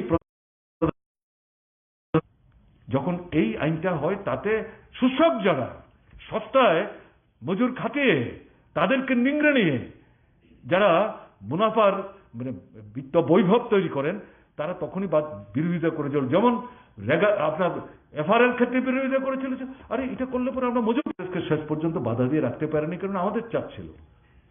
এরা আসার পর এদের দিয়ে এই কাজটা শুরু করে। প্রথম লহমায় তখন আমাদের সরকার ছিল, দিল্লিতে পার্লামেন্টের সামনে অবস্থান হয়, সেই অবস্থানে কিন্তু ত্রিপুরা থেকে আমরাও গিয়েছিলাম। একজন মুখ্যমন্ত্রী অংশগ্রহণ করেছিলেন, সে ত্রিপুরার তৎকালীন বামফ্রন্ট সরকারের মুখ্যমন্ত্রী।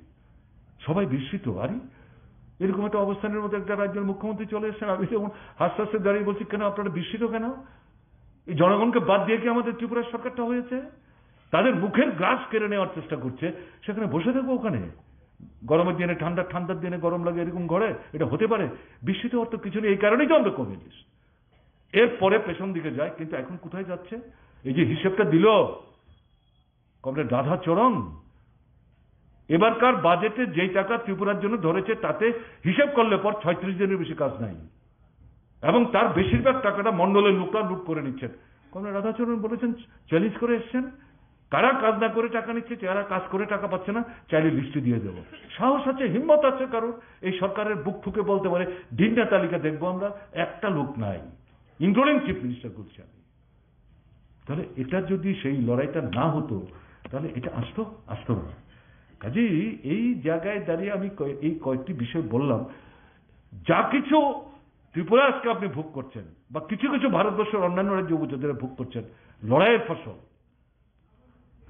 এটা মাথায় রেখে আমি যে কারণে কথাটা বলতে চাইছি, ডিফেন্সিভ অ্যাটিটিউড নেবেন না, আত্মপক্ষ সমর্থনের ভাবনা না, দয়ার দান না।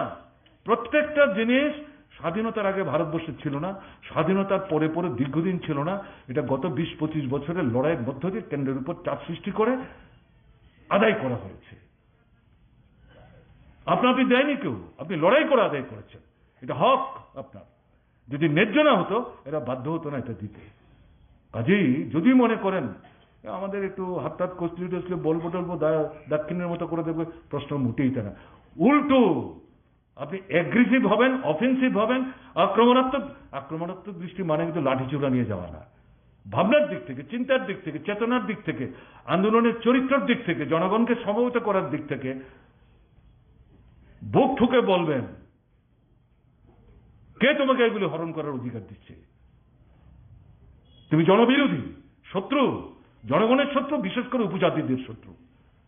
কোনো মতে এটা আমরা হরণ করতে দেব না। আর যদি মনে করো আজকে সংখ্যার জোরে হরণ করবে, তোমার অস্তিত্ব বিপন্ন, কতদিন টিকে থাকবে? মানুষই তোমাদের ছুড়ে ফেলে দেবে। এটাই ইতিহাস।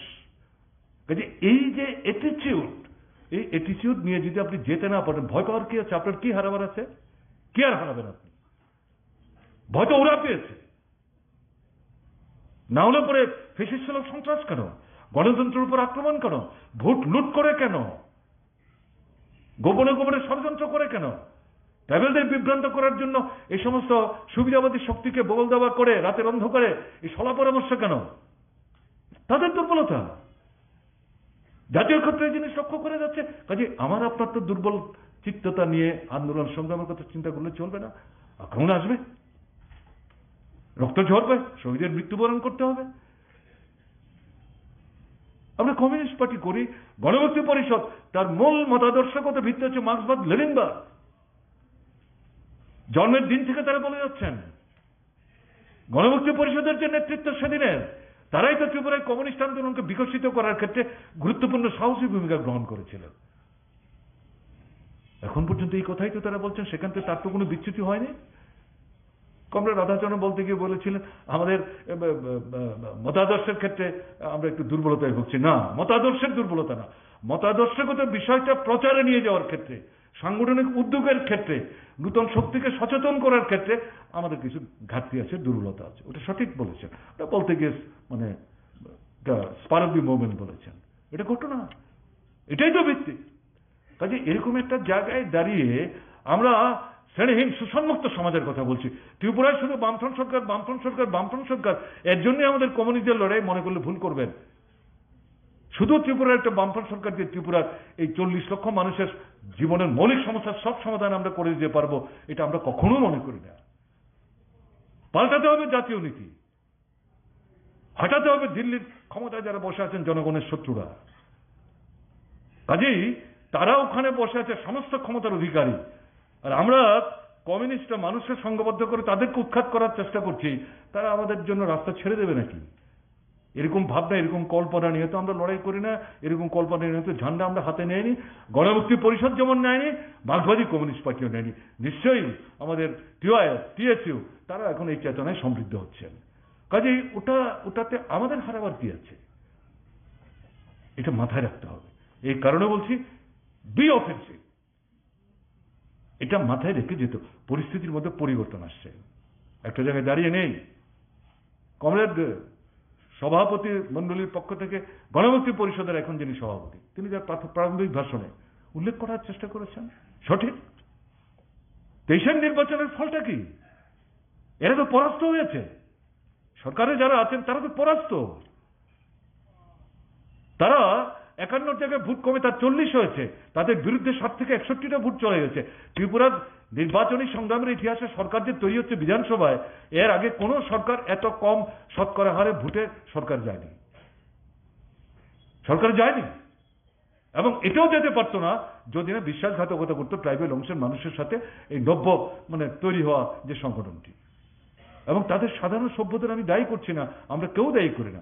তাদের নেতৃত্ব তাদেরকে পরিচালিত করেছে। তারা এখন বুঝতে পারছেন, কপালে হাত দিচ্ছেন, কি সর্বনাশ হয়ে গেল। কি বলে ভোট নিল, এখন কাদেরকে সাহায্য করলো? বিজেপি, আরএসএস, বিশ্ব হিন্দু পরিষদ, তাদের সর্বভারতীয় নেতৃত্ব প্রধানমন্ত্রী থেকে এখন যারা ক্ষমতায় আছেন, তারা সবাই বুঝতে পারছেন এটা জয় না, এটা জয় না।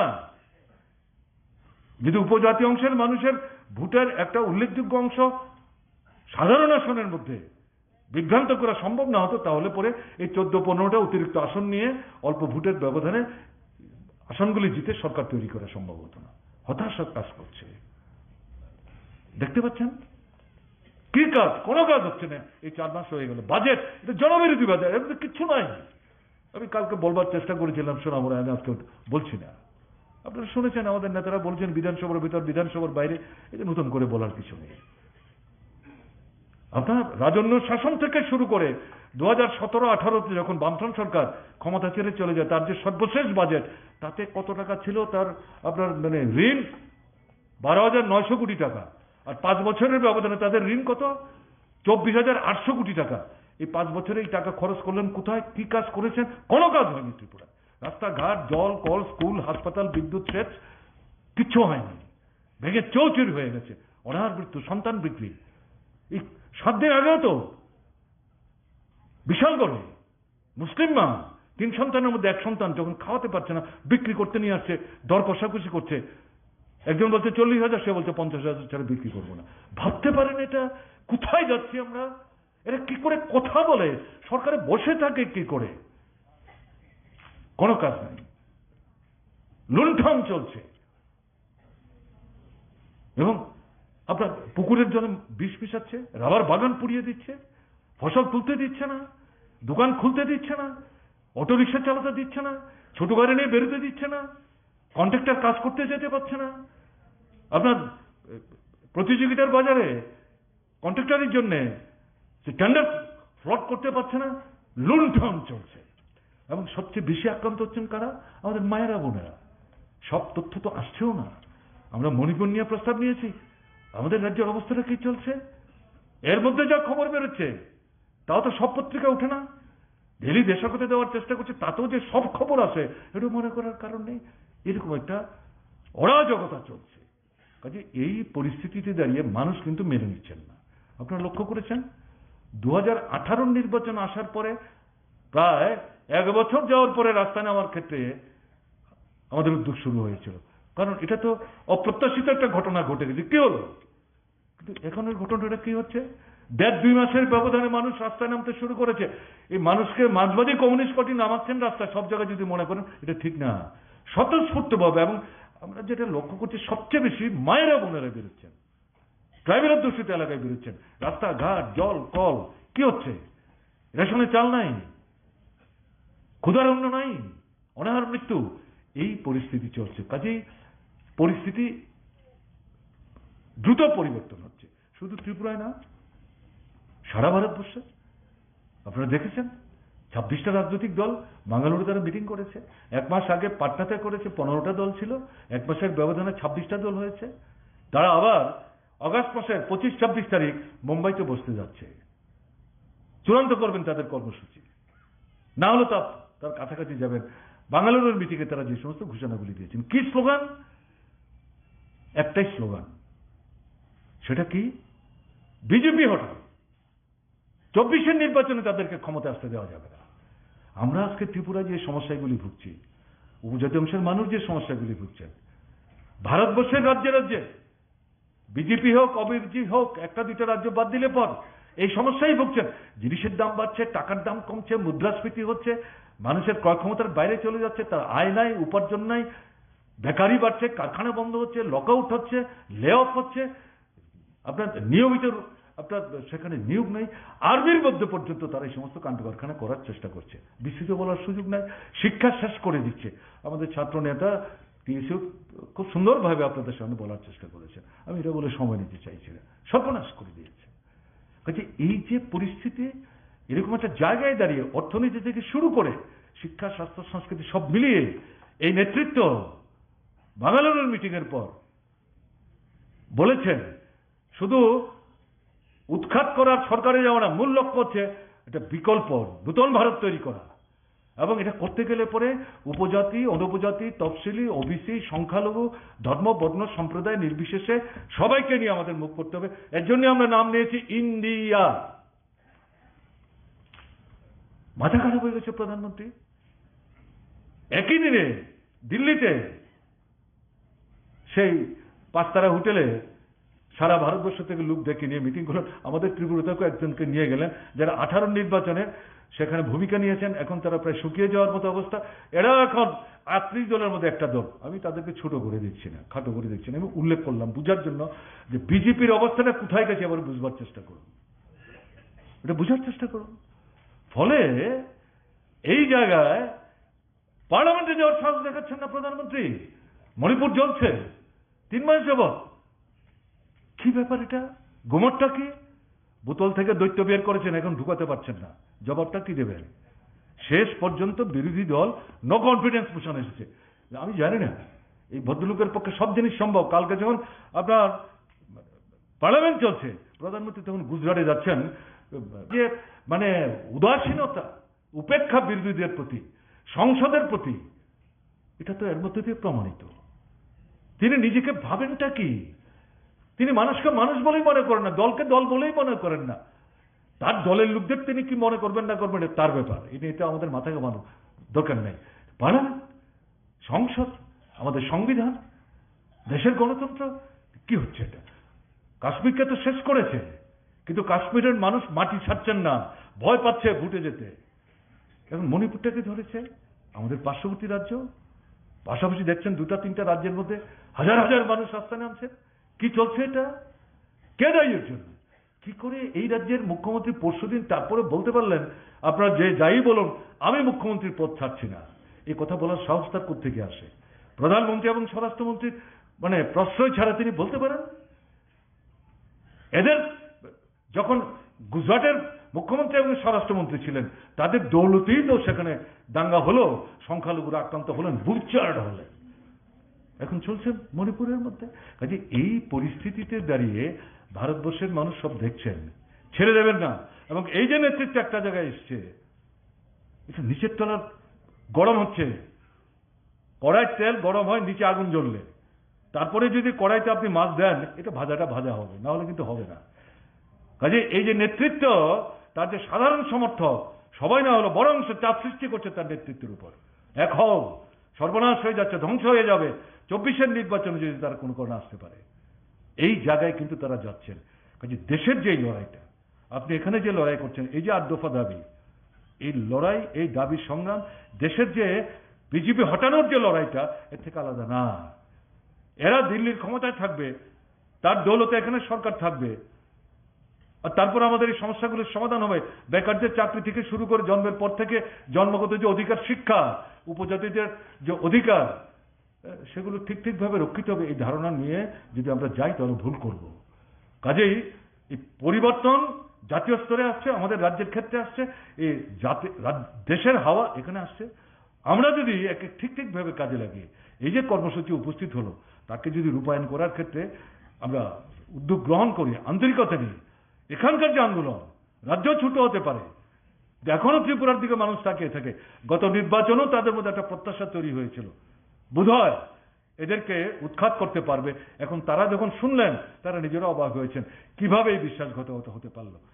এখনো তারা ত্রিপুরার দিকে কিন্তু নজর রাখেন। তাই আপনাদের কাছে আমি আবেদন করব, ত্রিপুরার গণতান্ত্রিক আন্দোলনের অন্যতম শক্তিশালী যে অংশ, মেরুদণ্ড আমি বলবো, উপজাতি জনগণ, তার যে আন্দোলন, সেই আন্দোলনের আপনারা হচ্ছেন নেতৃত্ব। সেই জায়গায় এই নেতৃত্বে সামনের দিনের এই যে কর্মসূচিগুলি রূপায়ণ করার ক্ষেত্রে ঝাঁপিয়ে পড়ুন। এটা ত্রিপুরাকে যেমন নতুন করে উদ্দীপিত করার ক্ষেত্রে ভূমিকা নেবে। এরা যারা ভীত সন্ত্রস্ত, অধিকার হরণ করে আপনাকে গৃহবন্দী করে রাখার চেষ্টা করছে, তাদেরকে আপনি কুণ্ঠাসা করতে পারবেন। সারা দেশে যে লড়াইটা, এই লড়াইটাকে উদ্দীপিত করার ক্ষেত্রে আপনার এই ভূমিকা নেবে। কাজে এই ভাবনা নিয়ে আপনারা এগিয়ে যাবেন, এই বিশ্বাস নিয়ে আপনাদেরকে অভিনন্দন জানিয়ে এই কনভেনশনের আয়োজনের জন্য উত্তর জাতের আরেকবার আমি ধন্যবাদ জানিয়ে, আমাকে কথা বলার জন্য আপনারা ডেকেছেন, কথা বলার সুযোগ দিলেন, আমি বললাম, আপনারা শুনলেন, তাতে আমি অনুপ্রাণিত বোধ করছি। আপনাদের অভিনন্দন জানিয়ে আমি আমার কথা বলা শেষ করছি। ভালো থাকবেন, নমস্কার নেবেন।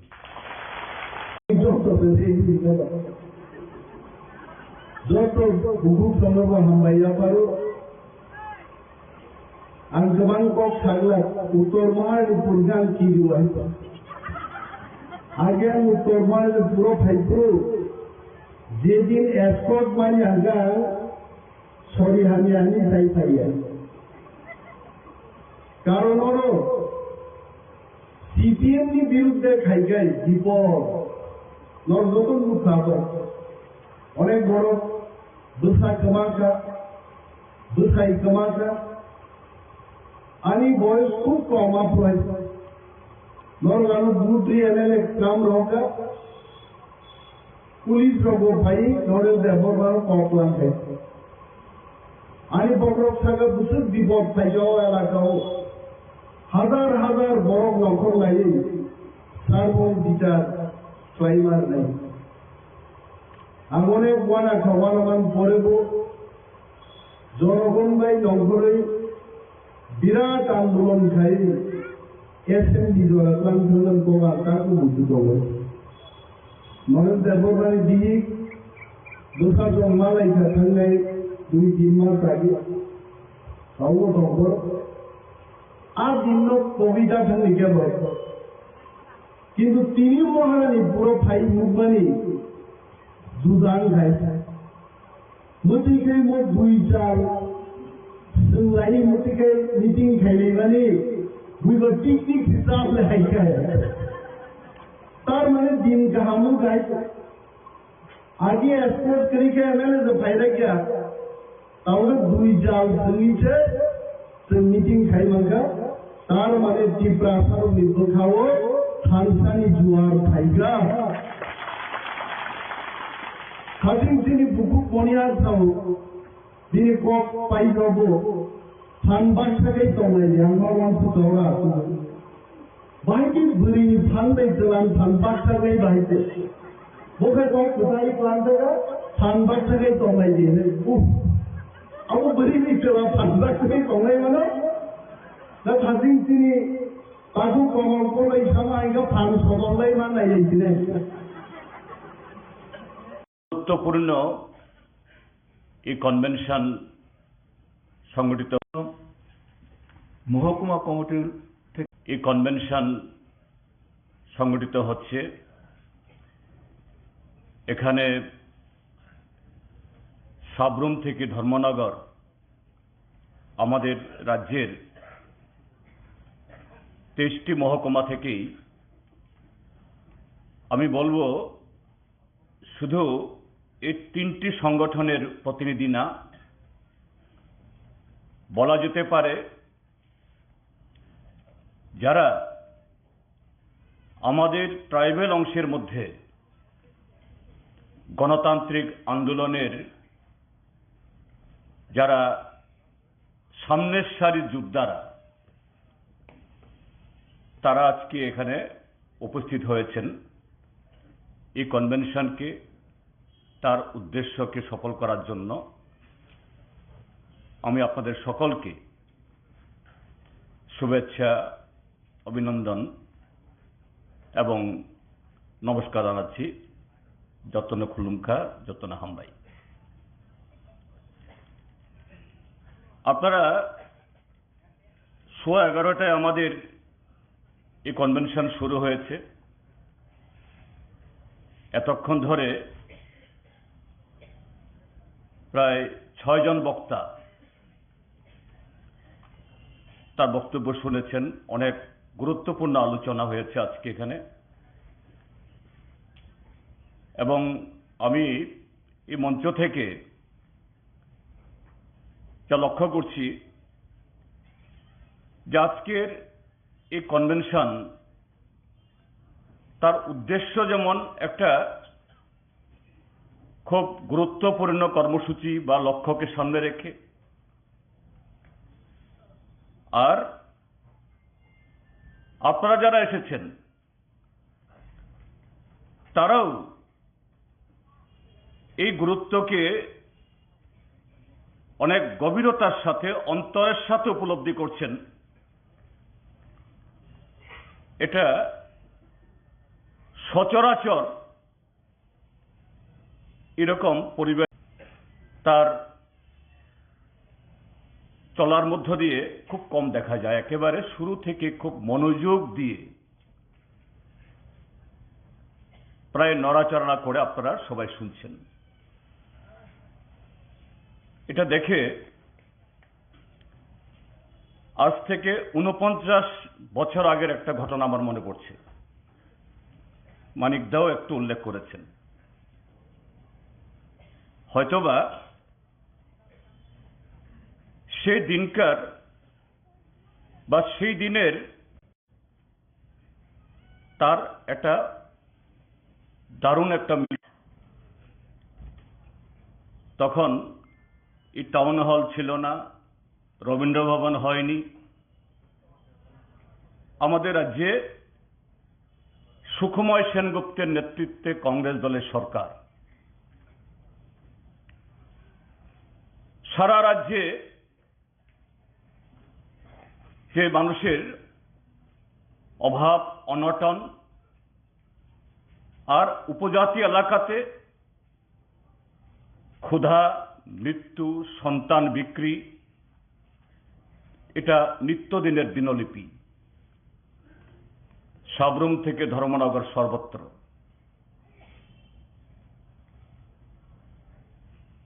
আগরতলা শহরে তখন লোক সংখ্যা নিশ্চয়ই আজকের সমান না, কম, কিন্তু তার মধ্যেও আমাদের ট্রাইবেল অংশের লোকজনের সংখ্যা আরো কম, চোখেই দেখা যায় না। আমি ছাত্র, উমাকান্ত একাডেমির ক্লাস 11-এর ছাত্র, বয়স মাত্র 16 বছর। কিন্তু সেই সময়েতে এই রাজ্যের মধ্যে উত্তাল যে রাজনৈতিক আন্দোলন, তার তাপ ছাত্র হলেও আমরা উপলব্ধি করতে পারছি। দশরথ দেব, বিদ্যা দেববর্মা, তাদের নেতৃত্বে, গণমুক্তি পরিষদের নেতৃত্বে, ষষ্ঠ তফসিলের দাবিতে ট্রাইবেল এলাকাতে অনাহার, মৃত্যু, লেভির জুলুম, ফরেস্টের জুলুম, খাজনার জুলুম বন্ধ করার দাবিতে সর্বত্র কংগ্রেস সরকারের দমন পীড়নকে উপেক্ষা করে আন্দোলন চলছে। সাথে ষষ্ঠ তফসিল মোতাবেক এডিসি গঠন করতে হবে, বেআইনি হস্তান্তরিত জমি ফেরত দিতে হবে, ককবরক ভাষাকে স্বীকৃতি দিতে হবে। একই সময়েতে ট্রাইবেলদের মধ্যেও তৎকালীন সময়কার লেখাপড়া জানা ট্রাইবেল যুবক তো খুব হাতেও না, তার মধ্যে থেকেই কংগ্রেস দল বাছাই করে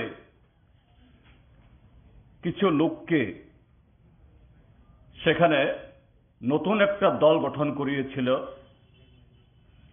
দশরথ দেব, যাদেরকে নাম দিয়েছিলেন শিকারী মোরক, ত্রিপুরা উপজাতি যুব সমিতি। শ্যামাচরণ, নগেন্দ্র, দ্রাও, বিজয় রাঙ্খল, হরিনাথ দেববর্মা, তারাও স্লোগান তুলছেন ষষ্ঠ তফসিল দিতে হবে এবং আমরাই বিশুদ্ধ পাহাড়িয়ার দল, কোসাব বসিনিয়া, কুফুর বসিনিয়া, আমরাই একমাত্র ট্রাইবেলদের এই অধিকার আদায় আমরা করতে পারি। এরকম একটা সময়েতে 1974-এর মাঝামাঝিতে সুখময় সেনগুপ্তের সরকার একে তো তাদের নীতির কারণে অনাহারে মৃত্যু, সন্তান বিক্রি আর মহাজনদের হাতে ট্রাইবেলদের জমি হস্তান্তরিত হতে পারে না, তা সত্ত্বেও সেখানে দ্রোণকে দ্রোণ জমি চলে যাচ্ছে। মহাজনদের শোষণ রাজ্যের সর্বত্র একটা বিভীষিকা, হাহাকার তৈরি করেছে। এমন সময়েতে এই মরার উপরে আরো খাড়ার গা সুখময় সেনগুপ্তের সরকার অর্ডিন্যান্স ঘোষণা করল যে বেআইনি হস্তান্তরিত জমি, অর্থাৎ ট্রাইবেলদের জমি নন ট্রাইবেলদের হাতে হস্তান্তরিত হবে না, এটা যে বেআইনি, এই আইনটাই বাতিল, একটা অর্ডিন্যান্স জারি করে দিল। সেই সময়েতে কমরেড দশরথ দেবরা, গণমুক্তি পরিষদের নেতৃত্ব, টিউজেসের নেতৃত্বকে বোঝানোর চেষ্টা করলেন যে তোমরা বিশুদ্ধ পাহাড়িয়ার আন্দোলন, একলা চলোর আন্দোলন, গণমুক্তি পরিষদকে বিরোধিতা করা এবং কংগ্রেস সরকারের বিরুদ্ধে আন্দোলনকে দুর্বল করার যে চেষ্টা, এটা যত করবে শাসক দল তত বেশি আরো আক্রমণ নামিয়ে আসবে। সর্বশেষ এই মরার উপর খাড়ার গা হলো এই ট্রাইবেল রিজার্ভ, এটাকে ভেঙে দেওয়া।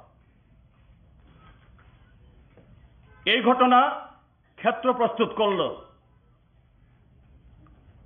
সেপ্টেম্বরের এই চিলড্রেন্স পার্কের কমিউনিটি হলের, যেটাকে বলা হয় যৌথ কনভেনশন। আমি ছাত্র, উমাকান্ত হোস্টেলের ছাত্র। সকালবেলা খবর পেলাম যে দশরথ দেব, বিদ্যা দেববর্মা, সুধন্য দেববর্মা, এদেরকে শ্যামাচরণ, ত্রিপুরা, নগেন্দ্র জমাতিয়ারা সব, তারা নাকি ট্রাইবেলদের জন্য কিছু করতে চায় না, শুধু শুধু এই সমস্ত আন্দোলন করে। কিন্তু এরা সবাই একসাথে এই কমিউনিটি হলে এসেছে, আমাদের মধ্যে উৎসুক তৈরি করলো। আর কি ব্যাপার, একই কনভেনশনে, একই জায়গাতে দশরথ দেব, সুদন্য দেববর্মা, এদিকে সমাচরণ, বিজয় রাঙ্কল, নগেন্দ্র জমাতি, ব্যাপারটা কি?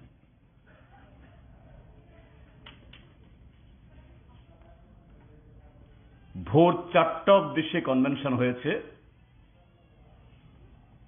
আমি সেই কনভেনশনের সাক্ষী।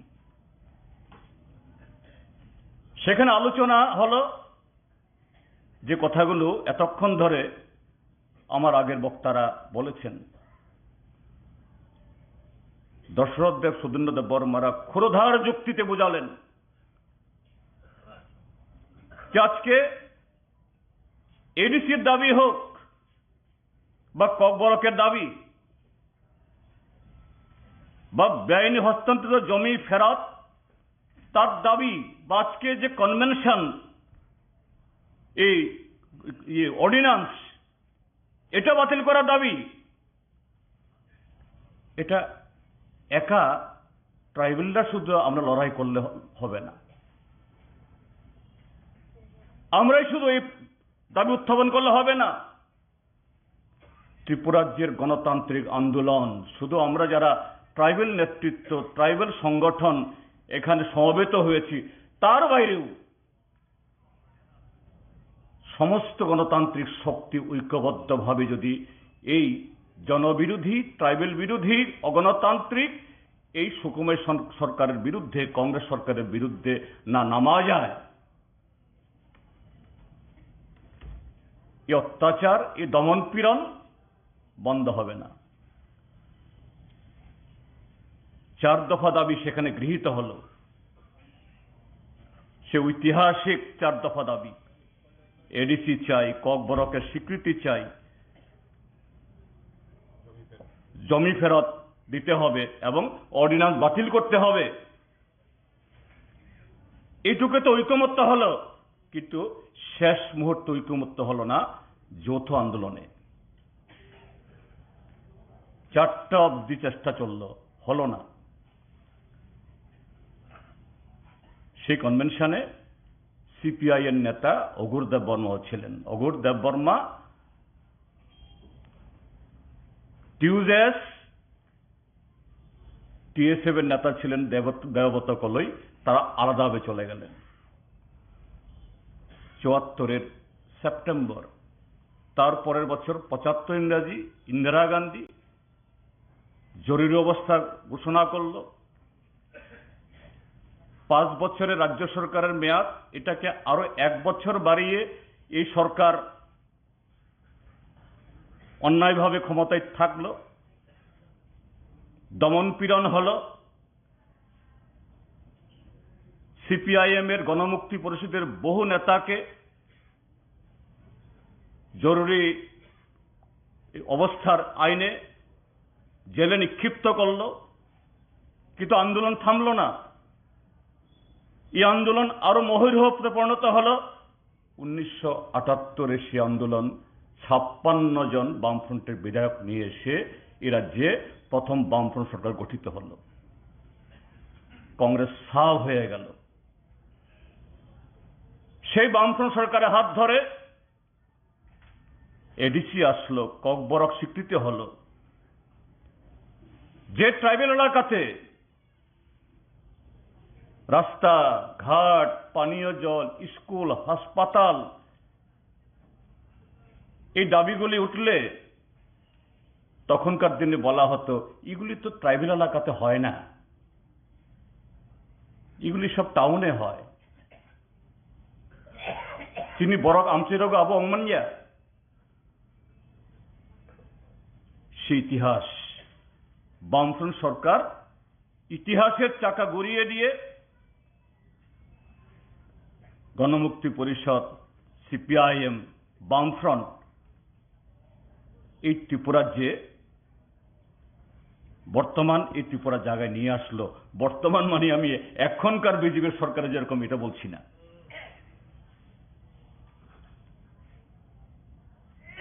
সেই কারণেই বলা হয় সেই 74-এর এই গণ কনভেনশন বা যৌথ কনভেনশনকে ঐতিহাসিক কনভেনশন।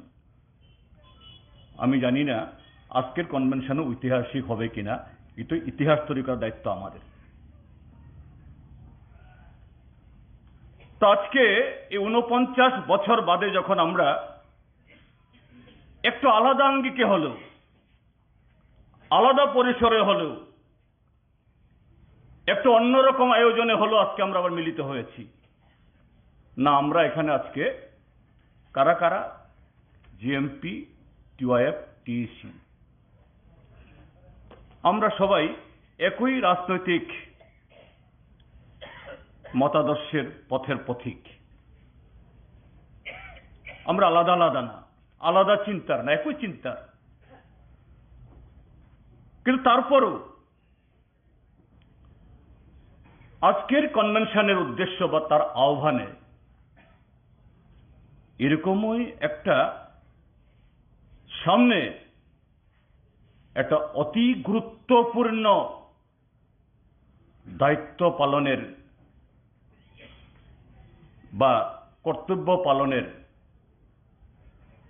সে আহ্বান ত্রিপুরার যে জনগণের তরফ থেকে, গণতান্ত্রিক আন্দোলনের তরফ থেকে আমাদের উপর বর্তেছে।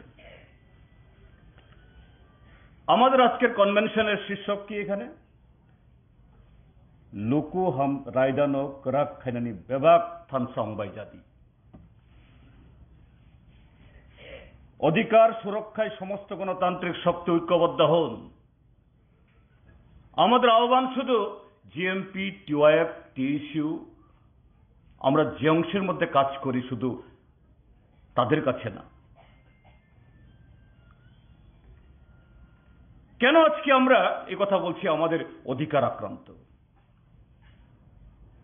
এখানে দাবি সনদ ব্যাখ্যা করতে গিয়ে কমরেড রাধাচরণ দেববর্মা সুন্দরভাবে এখানে ব্যাখ্যা করেছেন, তুলেছেন। বন অধিকার আইন দীর্ঘ লড়াইয়ের ফসল, দীর্ঘ সংগ্রামের ফসল।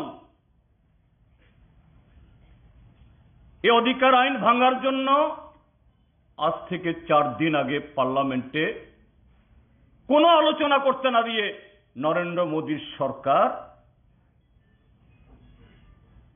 এই বিল পাস করে নিয়েছে। আগামী দিন বন অধিকার আইন, এটা ট্রাইবাল অ্যাফেয়ার্স মিনিস্ট্রির অধীনে। ওই আইন বা ওই অ্যাক্টটাকে সেরকম ভাবে হাত দেওয়া হয়নি, কিন্তু অন্যভাবে পরিবেশ এবং বন মন্ত্রককে দিয়ে তার যে সংরক্ষণ, বন সংরক্ষণ আইনে সংশোধনী নিয়ে এসে বন অধিকার আইনকে চারিদিক থেকে ঘিরে তার হাত পা ভেঙে চুরমার করে এটাকে পঙ্গু করে আগামী দিন যাতে একজন ট্রাইবেলও নতুন করে এই আইনের মাধ্যমে কোনো অধিকার না পায়। এবং যারা আজকে ভোগ করছে তারা বহু কষ্ট করে রাবার বাগান গড়ে তুলেছে, নারিকেলের বাগান গড়ে তুলেছে, সুপারি বাগান গড়ে তুলেছে, পুকুর করেছে, ক্ষেত করেছে, সব তুলে নিয়ে যাবে। আরেক দিক থেকে এই জমি যার মাটির তলাতে শুধু উপরে না, অফুরন্ত সম্পদ, এটা ভারতবর্ষের বড় বড় কর্পোরেটে তুলে দেবে। মণিপুরে যে আজকে ঘটনা, তার পেছনে উপরে একটা দেখছি আমরা, কিন্তু সুগভীর ভাবে মণিপুরে বিজেপির সেই লক্ষ্য সাধন করার জন্যই মণিপুরে আজকে সে দাঙ্গা। মণিপুরের কুকি, হালাম, ঝু কমিউনিটির বা নাগা ট্রাইবেলরা কোথায় আছেন? পাহাড়ে। এই পাহাড় হলো বনভূমি। সেই পাহাড়ে তাদের হাজার হাজার বছর ধরে বসবাস। ত্রিপুরাজ্যের মতো সেখানেও এই জমিগুলো ফরেস্ট অধীনে। ওইখানে তো সেখানকার যারা সংখ্যাগরিষ্ঠ, সব মইতেই খারাপ না, সব মইতেই একেবারে শোষক কখনো হয় না, কোথাও হয় না। কিন্তু সেখানকার যে কায়েমি স্বার্থ, তাদের লক্ষ্য মণিপুরের এই বা মৈরাং বা ওই মোরে এই সমস্ত জায়গার জমি দখল করার জন্য। কাজে চক্রান্ত মেইটের দিকেও এসটি করে দাও, আর এইভাবে একটা ঝগড়া বাঁধিয়ে দিয়ে টাটা, বিড়লা, আম্বানি, আদানি এদের জন্য এই মণিপুরকে লুট করার সুযোগ করে দাও, আর এতে নিরীহ মানুষ আজকে মারা যাচ্ছে। আমাদের অধিকার ক্ষুণ্ণ করার জন্য এই সরকার নতুন আর একটা চাল আনছে, ইউনিফর্ম সিভিল কোড, অভিন্ন দেওয়ানি বিধি, এগুলো নিয়ে এখনো চর্চা হয়নি। এই যে আজ থেকে বছর দুয়েক আগে, করোনা আসার আগে, যখন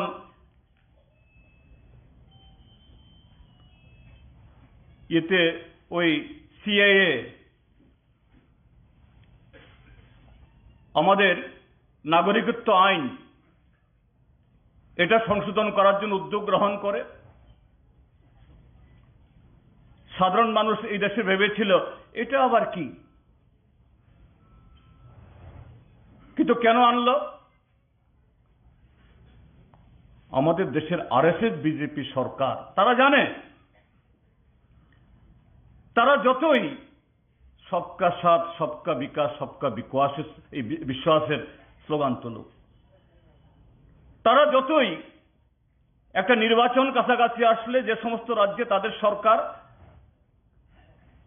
কিছু ঘর টর দিয়ে, যেমন ত্রিপুরা রাজ্যের মধ্যে 18তে ক্ষমতায় আসার পর 4টা বছর একটা ঘরও দিল না, 21 ইংরাজির শেষ দিকে এসে, কারণ 23 বিধানসভা নির্বাচন করতে হবে, একসাথে 4 বছরের ঘর জেলে দিয়ে বলছে এই দেখো এই সরকার কত টাকা দিয়ে দিচ্ছে। নির্বাচনের বছরে এসে কৃষকদের বলছে এই দেখো প্রধানমন্ত্রী সম্মান যোজনার নামে কৃষকদের জন্য নগদ টাকা একেবারে ডাইরেক্ট অ্যাকাউন্টে ঢুকছে, তার জন্য দরখাস্ত দিতে হয় না। কিন্তু 4টা বছর তেলের দাম, লবণের দাম, চালের দাম, ওষুধের দাম, সারের দাম, বীজের দাম, ছেলে মেয়েদের বইপত্রের দাম, হাসপাতালে ভর্তি হলে পরে ওষুধ কিনতে হয় তার দাম যেভাবে বাড়িয়েছে, সবকিছুর দাম বেড়েছে। অন্যদিক থেকে এই সরকার আসার আগে রেগা হোক, ফরেস্ট ডিপার্টমেন্ট হোক, আরো বিভিন্ন ডিপার্টমেন্টের মাধ্যমে গ্রামে গঞ্জে যে পরিমাণ কাজকর্ম হতো এগুলি সব কমেছে। আর এই কমের মধ্যে লুটপাটের কথা তো শুনলেনি এবং দেখছেনই, সে আলোচনা নেই। আমার ডাইন পকেট থেকে, বাম পকেট থেকে, বুকের পকেট থেকে, প্যান্টের পকেট থেকে সমস্ত খালি করে নিয়ে যাচ্ছে। নির্বাচনের বছরে এসে কিছু টাকা দিয়ে বলছে আর এই মোদী সরকার তো কল্পতরু, অনেক দিয়ে দিয়েছে।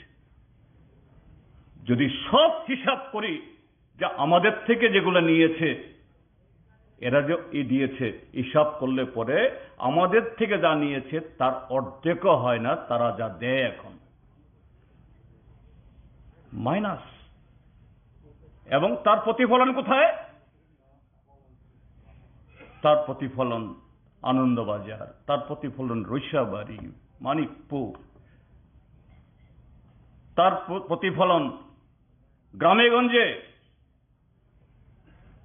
কিভাবে অভাবী মানুষের ভিড়, কিভাবে জঙ্গলের একটু সবজি নিয়ে রাত্র 8টা 10টা অবধি আমাদের ট্রাইবেল মা বোনদের অল্প চাল কেনার জন্য তাদেরকে সারাটা দিন পরিশ্রম করে ক্ষুধার্ত পেটে বসে থাকতে হয়।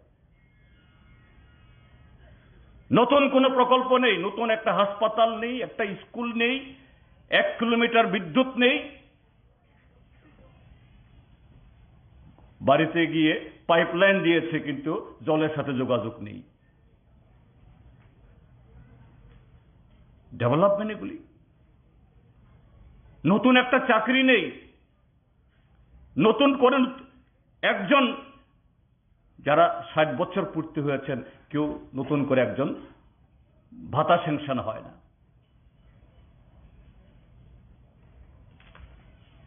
তো এইভাবে তারা জানে যে শুধু ত্রিপুরাতে না, সারা দেশেই নরেন্দ্র মোদী সরকার যতই ফুলিয়ে ফাঁপিয়ে এরা প্রচার করুক,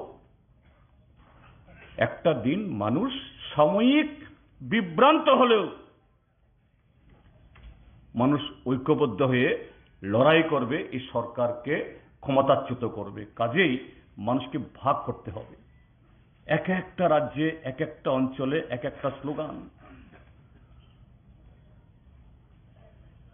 কোথাও হিন্দু মুসলমানের মধ্যে ঝগড়া লাগানো, কোথাও উচ্চবর্ণ নিম্নবর্ণের মধ্যে, কোথাও ট্রাইবেল নন ট্রাইবেলদের মধ্যে, কোথাও হিন্দিভাষী আর তেলুগুভাষীর মধ্যে, যেখানে যেরকম ভাবে পারো। এটাই আরএসএস, ভারতীয় জনতা পার্টি তথাকথিত হিন্দু রাষ্ট্রের মডেল। এইভাবে 14তে এসেছে, 2019-এর লোকসভা নির্বাচনেও এই সমস্ত ঝগড়াঝাটি ঘটিয়ে, আর কাশ্মীরে একটা দুর্ঘটনা, এটাকে পুঁজি করে পুলওয়ামাতে বৈতরণী পার হয়েছে। এখন 2024-এর বৈতরণী পার হওয়ার জন্য নতুন ইস্যু আনছে। ইস্যু কি? ইউনিফর্ম সিভিল কোড, অভিন্ন দেওয়ানি বিধি। অর্থাৎ তাদের যে স্লোগান হিন্দু হিন্দি হিন্দুস্থান, খুব সুন্দর বলে, একটা সিটিজেনশিপ কার্ড, একরকম ভোটার কার্ড, একরকম রেশন কার্ড, সব এক। সম্ভব? সম্ভব? এখানে টিএসইউর নেতা তার ছাত্রদের শিক্ষার সমস্যা বলতে গিয়ে এখানে বলেছেন কিভাবে এই ত্রিপুরাজ্যের ককবরক ভাষীরা, যাদের একটা আশার আলো সঞ্চারিত হয়েছিল, ককবরকে বিএ পাস করার, এমএ পাস করার, পিএইচডি করার, বামপন্থী ফ্রন্ট সরকারের তাদের সহায়তায় শুধু ককবরকবাসী না, চাকমা, মগ, হালাম, এরাও স্বপ্ন দেখছিল আমাদের ভাষা দিয়ে আগামী দিন এইভাবে লেখাপড়া করব। আর এখন তথাকথিত এই শিক্ষানীতি, উমুক নীতি, তমুক নীতির নামে যেটা চালু হয়েছিল, বিকশিত হয়েছিল, একটু মাথা তুলে দাঁড়িয়েছিল, এটাই মুখ থুবড়ে পড়ার মতো অবস্থা। আগামী দিন এই তথাকথিত জাতীয় নীতি, তথাকথিত এদের শ্রেষ্ঠ ভারত গড়ার যে পরিকল্পনা, মানে এটা কি? এই দেশের দুর্বল, প্রান্তিক, পিছিয়ে পড়া, সংখ্যালঘু, তাদের অধিকার বলতে কিচ্ছুই থাকবে না, এমনিতে নাই। চাকুরি বাকুরিতে সংরক্ষণ আছে 31%, থাকলেই কি 31%? চাকরি হলেই তো 31%, প্রমোশন হলে তো 31%। আর যখনই এরকম ইউনিফর্ম সিভিল কোড হবে, অভিন্ন দেওয়ানি বিধি হবে, এটা শুধু আমাদের বেশভূষা, আচার আচরণ, সামাজিক নীতিরীতির ক্ষেত্রেতে না, বিবাহ, শ্রাদ্ধ, জমি বন্টন ক্ষেত্রেতে না, সমস্ত ক্ষেত্রেতে লাগু হয়ে এই দেশের যারা আমরা প্রান্তিক জনগোষ্ঠী বা পিছিয়ে পড়া জনগোষ্ঠী অংশের মানুষ, আমাদের যে সামান্যতম যে অধিকারগুলো বামপন্থী ফ্রন্ট সরকার থাকার সময়তে বা বামপন্থীরা লড়াই করে আদায় করেছে, এগুলি সমস্ত হরণ হয়ে যাবে। কাজেই বুর্জোয়ারা সময়ে সময়ে তাদের কায়েমি স্বার্থ টিকিয়ে রাখার জন্য এরকম ভাবে তারা দালাল তৈরি করে, শিকারী মোড়ক তৈরি করে। আমাদের ত্রিপুরাজ্যের মধ্যে, আমাদের এই জীবদ্দশাতে, আমাদের জীবনকালে আমরা কি প্রত্যক্ষ করেছি? গণমুক্তি পরিষদের, বামফ্রন্টের আমাদের যে এই লড়াইকে সামগ্রিকভাবে শুধু ত্রিপুরার যে ট্রাইবেল না, ট্রাইবেল নন ট্রাইবেল সকলকে নিয়ে এই রাজ্যকে বিকশিত করার জন্য যে আমাদের সংগ্রাম, এটাকে দুর্বল করার জন্য সে 80-র দশকে প্রথম স্লোগান তোলানো হলো। তার আগে স্লোগান হলো কুসাক বুইয়া কুফুর বিয়া বুইনি তলা তমলিয়া। কথার চবাং খাইছে শুধু চিনি রায়দা তুমান নাই। এরপরে স্লোগান আনা হলো স্বাধীন ত্রিপুরা,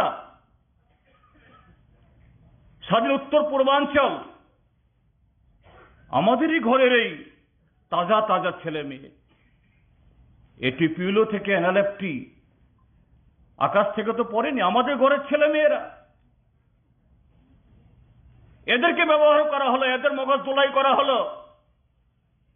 চলো বাংলাদেশের জঙ্গলে, পার্বত্য চট্টগ্রামে, আমরা সেখানে গেলে আমেরিকা থেকে টাকা আসবে, জাপান থেকে টাকা আসবে, ইউরোপ থেকে টাকা আসবে, অস্ত্রের অভাব হবে না। আন্তর্জাতিক কোর্টে গিয়ে সেখানে গিয়ে আমরা বিচার করব, ভারত সরকারের, ত্রিপুরা সরকারের। সারা পৃথিবী আমাদের পেছনে থাকবে। কত শত ছেলে মেয়ের জীবন নষ্ট হলো, কত নিরীহ মানের প্রাণ কেড়ে নিল ট্রাইবেল নন ট্রাইবেল শিক্ষক, কর্মচারী, পুলিশ, টিএসআর-এর। বামপন্থী ফ্রন্ট সরকারের কিন্তু উদ্দেশ্যটা কি ছিল? বামফ্রন্ট সরকার যাতে ওই মালদা কুমার রোয়াজাপাড়াতে রাস্তা না নিয়ে যায়। উদ্দেশ্য হলো লংথরাইয়ের পাহাড়ের উপরে যে স্কুলটা খুলেছে এখানে যাতে মাস্টার না যায়, ওই খানটলাঙে যে বালোয়ারি হয়েছে এখানে যাতে দিদিমণি না যায়। কোথায় আজকে তারা, কোথায় তারা? এই লোকগুলোই তো টিউজেস হোক, আইএনপিটি হোক, আইপিএফটি হোক বা ত্রিপুরা মথা,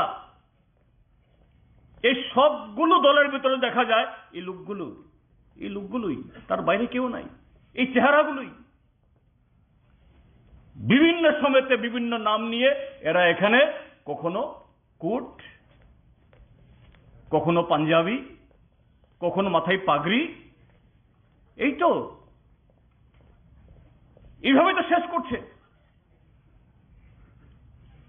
এবং সর্বশেষ এখন ভারতীয় জনতা পার্টিকে তাদের এই নেতিবাচক, তাদের এই চক্রান্তের কারণেই আজকে ভারতীয় জনতা পার্টি এই রাজ্যের সংখ্যাগরিষ্ঠ মানুষের সমর্থন না পেলেও, সংখ্যাগরিষ্ঠ মানুষ এমনকি যাদের ভোট তারা পেয়েছে তারাও ভারতীয় জনতা পার্টি সরকারে থাকুক তারা চায়নি, এই সরকার বিদায় হোক। কিন্তু বকলমে এদেরকে রাখার জন্য এই ব্যবস্থাটা হয়েছে। এখন ধরা পড়ে যাচ্ছে, আরো ধরা পড়বে, আরো ধরা পড়বে। একসময় শোনানো হলো ত্রিপুরাল্যান্ড, তারপরে শোনানো হলো গ্রেটার ত্রিপুরাল্যান্ড। কেউ যদি লিখিত না দেয় এর সাথে বসে এক কাপ চাও খাবে না। পরোক্ষ বা প্রত্যক্ষ ভাবে এদের সুবিধা হয় এরকম কোনো কাজ তারা করবে না। কিন্তু ভোটের ফলাফল এই কথাটা এখন আর বলতে হয় না, নিজেদেরই স্বীকার করতে হয় গলতি হো গিয়া, ভুল হো গিয়া। কিন্তু এই ভুলটা তো অবচেতন মনে না, সচেতন ভাবে ভুল। কিন্তু ভুল কি, এই ভুল থেকে ফিরে আসছে? চলো এই ভুল থেকে ফিরে আসছে না, বরঞ্চ এই ভুলটাই এদের কর্মসূচি, এই ভুলটাই এদের কর্মসূচি, এই ভুলটাই তাদের শুদ্ধ, এটাই তাদের কাছে স্ক্রিপ্ট। অর্থাৎ এই কাজ করেই ত্রিপুরা রাজ্যের ট্রাইবেল হোক নন ট্রাইবেল হোক গরিব মানুষের স্বার্থ রক্ষা করার জন্য যে শক্তি মার্ক্সবাদী কমিউনিস্ট পার্টি গণমুক্তি পরিষদ, তাদেরকে ক্ষমতার থেকে দূরে রাখা যায়, তাদের বিরুদ্ধে সাময়িকের জন্য মানুষকে খেপিয়ে পরিবেশকে অন্যরকম করা যায়। এখনো ত্রিপুরায় যদি ভাষণ হয়, ত্রিপুরায় যদি কোনো কর্মসূচি হয়, এখানে স্লোগান তোলা হয়, হাম দেখ লেঙ্গে, দিল্লিকে ছাড়া হবে না, ইঞ্চি ইঞ্চিতে লড়াই হবে। আবার কি দেখা গেল, সেই দিল্লি এডিসিকে কোনো চিঠি দিয়েছে বলে আমরা শুনিনি। ভোট ভাগাভাগির ফলে মাত্র 19% ভোট পেয়ে আমরা সিপিআইএম এককভাবে 26% ভোট পেয়েছি। 13টা আসনে কংগ্রেসকে সমর্থন করে, সেখানেও সিপিআইএম এর আরো প্রায় 9% ভোট, সেই হিসাবে 35% ভোট সিপিআইএম এর গত বিধাতে আমরা সে আসন না পেলেও, কিন্তু মাত্র 19% ভোট পেয়ে ত্রিপুরা অর্থাৎ ত্রিপুরা বিধানসভাতে প্রধান বিরোধী দল, কেননা 13 জন এমপি এমএলএ। কেউ শুনেছেন দিল্লি থেকে স্বরাষ্ট্র মন্ত্রক বা কোনো মন্ত্রী ত্রিপুরা বিধানসভার বিরোধী দল নেতাকে এডিসির এম্পাওয়ারমেন্টের জন্য আলোচনার জন্য কোনো চিঠি দিয়েছেন? এবং ভারতবর্ষের কোন সরকার এটা করতে পারে কি? যদি অনিমেষ দেববর্মা বিরোধী দল নেতাকে যদি এডিসির এম্পাওয়ারমেন্টের জন্য যদি তাকে চিঠি দেওয়া হয়, তাহলে জিতেন চৌধুরী সিপিআইএম এর লিডারকে দিতে হবে। এটাই আইন। ভারতবর্ষের সরকারে তারা থাকতে পারে কোন দল, তার মানে ভারতবর্ষের সরকারি কোনো দপ্তর বা ভারতবর্ষের সরকারের কোনো পয়সা এটা ব্যক্তিগতভাবে বিজেপির পয়সা না, এটা দেশের জনগণের পয়সা। কাজেই গণতান্ত্রিকভাবে যদি ত্রিপুরাজ্যের মঙ্গলের জন্য, উন্নয়নের জন্য করতে হয়, এই চিঠি যদি দিতে হয়, প্রকাশ্যে পত্রিকায় বিজ্ঞাপন দিয়ে, চিঠি দিয়ে সরকারকে, বিরোধী দলকে, নির্বাচিত সদস্যদেরকে আমন্ত্রণ জানাতে হয়। কিন্তু আমরা শুনিনি। কিন্তু দেখা গেল সুরসুর করে ইঁদুরের মতো করে ত্রিপুরা, এই দিল্লিতে এডিসির চিফ এক্সিকিউটিভ মেম্বার, কিছু এফডিসি মেম্বার, এরপর এমএলএ, সাথে আইপিএফটি, আবার কিছু ফেও আছে তথাকথিত সামাজিক নেতা, এরকম কিছু তৈরি করা হয়েছে। এদেরকেও সব নিয়ে গেছে দিল্লিতে, পত্রিকা ছবি বেরিয়েছে। মিটিং কার সাথে? মিটিংটা যদি একজন অফিসার কি মিশ্র, তার সাথে মিটিং, এটাও বোধ হয় ত্রিপুরা ভবনে, এটাও সরকারি কোনো অফিসে না। একে মিশ্র হবে। আমি বলে দিচ্ছি এখান থেকে, কয়েক মাস বাদে 2024 লোকসভা নির্বাচন। কাজেই ত্রিপুরা মথা তুমি আলাদা আলাদাই থাকো, তার আগে এডিসিতে কিছু টাকা দিয়ে দেব, তোমরা আরো কিছু লুটপাট করো।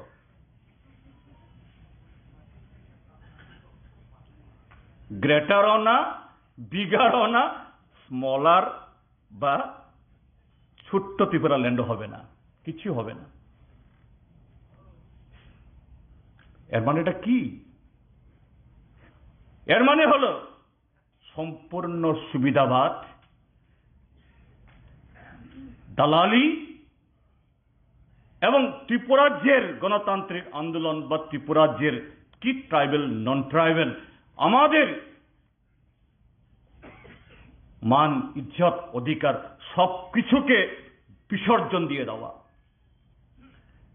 দিল্লির জনবিরোধী সরকার, আজকে যে নরেন্দ্র মোদী দেশের একটা রাজ্য জ্বলছে, আজকে প্রায় 90 দিন এ সম্পর্কে কথা বলতে হবে ভারতবর্ষের প্রধানমন্ত্রী। পার্লামেন্টে ঢুকলে কথা বলতে হবে, পার্লামেন্টে ঢুকে না, পার্লামেন্টের বাইরে বাইরে গিয়ে বেড়ায়, তার ভিতরে ঢুকলে কথা বলতে হবে। সেই পার্টি হতে পারে ক্ষমতায়, কিন্তু নৈতিকভাবে আজকে দুর্বল, জনগণকে মোকাবেলা করার তার নৈতিক সাহস নেই, রাজনৈতিক সাহস নেই। তার কাছে গিয়ে তথাকথিত এই থানসার দল, তথাকথিত আজকে যারা ত্রিপুরাজ্যের ভবিষ্যতের কথা বলে, আজকে এইভাবেই এই রাজ্যটাকে নপুংসক পরিণত করছে রাজনৈতিক দিক থেকে। আমরা গণমুক্তি পরিষদ, টিওয়াইএফ, টিএসইউ, আমরা তার কাছে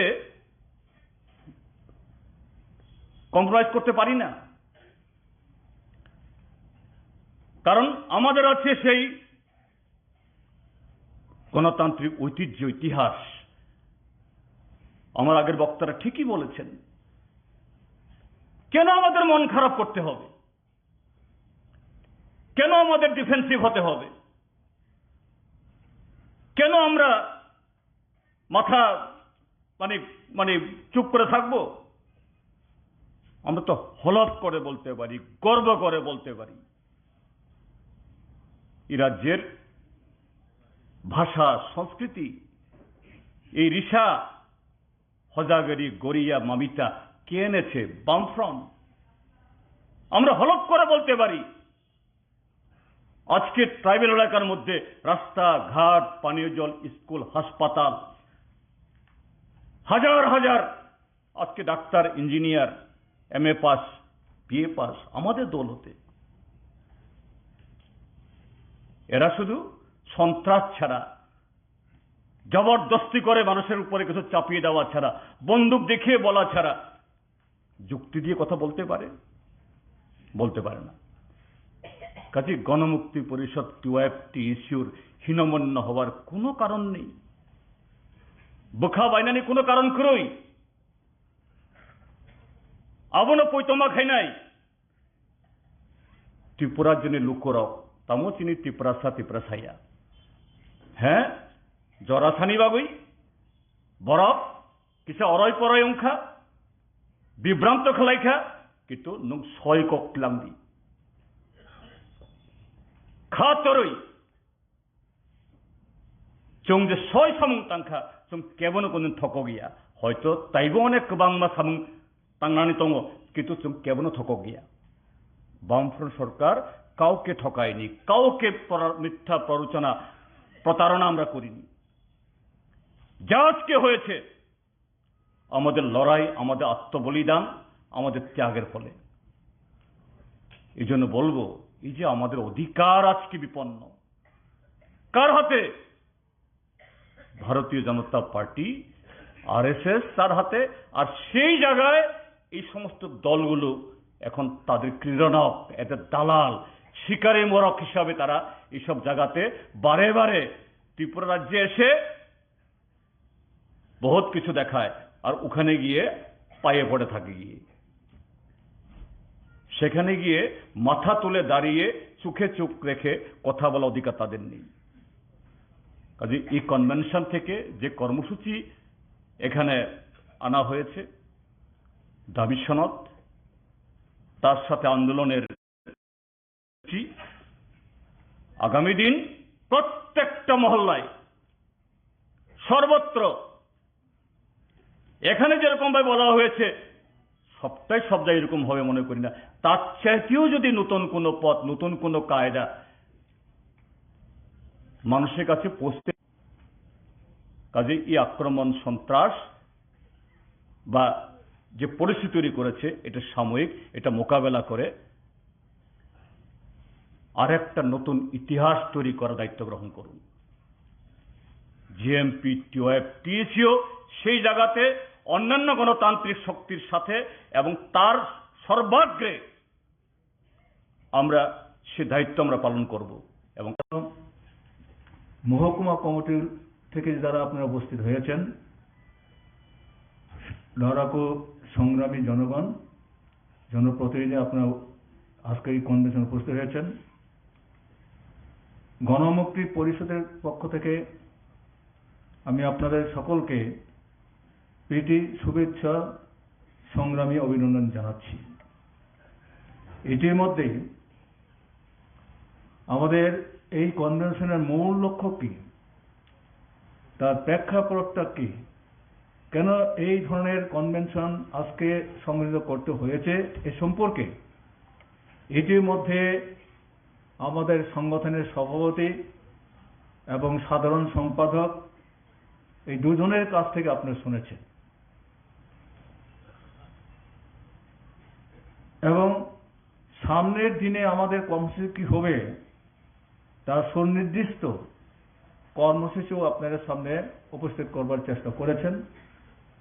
আপনারা নিশ্চয়ই তার প্রতি সম্মতি থাকবে, সমর্থন করবেন এবং শুধু সমর্থন না, সেই সমস্ত কর্মসূচিতে সক্রিয় অংশগ্রহণ করে সঠিক রূপায়ণ করে সংগঠনকে যেমন মজবুত করতে সাহায্য করবেন, তেমনি বহু মানুষকে, অসংগঠিত মানুষকে সংগঠিত করার বিষয়টাও আপনারা গুরুত্ব দিয়ে কাজটা করবার চেষ্টা করবেন, এটাই আমরা আশা রাখব।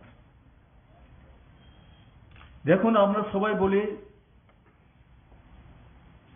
আজকে আমাদের যে রাজ্যে এটা গণতান্ত্রিক বাতাবরণের অবস্থা মধ্যে চলছে না, এটা আমি না বললেও আপনার যারা এসেছেন আপনারাও জানেন। অগণতান্ত্রিক স্বৈরাচারী একটা ভাবনায় আমাদের এই রাজ্যের যারা সরকার চালাচ্ছেন, বিজেপি, আরএসএস, একটা স্বৈরাচারী কায়দায়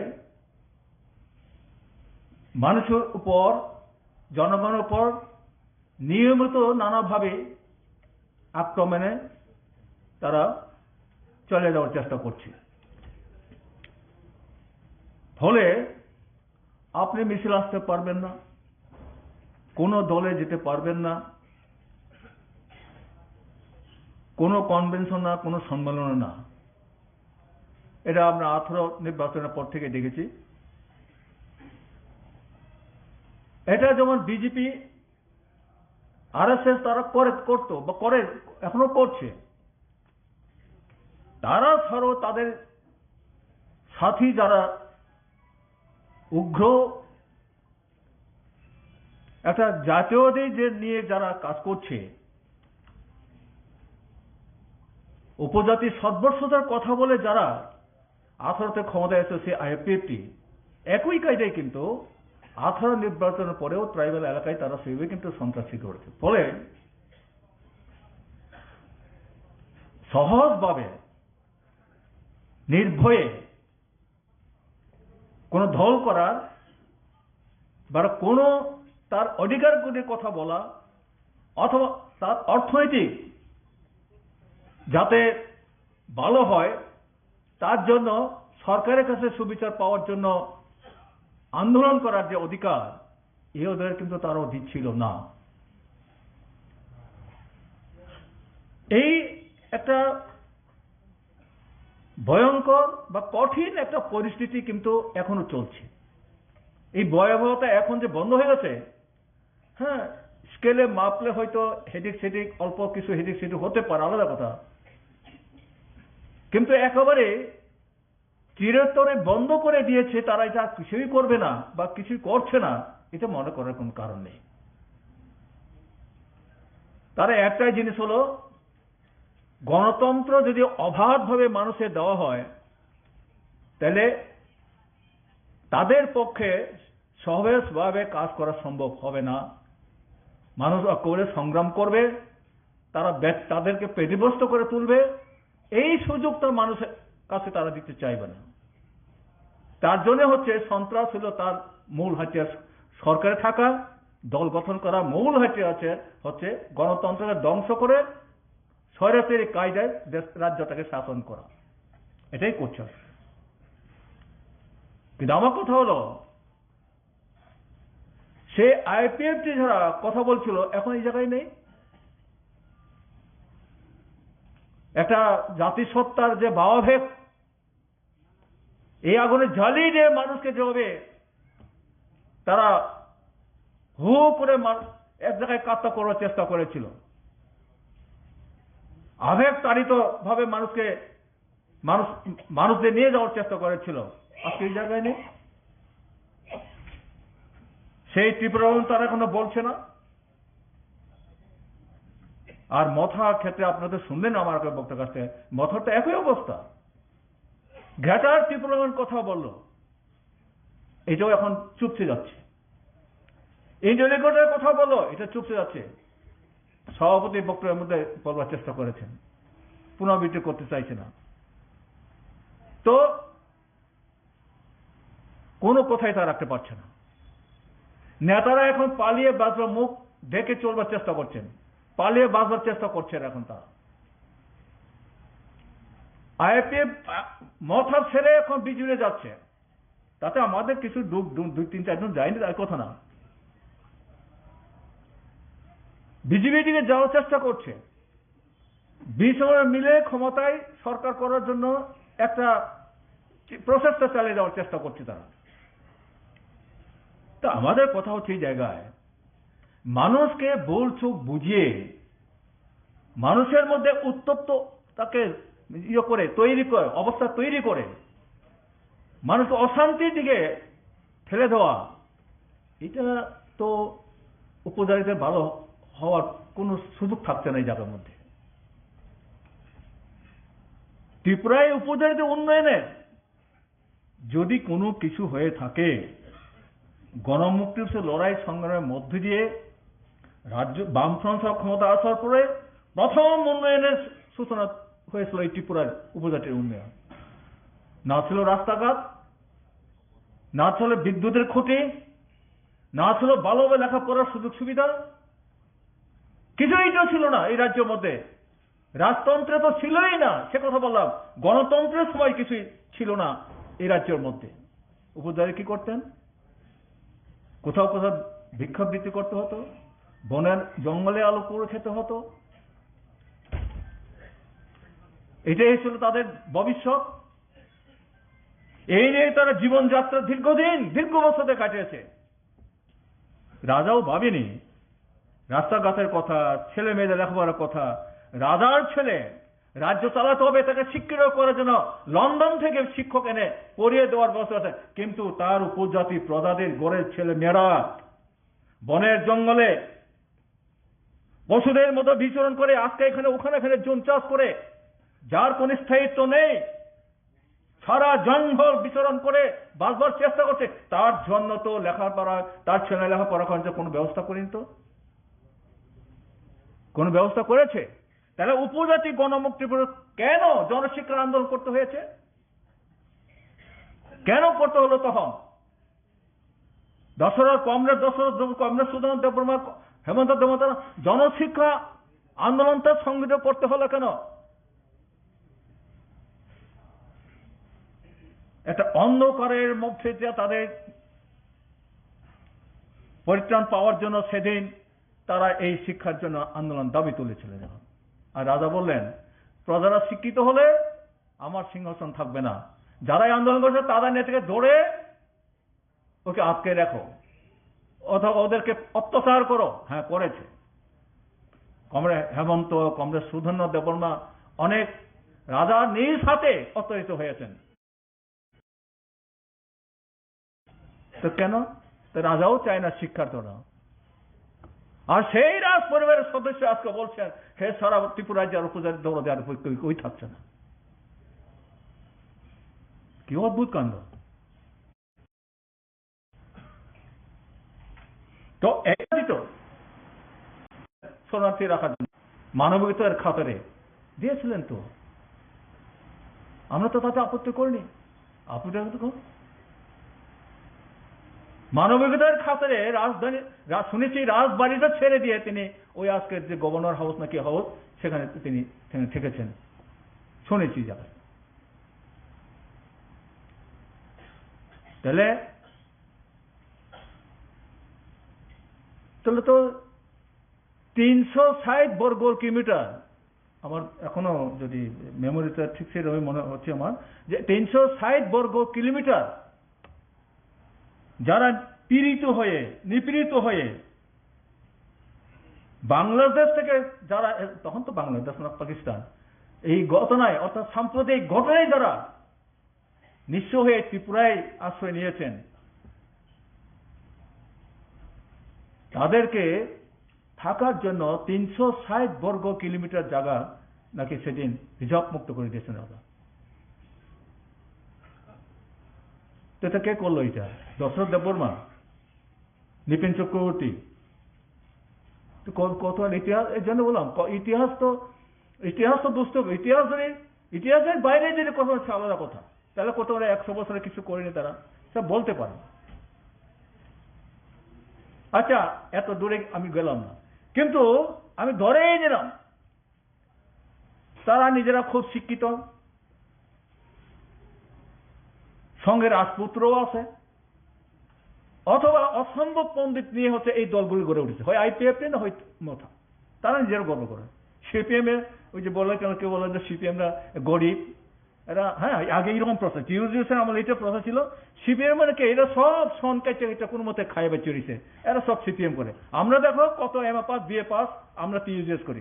হ্যাঁ, এইরকম ভাবে ট্রাইবেলদের যারা বয়স্ক আছে বা যারা লেখাপড়া জানতো না, তার এইভাবে তারা কবল করার চেষ্টা করে। ঠিকই তো, সিপিএম তো নাই, তো লেখাপড়া করার নাই। এই দলে করে কি লাভ হইব? দেখো না আমাদের সঙ্গে আসো না, আমরা তো ট্রাইবেলের জন্য কাজ করবো। আর এত পাণ্ডিত্য লোকগুলি নিয়ে ক্ষমতা হলো এডিসি এদের হাতে, মন্ত্রীও হয়েছেন ত্রিপুরায়, কি করতে পারলো? কয়টা নতুন স্কুল করলো, ট্রাইবেলে কয়টা রাস্তা করলো? কিসের পাণ্ডিত্য হচ্ছে চুরির পাণ্ডিত্য, চুরি করার পাণ্ডিত্য অর্জন করেছে। উপজাতির সেবা করার জন্য পাণ্ডিত্য না, এটা তার পাণ্ডিত্য হচ্ছে চুরি করার পাণ্ডিত্য। এর জন্য এডিসিতে বসে বসে লুটপাট করছে, যেটা বলে গেল না। এই পাণ্ডিত্য তার মানুষ বাঁচবে, উপজাতি বাঁচবে, তার অধিকার রক্ষা হবে? তার অধিকার তো রক্ষা হবে না, তো তার অধিকার সর্বনাশ করে দিচ্ছে তারা।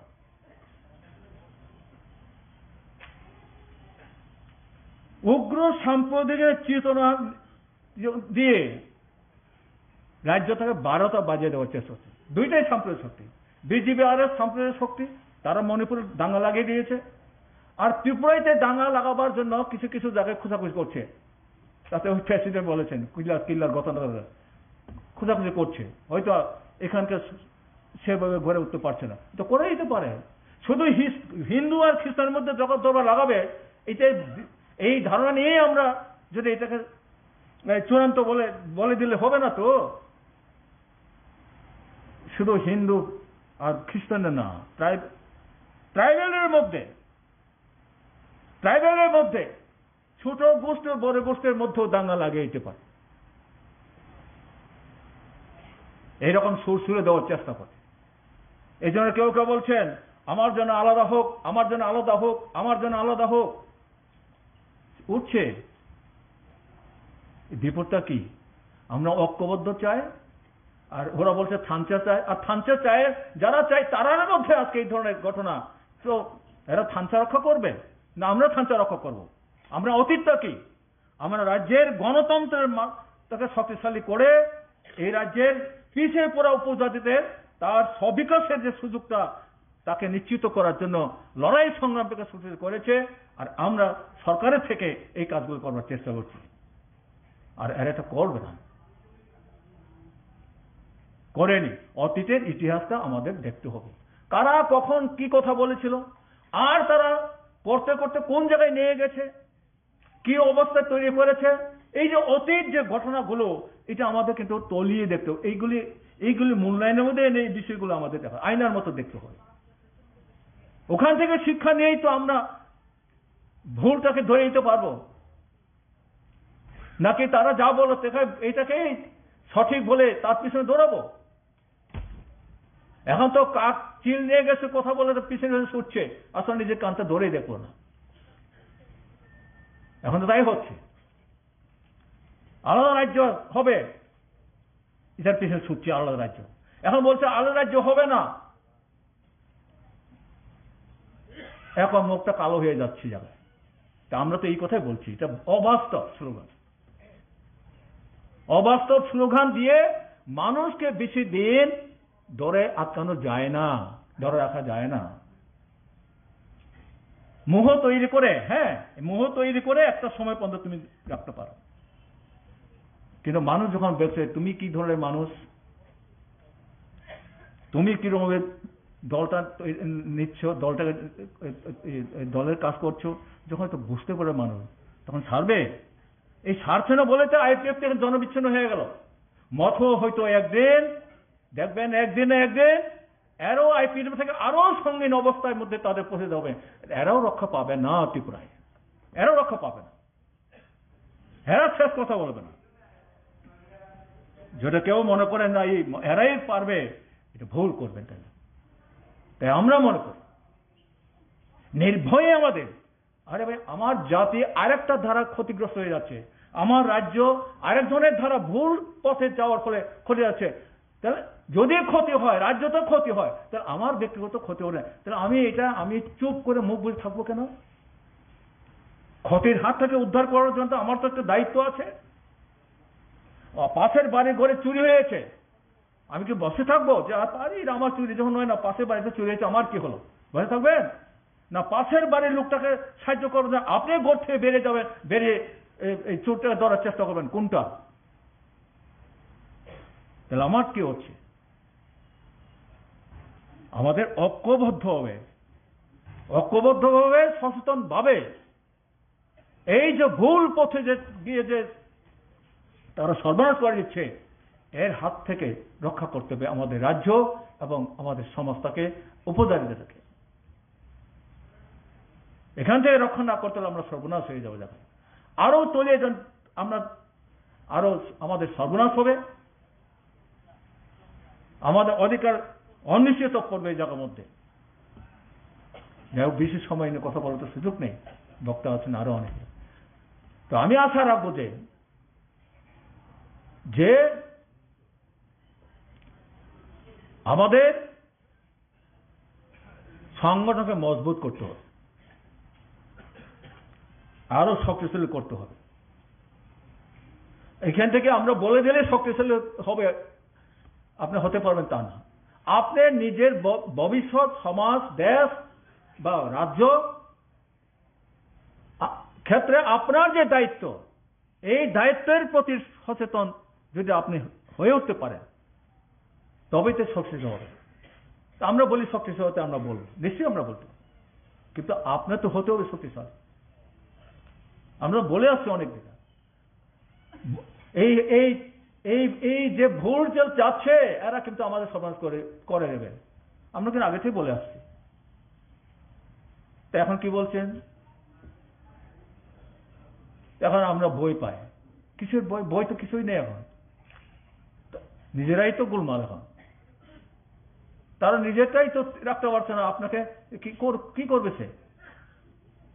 একটু যদি সাহস নিয়ে বেরিয়ে আসতে পারেন, তাহলে পরে সংগঠনটার যে ভিতটা আরো মজবুত হবে না, এটা মনে করা নিয়ে যাবে। আর এই যুদ্ধে তো আমরাই জিতবো, এই লড়াই কিন্তু আমরাই জিতবো। অসুবিধা কোন জায়গায়? কাজে আমরা আজকে অনেক পরিশ্রম করে দূর থেকে এসে আমরা আজকে এই জায়গায় ঐক্যবদ্ধ আন্দোলনকে জোরদার করার জন্য আমরা এক জায়গায় মিলিত হওয়ার আমরা উদ্যোগ নিয়েছি।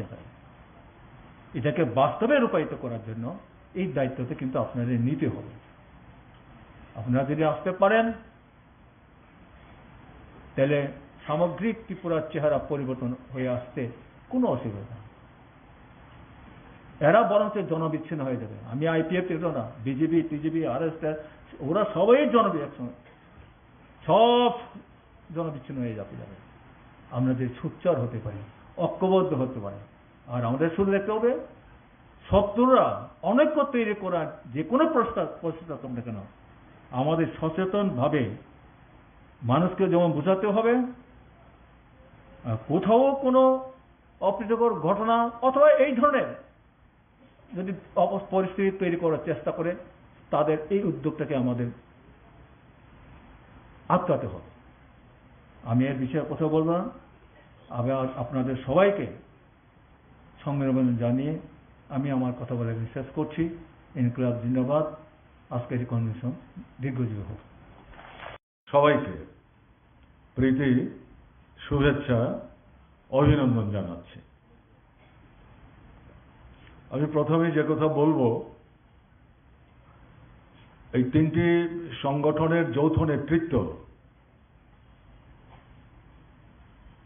এই কনভেনশনটি যে তারা আহ্বান করেছেন, তার জন্য তাদেরকে আমি আন্তরিকভাবে ধন্যবাদ জানাচ্ছি। কারণ এটা একটা সময় উপযোগী, জরুরি, গুরুত্বপূর্ণ উদ্যোগ তারা গ্রহণ করেছেন। গণমুক্তি পরিষদের সাধারণ সম্পাদক কমরেড রাধাচরণ দেববর্মন এই তিনটি সংগঠনের পক্ষ থেকে যে দাবি সনদটি উপস্থিত করেছেন, 8 দফা দাবি, যাকে ভিত্তি করে পূজার আগ পর্যন্ত একটা পর্যায়ে আন্দোলন, দুর্গোৎসব শেষ হওয়ার পর আর একটা লাগাতার দীর্ঘস্থায়ী আন্দোলন এবং প্রচার দুটো সংগঠিত করবার জন্যে যে প্রস্তাব আপনাদের সামনে উপস্থিত করেছেন, আমার মনে হয়েছে এগুলো যথার্থ। আপনাদের নিশ্চয়ই প্রত্যেকে কনভেনশনে যারা সমবেত হয়েছেন এর প্রতি সমর্থন থাকবে, এটাই আমার বিশ্বাস। এর কোনো কিছুই কিন্তু কার্যকরী এবং রূপায়িত করা যাবে না যদি সাংগঠনিক কোনো উদ্যোগ না থাকে। এবং তাই আমি যেটা লক্ষ্য করেছি, কমরেড রাধাচরণ দেববর্মন এই তিনটি সংগঠনের পক্ষ থেকে, বিশেষ করে গণমুক্তি পরিষদ সম্পর্কে সাংগঠনিক কতগুলি সুনির্দিষ্ট পদক্ষেপ, উদ্যোগ গ্রহণ করবার জন্যে আপনাদের দৃষ্টিগোচরে বিষয়গুলি নিয়ে যাওয়ার চেষ্টা করেছে। এগুলো আলাদা করে সমর্থনের প্রশ্ন না, এটা সাংগঠনিক সিদ্ধান্ত। গণমুক্তি পরিষদের কেন্দ্রীয় নেতৃত্ব এগুলি গ্রহণ করেছেন, এগুলো ব্যাখ্যা করে আপনাদের সামনে উপস্থিত করার চেষ্টা করেছেন। কিন্তু আমার মনে হয়েছে এই পরিস্থিতিতে সাংগঠনিক এই উদ্যোগগুলি যদি গ্রহণ করা না যায়, দাবি যতই যথার্থ হোক, প্রচার এবং আন্দোলনের কর্মসূচি যতটাই মনোজ্ঞ হোক, এটা কিন্তু বাস্তবায়িত করা যাবে না। এটা অল্প একটা অংশের মধ্যে সীমাবদ্ধ থাকবে। এখন কিন্তু লক্ষ্য উদ্দেশ্যটা অল্প সংখ্যকের মধ্যে এই প্রচার এবং আন্দোলনটাকে সীমাবদ্ধ রাখা না, এটা ব্যাপক পরিসরে নিয়ে যাওয়া। সেদিক থেকে আমি যখন শুনছিলাম, এবং আমার কাছে এটা আগেই পাঠানো হয়েছিল, আমি দেখেও ছিলাম, তাতে আমার মনে হয়েছে এই সাংগঠনিক উদ্যোগগুলি এই সময়ে খুব জরুরি। এগুলো এবং সঙ্গে সঙ্গে এই আন্দোলন সংগ্রাম দুটোকে সম্পৃক্ত করে তিনটা সংগঠনের পক্ষ থেকে উদ্যোগ গ্রহণ করতে হবে। আমি এগুলোকে সমর্থন করেই 2-4টি কথা আপনাদের সামনে আমি উপস্থিত করার চেষ্টা করব। এখানে কমরেড রাধাচরণ যখন বিষয়গুলো উপস্থিত করছিলেন, তাতে কিছু ইস্যু ধরে ধরে বিকৃতভাবে যে ইতিহাসকে উপস্থিত করার চেষ্টা হচ্ছে, পরিকল্পিত, সচেতনভাবে জনগণকে বিভ্রান্ত করার লক্ষ্য নিয়ে, বিশেষ করে তরুণ প্রজন্ম, উপজাতীয়াংশের মধ্যে যারা যুব অংশ, স্কুলে, কলেজে, বিশ্ববিদ্যালয়ে পড়াশোনা করছেন, অতীত হয়তো খুব একটা তারা ঘাটাঘাটি করতে অভ্যস্ত না, তাদেরকে বিভ্রান্ত করে বিপদগামী করার একটা পরিকল্পিত প্রচেষ্টা চলছে। এটা মনে করার কারণ নেই, এটা এই সাময়িক একটা ব্যাপার। এই ধারাবাহিকভাবে 60-এর দশকের মাঝামাঝি সময় থেকেই এটা শুরু হয়েছে। তো আমি এই জায়গায় বিস্তৃত পরিসরে না গিয়ে 3-4টি বিষয়, বাকি অনেকগুলি বিষয় ছাত্র যুব নেতৃত্ব যখন এই প্রস্তাবগুলোকে সমর্থন করতে এসছেন তারা ব্যাখ্যা করার চেষ্টা করেছেন। তাতে আমার কাজটা অনেকটা তারা সংকুচিত করতে সাহায্য করেছেন। যে বিষয়গুলো তারা হয়তো টাচ করেননি, এটা আমি একটু উল্লেখ করব অল্প কথায়, ব্যাখ্যামূলক না। কিছুই করেনি। বর্তমান উপজাতিদের মধ্যে সবচাইতে বেশি বিভ্রান্তি যারা ছড়াবার চেষ্টা করছেন, তাদের সম্পর্কে সভাপতি গণমুক্তি পরিষদের এবং প্রাক্তন সাধারণ সম্পাদক, এরা দুজনেই তাদের আলোচনার মধ্যে এনেছেন, বাকিরাও বলেছেন। দেখুন, ত্রিপুরায় আজকে যে জায়গায় এসে আমরা দাঁড়ালাম, এই জায়গায় ত্রিপুরাকে আনলোটাকে উপজাতি জনগণ যা কিছু সুযোগ সুবিধা এখন ভোগ করছেন, এগুলোর স্রষ্টা কারা? তারা তো অসত্য কথা বলছেন, মিথ্যে কথা বলছেন, বিকৃত বক্তব্য উপস্থিত করছেন। এ করে তারা পার পাবেন না, তারা উল্লেখ করার চেষ্টা করেছেন।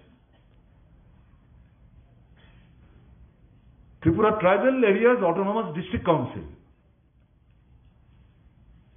ভারতের কমিউনিস্ট পার্টি মার্ক্সবাদী ছাড়া, গণমুক্তি পরিষদ ছাড়া, প্রধানত আমি বলছি, ত্রিপুরার কোন রাজনৈতিক দল এটাকে সমর্থন করেছেন বা মুখের সমর্থন করলো এটাকে কার্যকরী বাস্তবায়িত করার জন্য লড়াই সংগ্রামের ময়দানে উদ্যোগ নিয়েছেন? নেয়নি। বিশ্বাসঘাতকতা করেছে, পেছন থেকে ছুরি মারার চেষ্টা করেছে। গণমুক্তি পরিষদ উদ্যোগ নিয়েছিল সম্মিলিতভাবে, শুধু উপজাতি না, উপজাতি, অনুপজাতি, হিন্দু, মুসলমান, বৌদ্ধ, খ্রিস্টান, গণতান্ত্রিক শক্তিকে ঐক্যবদ্ধ করে এই ত্রিপুরার বুকে ষষ্ঠ তফসিল মোতাবেক ত্রিপুরা উপজাতি এলাকা স্বশাসিত জেলা পরিষদ তৈরি করার জন্য আন্দোলন করতে হবে। কারণ কংগ্রেস সরকার করেনি, করছে না, ভূমিকা নিচ্ছে না। উপজাতি জনগণকে তারা 2 নম্বর 3 নম্বর নাগরিক বলে মনে করে এবং বরাবরই উপজাতি এবং অনুপজাতিদের মধ্যে বিভেদের প্রাচীর তারা তৈরি করেছে। এবং কংগ্রেসের প্রচারটা কি? কাউন্সিলের নির্বাচনে যখন কংগ্রেস জিততে পারে না, তখনই তারা বুঝতে পেরেছে ট্রাইবেলদের মধ্যে তাদের ঘাস নাই। দেশ ভাগের পর তৎকালীন পূর্ব পাকিস্তান থেকে যারা বাধ্য হয়েছিলেন ভারতবর্ষে আসতে, তাদের একটা উল্লেখযোগ্য অংশ যখন ত্রিপুরা আসেন, কমিউনিস্ট নেতৃত্বকে জেলখানায় পুরে এদের মধ্যে কংগ্রেস কাজ করতে গিয়ে তাদেরকে ভয় দেখালো, ভারতবর্ষে ত্রিপুরায় থাকতে গেলে পর এখানে কিন্তু কংগ্রেস করতে হবে। কমিউনিস্ট পার্টি হচ্ছে উপজাতিদের পার্টি। কংগ্রেস এই প্রচারটা প্রথম নিয়ে যায়। আর কংগ্রেস তারা হচ্ছে অনুপজাতি, মূলত বাঙালিদের পার্টি। এবং তাদের হিসেবটা কি? এরা যেভাবে আসলো এবং আগে যে বাঙালি অংশের মানুষ ছিলেন, সবটা যোগ করলে পরে নির্বাচনে জিততে সুবিধা হবে। কাজে এই জায়গায় বিভেদের এই যে প্রাচীরটা, এটা প্রথম কংগ্রেসই কিন্তু তুলল। সেখান থেকেই প্রতিনিয়ত উপজাতি জনগণকে কি করে পেছনের দিকে ঠেলে রাখা যায় তার চেষ্টা শুরু হয়েছে, আজও তা চলছে। এরকম পরিস্থিতির মধ্যে গণমুক্তি পরিষদ উপলব্ধি করেছিল, মার্ক্সবাদী কমিউনিস্ট পার্টির সাথে আলাপ আলোচনা করে, এটা শুধু উপজাতিদের আন্দোলন না, সামগ্রিক গণতান্ত্রিক আন্দোলন। উদ্যোগ নিলেন উপজাতি যুব সমিতি, 67 সালে তৈরি হয়েছে। এটা কংগ্রেসের মস্তিষ্ক প্রসূত, তাদের সন্তান, রাজবাড়িতে পরামর্শ করে এটা হয়েছে। এগুলো বললেই তারা খেপে যায়, আমাদের চুপ থাকতে বলে। তাদের কথায় আমরা চুপ থাকবো নাকি? তো এই জায়গায় গণমুক্তি পরিষদ, দশরথ দেব, সুধন্য দেববর্মা, হেমন্ত দেববর্মারা তারা কিন্তু সংকীর্ণতা দেখায়নি। উপজাতি যুব সমিতি জন্মের পর থেকেই তো আক্রমণ করছে গণমুক্তি পরিষদকে। আমরা লালাও না, সাদাও না। আসলে গোপনে গোপনে সাদার সাথে সলা পরামর্শ করে চলছে কমিউনিস্টদের কি করে বিচ্ছিন্ন করা যায়। এরা মনেই করছে কমিউনিস্টদের বিচ্ছিন্ন করতে পারলে পর গণমুক্তি পরিষদকে দুর্বল করা যাবে, তাহলে শোষক শাসকদের স্বার্থে এই রাজ্যটাকে লুণ্ঠন করা যাবে। এরকম একটা জায়গায় দাঁড়িয়ে জেনে বুঝেও সবাইকে নিয়ে ঐক্যবদ্ধভাবে এই ট্রাইবাল এরিয়াজ অটোনমাস ডিস্ট্রিক্ট কাউন্সিলের জন্য আন্দোলন করার চেষ্টা করেন। তাতে কি হলো? উপজাতি যুব সমিতি তারা বললেন বিশুদ্ধ উপজাতি আন্দোলন করতে হবে, আমাদের ট্রাইবেলদের জন্য আমরা এডিসি চাইছি, তাতে বাঙালিরা আসবে কেন? তারা আসলে এই আন্দোলন নাই। আমরা দশরথদের বুঝাবার চেষ্টা করেছেন, আরে আমরা যদি উপজাতিরা সবাই ঐক্যবদ্ধ হই, ওয়ান অ্যান্ড অল, তারপরে আমরা সংখ্যালঘু, কে শুনবে আমাদের কথা? যতই জাস্টিফাইড হোক, অনুপজাতিরা সংখ্যাগুরু, তারা সবাই আমাদেরকে সমর্থন না করলে তাদের বৃহত্তম যে অংশ গণতান্ত্রিক, তারা যদি আমাদের সমর্থন করে, তাদেরকে যদি আমরা সঙ্গে নিতে পারি, আমাদের আন্দোলনটা শক্তিশালী হবে। এটা তুমি কি বলছো? শুনতে রাজি না। এবং আজকে বলতে বাধ্য হচ্ছে, ইতিহাসের পাতা উল্টালে পরে দেখা যাবে সেই সময়ে কমিউনিস্ট পার্টি ভাগ হয়ে গেছে ভারতের কমিউনিস্ট পার্টি মার্ক্সবাদী তৈরি হয়েছে, সিপিআই আলাদা। সেই সময়ে সিপিআই এর যে নেতৃত্ব তারাও টিউজেস এর সাথে মিলে এই যৌথ আন্দোলনের মঞ্চ ছেড়ে আলাদা হয়ে যাওয়ার চেষ্টা করেছে। কিন্তু গণমুক্তি পরিষদ, মার্ক্সবাদী কমিউনিস্ট পার্টি, তারা বিপদগামী হননি। এখন যেখানে দেখছেন সুকান্ত ভবন, এই জায়গাতে কমিউনিটি হল ছিল, আমরা তখন কলেজে পড়ি, এমবিবি কলেজে পড়ি আমি। সেখানে গণকনভেনশন ডাকলেন দশরথ দেবরা, সমস্ত গণতান্ত্রিক সংগঠনকে ডাকলেন, টিউজেস আসলো না তো। ইভেন আমাদের তৎকালীন সিপিআইয়ের যে বন্ধুরা, তাদের সঙ্গে যে তাদের বিভিন্ন গণতান্ত্রিক সংগঠন, তারা কেউ আসলো না, বয়কট করলেন। সেই জায়গায় সমস্ত সংগঠন যারা উপস্থিত ছিলেন তাদেরকে নিয়ে আন্দোলন সংগ্রাম কমিটি তৈরি হলো 4 দফা দাবিতে। আমি ইতিহাসটা বলছি এই কারণে, নবীন প্রজন্মের তারা এটা জানেন না, দুর্বলতা আমাদের, আমরা ইতিহাস নিয়ে যাওয়ার চেষ্টা করছি না। এরা ভুলিয়ে দেওয়ার চেষ্টা করছে দশরথ শুধু না হেমন্তদের নাম, তার সাথে ইতিহাস জড়িত। ইতিহাস তো সংগ্রামের মধ্য দিয়ে তৈরি হয়, কিন্তু ইতিহাসে ব্যক্তির ভূমিকাকে অস্বীকার করা যায় না। ত্রিপুরার গণসংগ্রামের ইতিহাসে দশরথ সুধন্য হেমন্তরা যে ভূমিকা রেখে গেছেন, এই ব্যক্তিত্বকে বাদ দিয়ে ত্রিপুরার ইতিহাস তো লেখা যাবে না। এরা যতই ঈর্ষাকাতরতায় ভুগুক, যতই সংকীর্ণতায় ভুগুক, আমাদের এটা মাথায় রাখার দরকার আছে। সেই যে আন্দোলন, সেই আন্দোলনের ফলশ্রুতি হচ্ছে Tripura tribal areas autonomous district council. প্রথম বামফ্রন্ট সরকার তৈরি হলো, ভারতবর্ষে প্রথম অকংগ্রেসী সরকার তৈরি হলো। সেই সরকারের প্রধানমন্ত্রী আসলেন, নৃপেন চক্রবর্তী দশরথদেব তার সঙ্গে রাজভবনে দেখা করতে গেলেন। ষষ্ঠ তফসিল মোতাবেক আমাদের রাজ্যে আমরা Tripura tribal areas autonomous district council চাই, এটা দীর্ঘদিনের আন্দোলন। তিনি বুঝতে চাইলেন, দেশাই বুঝতে চাইলেন বিষয়টা কি, তখন বুঝিয়ে বলার চেষ্টা করলেন। ষষ্ঠ তফসিল ভারতবর্ষে আছে, উত্তর পূর্বাঞ্চলের বিভিন্ন রাজ্য আছে, কিন্তু ত্রিপুরার নাম তার মধ্যে নেই। সংবিধানটা সংশোধন করে ষষ্ঠ তফসিল মোতাবেক জেলা পরিষদ করা যাবে, ত্রিপুরাতেও করা যাবে, এই নামটা যুক্ত করতে হবে। দেশাই হাত জোর করে বললেন, দেখুন আমি তো এই সংবিধানের উপর আক্রমণ করার বিরুদ্ধে কথা বলেছি বলেই ইন্দিরা গান্ধী আমাকে জেলখানায় পাঠালেন, আমি কিন্তু এই সংবিধানের গায়ে হাত দেব না। এটাকে বাদ দিয়ে যদি আপনারা জেলা পরিষদ অন্যভাবে করতে পারেন, কোনো আপত্তি নেই, সব দিক থেকে সাহায্য করব, সংবিধান সংশোধন করা যাবে না। হি ওয়াজ এ টাফ নাট, এটা জানা ছিল, এক কথার মানুষ। সে যখন এটা বলল দেশের প্রধানমন্ত্রী, আমরাও কিন্তু বাইরে থেকে তাকে সমর্থন করছি। না যখন করেছে নাই, সে করবে না। এই পরিস্থিতিতে বামফ্রন্ট সরকার আলোচনা করে বের করলো সপ্তম তফসিল মোতাবেকে এই ত্রিপুরায় জেলা পরিষদ হবে। নির্বাচনের প্রস্তুতি শুরু হলো, কারা দাঙ্গা বাঁধাবে? আমাদের নবীন প্রজন্মের বন্ধুদের বুঝতে হবে। বাজার বন্ধ 7 দিনের জন্য, গ্রামের বাজার বন্ধ। আসল উদ্দেশ্য কি? নির্বাচনটাকে ভণ্ডুল করবার জন্য দাঙ্গা বাঁধাও।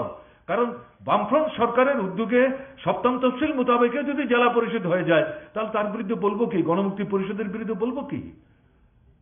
এটা আনারস কেনা এবং কাটা নিয়ে লেম্বু ছড়াই গুলমাল। আমার এখনো মনে আছে, সেদিন আমরা ছাত্রদের একটা শিক্ষা শিবির করছিলাম কৈলাস শহরে, সেখান থেকে দাঙ্গা লেগে গেল। কত মানুষ মারা গেলেন, কতজন ট্রাইবেল, কতজন নন ট্রাইবেল, এই হিসেব করবো আমরা? মানুষ তো মানুষ। কতদিন চললো এই দাঙ্গা? কেন বেশি দিন নিয়ে যেতে পারলো না? কারণ বামফ্রন্ট সরকার দাঙ্গাবাজদের পক্ষে না। ওই মণিপুর দেখছেন তো কেন জ্বলছে? একটা সরকার যদি দাঙ্গাবাজদের পক্ষে থাকে তাহলে এই দাঙ্গা চলতেই থাকে, আগুন নিভে না। কিন্তু বামফ্রন্ট সরকার দৃঢ়তা, বলিষ্ঠতা নিয়ে যে ভূমিকা নিয়েছেন, তাতে এই দাঙ্গা বেশি দূর তারা নিয়ে যেতে পারেনি। আমার এখনো মনে আছে, এই নৃপেন চক্রবর্তীর কোয়ার্টারে, তখন তিনি মুখ্যমন্ত্রী, সন্ধ্যার পর বিএসএফ এর অফিসার এসছেন। তিনি এসে তার সাথে কথা বলছেন, তাকে চা মিষ্টি দেয়নি, চার সাথে মুড়ি দিয়েছে। পাশে বসে তার সঙ্গে কথা শুনছিলাম। তিনি বলছিলেন, মিস্টার চক্রবর্তী, আপনার রাজ্যে তো ট্রাইবেল বাঙালির একসাথে বসবে না। তিনি এই দুটো হাত এরকম করে বুকের মধ্যে বগল দাবা করে বলছেন, তুমি ত্রিপুরা চেনো না। Yes, you have come to help us. We are grateful to you. Please help us. After some time, you will be able to see how does the people between tribal and non-tribal can move together. This is the historical background and this will be the history of Tripura. আমার তো এখনো মনে আছে ওই বাড়িতে তখন ওই আমাদের এই কমরেডটা থাকতেন তখন কি হলো 1.5 থেকে 2 মাসের ব্যবধানে এই চিলড্রেন্স পার্কে শান্তির একত্রিতে সরকারের উদ্যোগে যে মহতী সমাবেশ হলো এই দাঙ্গার বুক ভেদ করে কারা আসলেন উপজাতি এবং অনুপজাতি এবং এজন্য দীর্ঘদিন পর বন্ধুর সাথে বন্ধুর মিলন আত্মীয়র সাথে আত্মীয়ের মিলন দূর থেকে দাঁড়িয়ে দাঁড়িয়ে দেখছিলাম তো এই জায়গাটাতে এই ইতিহাস এই যে কলঙ্কজনক ইতিহাস তাদের এটাকে লুকিয়ে রাখার জন্য নূতনদের কাছ থেকে এটাকে চেপে রাখার জন্য এদেরকে বিভ্রান্ত করার জন্য এই কথাগুলো বলছেন আমি তার জন্য সংক্ষেপে কথাটা বললাম কিন্তু বামফ্রন্ট সরকার সপ্তম তফসিল ভিত্তিতে পরবর্তী সময়ে জেলা পরিষদ সংগঠিত করলেও ষষ্ঠ তফসিলের জন্য তার লড়াই ছিল কেন সপ্তম তফসিলের ভিত্তিতে জেলা পরিষদ হলে পর রাজ্য সরকার যে কোনো সময় এটাকে ভেঙে দিতে পারে কিন্তু এখান থেকে এটাকে রক্ষা করতে আজকের বামফ্রন্ট সরকার আছে চিরদিন বামফ্রন্ট সরকার থাকবে এটা মনে করার কোনো কারণ নেই কমিউনিস্ট এই সম্পর্কে সচেতন বিশেষ করে মার্ক্সবাদী কমিউনিস্ট পার্টি ঠিক আছে এখন পরিস্থিতি আমাদের পক্ষে কিন্তু চিরস্থায়ী বন্দোবস্তের মতো আমরা এসেছি আছি থাকবো আমাদেরই থাকতে হবে এটা মনে করার কারণ নেই কোনো রকম ঝুঁকি নেওয়া যাবে না ষষ্ঠ তফসিলের ভিত্তিতে করতে হবে কেন ষষ্ঠ তফসিলের ভিত্তিতে করলে পরে এই জেলা পরিষদটার কর্তৃত্বের নিয়ন্ত্রণ শক্তি হবেন রাষ্ট্রপতির প্রতিনিধি হিসাবে রাজ্যপাল রাজ্য সরকার চাইলে ওটাকে ভাঙতে পারবে না এই বিধানসভায় বামফ্রন্ট সরকারের পক্ষ থেকে সেদিন শুক্রবার ছিল প্রাইভেট মেম্বার্স ডে প্রস্তাব আনা হলো ষষ্ঠ তফসিল মোতাবেক ত্রিপুরায় জেলা পরিষদ তৈরি করবার জন্য ভারতবর্ষের সংবিধান সংশোধন করার লক্ষ্যে ত্রিপুরা বিধানসভা কেন্দ্রীয় সরকারের দৃষ্টি আকর্ষণ করছে সেই বিধানসভায় 56 জন হচ্ছেন সিপিআইএম এর আর 4 জন ছিল টিউডিএস এর কংগ্রেসের একজনও ছিল না থাকলে যারা কি করতেন আমরা জানি না কারণ তারা তো জেলা পরিষদ নির্বাচন বললেন হিন্দুস্তান পাকিস্তান হয়ে যাবে 2 নম্বর হয়ে যাবে জেলা পরিষদ এলাকার মধ্যে নন ট্রাইবেলরা এরকম কথাবার্তা বলার চেষ্টা করেছে এগুলো ইতিহাস বলে বলছি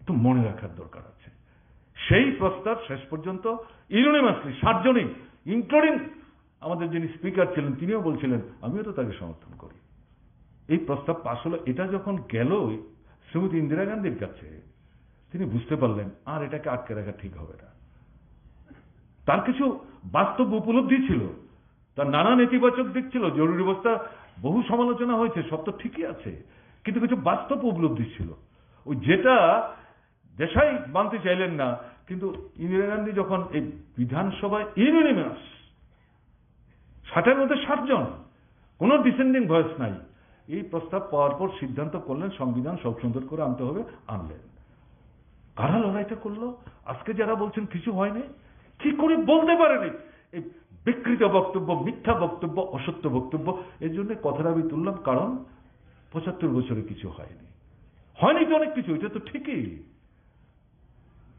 কিন্তু যা হয়েছে আমি শুধু ত্রিপুরার কথাই যদি বলি উপজাতি জনগণের স্বার্থে কাদের সময় হয়েছে কারা করেছেন কমরেড রঘুর সেটা উল্লেখ করার চেষ্টা করেছেন ব্যাখ্যায় জানতে দ্বিতীয় যে কথা তারা বলল ককবরক ভাষা এদিকে 64 সাল থেকে এটা স্বীকৃত আরেকটা মিথ্যা কথা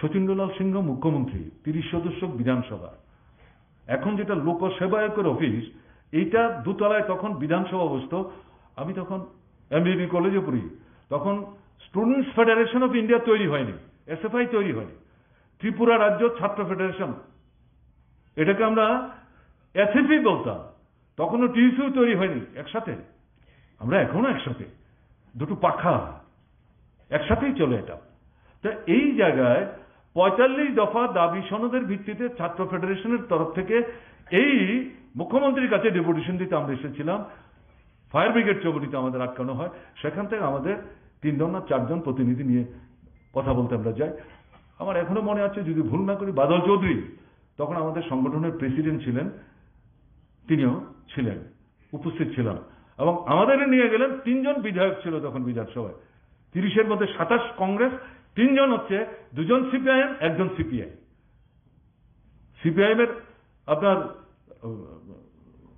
অভিরাম দেববর্মা, বিদ্যা দেববর্মা, আর সিপিআই অঘুর দেববর্মা। ওই যার কথা বলছিলাম যে সিপিআই বেরিয়ে গেল, অঘুরবাবুর নেতৃত্বেই তারা বেরিয়ে গেছিল, থাকেনি আন্দোলনে। আমি তাকে অশ্রদ্ধা করি না, শ্রদ্ধা করি, তার ভূমিকা অস্বীকার করা যাবে না, ইতিহাসে তার কন্ট্রিবিউশন আছে, কিন্তু ভুল তো ভুল, এ তো বলতে হবে। তো এই জায়গায় আমরা যখন গেলাম, অন্য বিষয়ে যাচ্ছি না। অন্যতম দাবি ছিল ককবরক ভাষায়, আমরা কি বলেছি, সরকারি ভাষার কথা বলিনি, ক্লাস 5 পর্যন্ত আমাদের ট্রাইবাল ছেলে মেয়ে। গুরুত্বপূর্ণ এই কনভেনশন সংগঠিত হচ্ছে। এখানে সাবরুম থেকে ধর্মনগর, আমাদের রাজ্যের 23টি মহকুমা থেকেই আমি বলবো সবাইকে প্রীতি, শুভেচ্ছা, অভিনন্দন জানাচ্ছি। গুরুত্বপূর্ণ এই কনভেনশন সংগঠিত হচ্ছে। এখানে সাবরুম থেকে ধর্মনগর, আমাদের রাজ্যের 23টি মহকুমা থেকেই আমি বলবো শুধু এই 3টি সংগঠনের প্রতিনিধি না, বলা যেতে পারে যারা আমাদের ট্রাইবাল অংশের মধ্যে গণতান্ত্রিক আন্দোলনের যারা সামনের সারির যোদ্ধারা, তারা আজকে এখানে উপস্থিত হয়েছেন এই কনভেনশনকে, তার উদ্দেশ্যকে সফল করার জন্য। আমি আপনাদের সকলকে শুভেচ্ছা, অভিনন্দন এবং নমস্কার জানাচ্ছি। যতন খুলুমখা, যতন হামবাই। আপনারা 11:15 আমাদের এই কনভেনশন শুরু হয়েছে। এতক্ষণ ধরে প্রায় 6 জন বক্তা তার বক্তব্য শুনেছেন। অনেক গুরুত্বপূর্ণ আলোচনা হয়েছে আজকে এখানে, এবং আমি এই মঞ্চ থেকে যা লক্ষ্য করছি যে আজকের এই কনভেনশন, তার উদ্দেশ্য যেমন একটা খুব গুরুত্বপূর্ণ কর্মসূচি বা লক্ষ্যকে সামনে রেখে, আর আপনারা যারা এসেছেন তারাও এই গুরুত্বকে অনেক গভীরতার সাথে, অন্তরের সাথে উপলব্ধি করছেন। এটা সচরাচর এরকম পরিবেশ বা এরকম যে একটা কনভেনশনের তার চলার মধ্য দিয়ে খুব কম দেখা যায়। একেবারে শুরু থেকে খুব মনোযোগ দিয়ে প্রায় নড়াচড়া করে আপনারা সবাই শুনছেন। এটা দেখে আজ থেকে 49 বছর আগের একটা ঘটনা আমার মনে পড়ছে। মানিকদাও একটু উল্লেখ করেছেন। হয়তোবা সেই দিনকার বা সেই দিনের তার একটা দারুণ একটা তখন এই টাউন হল ছিল না, রবীন্দ্র ভবন হয়নি। আমাদের রাজ্যে সুখময় সেনগুপ্তের নেতৃত্বে কংগ্রেস দলের সরকার সারা রাজ্যে যে মানুষের অভাব অনটন আর উপজাতি এলাকাতে ক্ষুধা, মৃত্যু, সন্তান বিক্রি, এটা নিত্যদিনের দিনলিপি, সাবরুম থেকে ধর্মনগর সর্বত্র।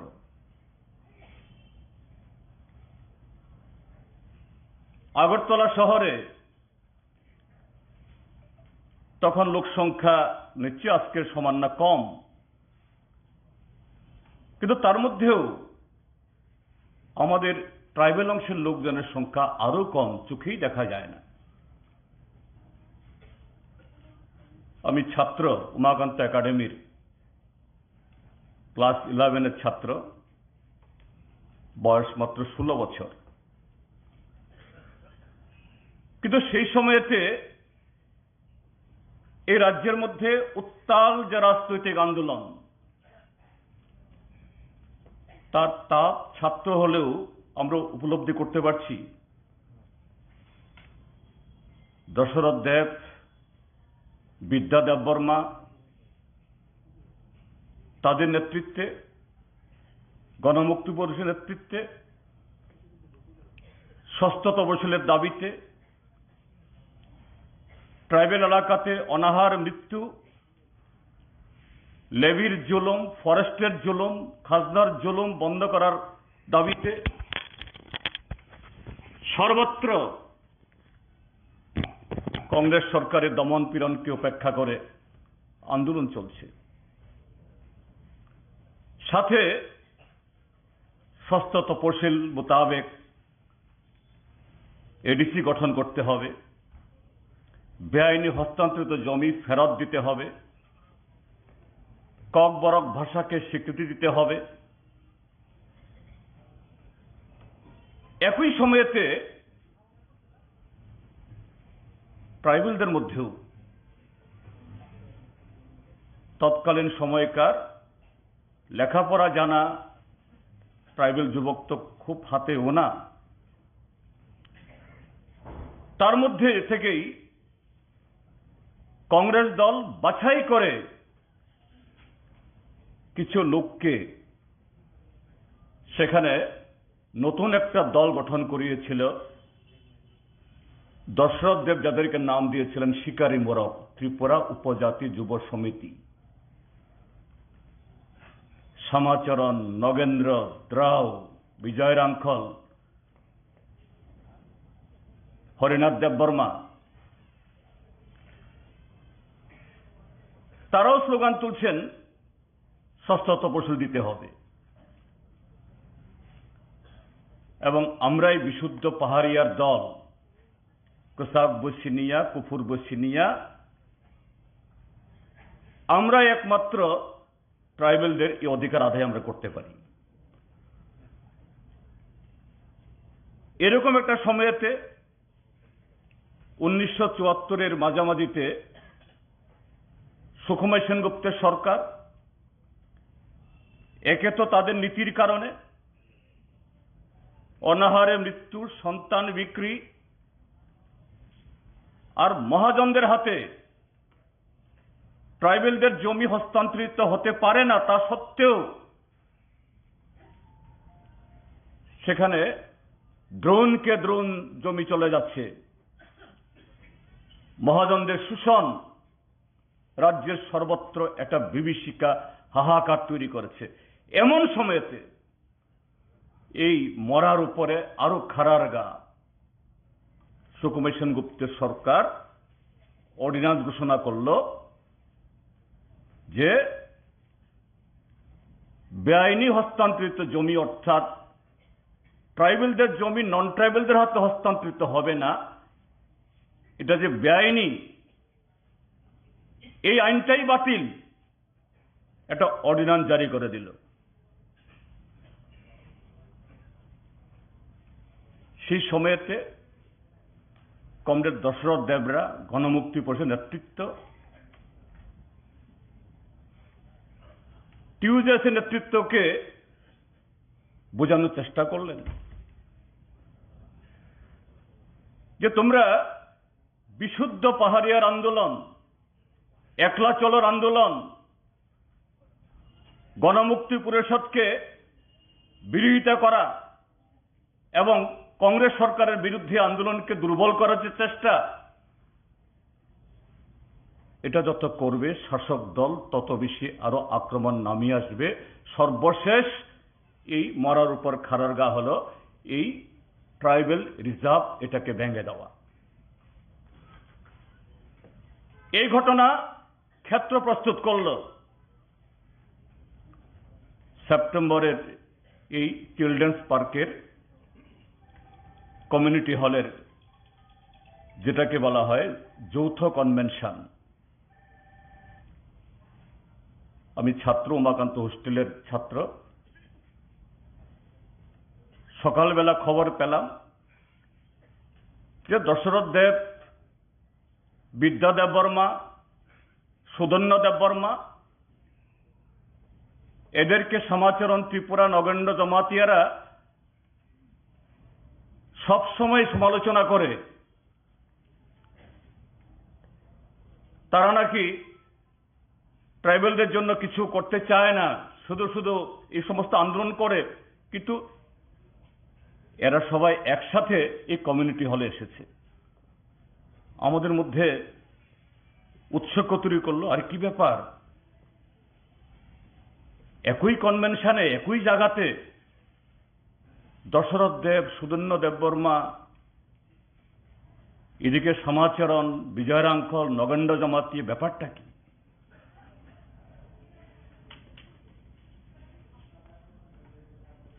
ভোর 4টা অবধি সে কনভেনশন হয়েছে। আমি সেই কনভেনশনের সাক্ষী।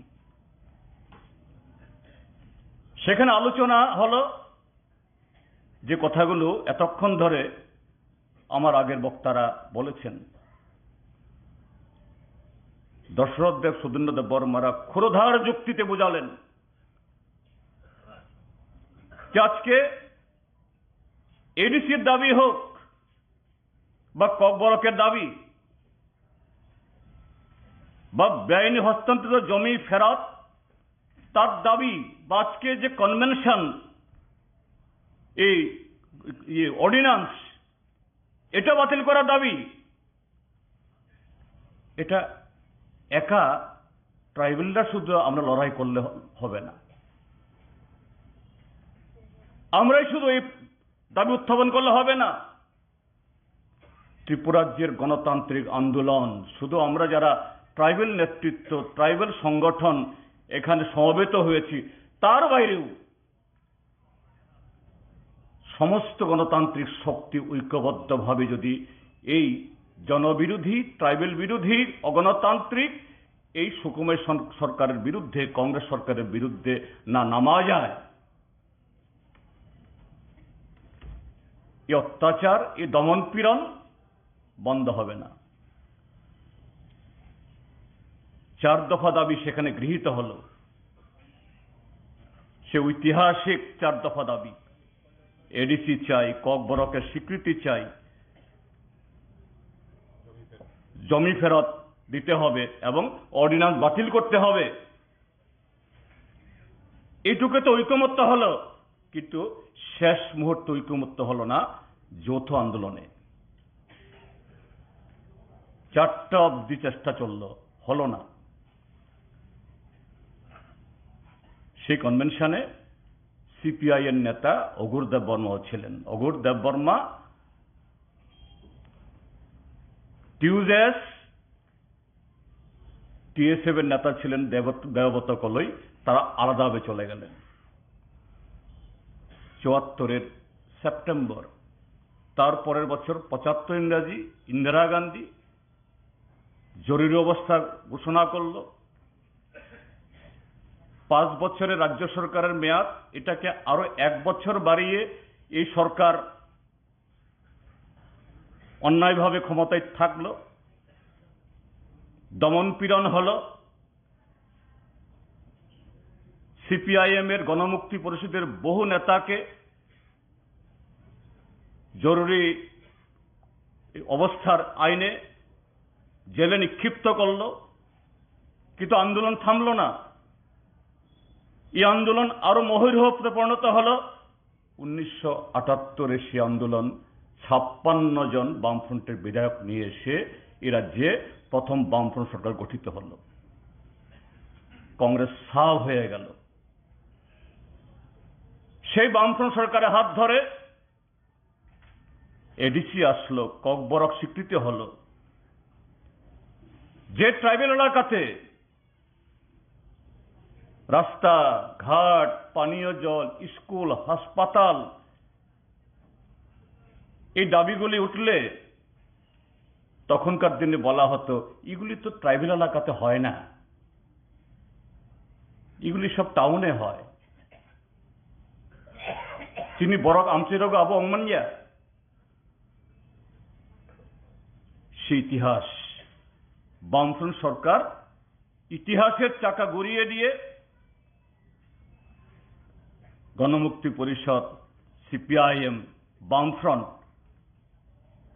এই ত্রিপুরার যে বর্তমান এই ত্রিপুরা জায়গায় নিয়ে আসলো। বর্তমান মানে আমি এখনকার বিজেপির সরকারের যেরকম এটা বলছি না।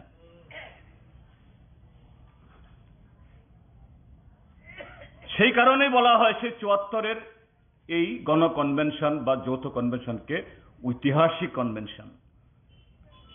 আমি জানি না আজকের কনভেনশনও ঐতিহাসিক হবে কিনা, কিন্তু ইতিহাস তৈরি করার দায়িত্ব আমাদের। তো আজকে এই ৪৯ বছর বাদে যখন আমরা একটু আলাদা আঙ্গিকে হলেও, আলাদা পরিসরে হলেও,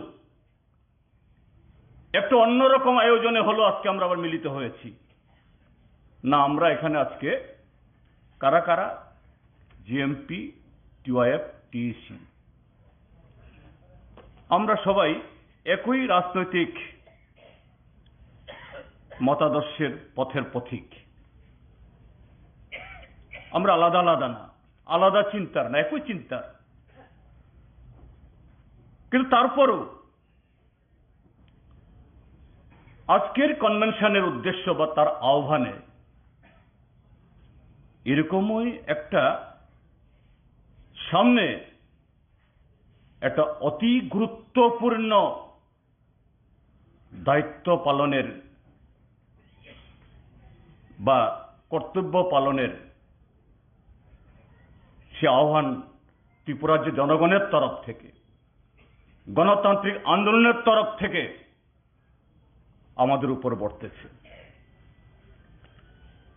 আমাদের আজকের কনভেনশনের শীর্ষক কি এখানে? লুকু হাম রায়দানো করাক খাইনানি বেবাক থান সংবাইজাদি। অধিকার সুরক্ষায় সমস্ত গণতান্ত্রিক শক্তি ঐক্যবদ্ধ হন। আমাদের আহ্বান শুধু জিএমপি, টিওআইএফ, টিইসিউ আমরা যে অংশের মধ্যে কাজ করি শুধু তাদের কাছে না। কেন আজকে আমরা এই কথা বলছি? আমাদের অধিকার আক্রান্ত। এখানে দাবি সনদ ব্যাখ্যা করতে গিয়ে কমরেড আদাচরণ দেববর্মা সুন্দরভাবে এখানে ব্যাখ্যা করেছেন, তুলেছেন।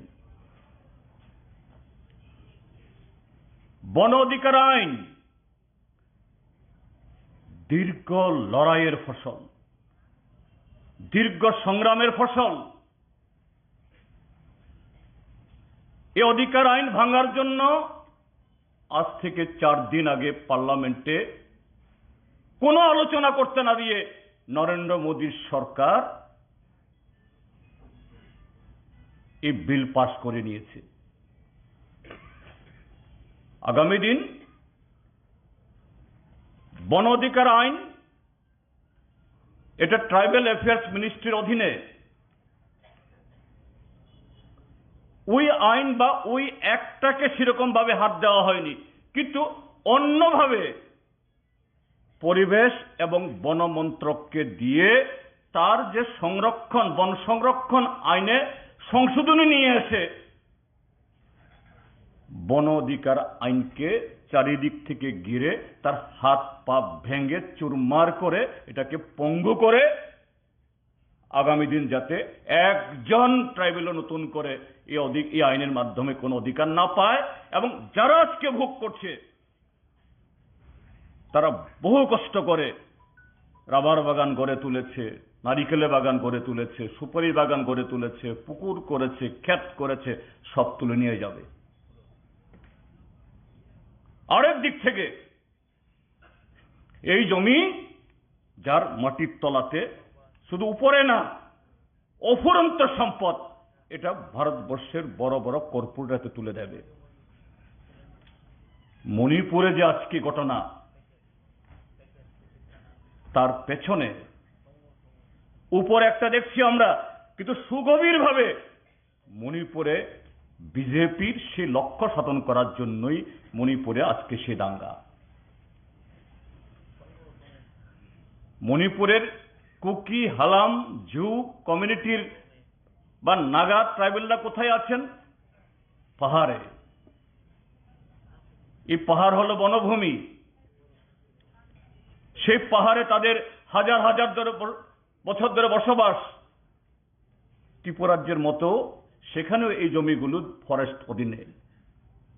ওইখানে তো সেখানকার যারা সংখ্যাগরিষ্ঠ বা রাজনৈতিক দিক থেকে যারা ক্ষমতাবান, সব মেয়েতেই খারাপ না, সব মেয়েতেই একেবারে শোষক কখনো হয় না, কোথাও হয় না। কিন্তু সেখানকার যে কায়েমি স্বার্থ, তাদের লক্ষ্য মণিপুরের এই চুরাচাঁদপুর বা মৈরাং বা ওই মোরে, এই সমস্ত জায়গার জমি দখল করার জন্য।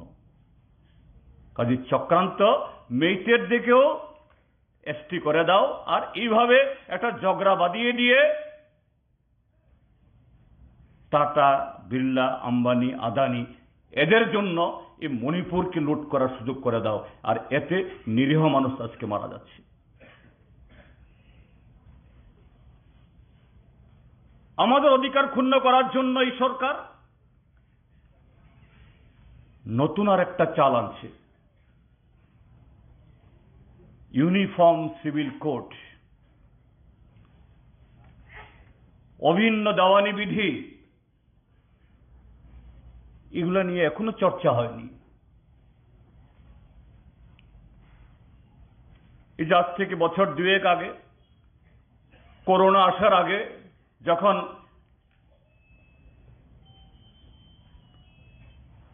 এতে ওই সিএএ আমাদের নাগরিকত্ব আইন এটা সংশোধন করার জন্য উদ্যোগ গ্রহণ করে, সাধারণ মানুষ এই দেশে ভেবেছিল এটা আবার কি, কিন্তু কেন আনলো? আমাদের দেশের আরএসএস বিজেপি সরকার, তারা জানে,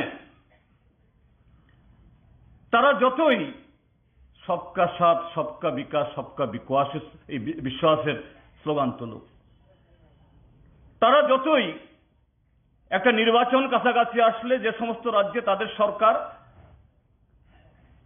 কিছু ঘর টর দিয়ে, যেমন ত্রিপুরাজ্যের মধ্যে 18তে ক্ষমতায় আসার পর 4টা বছর একটা ঘরও দিল না। 21 ইংরাজির শেষ দিকে এসে, কারণ 23 বিধানসভা নির্বাচন করতে হবে, একসাথে 4 বছরের ঘর ঢেলে দিয়ে বলছে এই দেখো এই সরকার কত টাকা দিয়ে দিচ্ছে। নির্বাচনের বছরে এসে কৃষকদের বলছে এই দেখো প্রধানমন্ত্রী সম্মান যোজনার নামে কৃষকদের জন্য নগদ টাকা একেবারে ডাইরেক্ট অ্যাকাউন্টে ঢুকছে, তার জন্য দরখাস্ত দিতে হয় না। কিন্তু 4টা বছর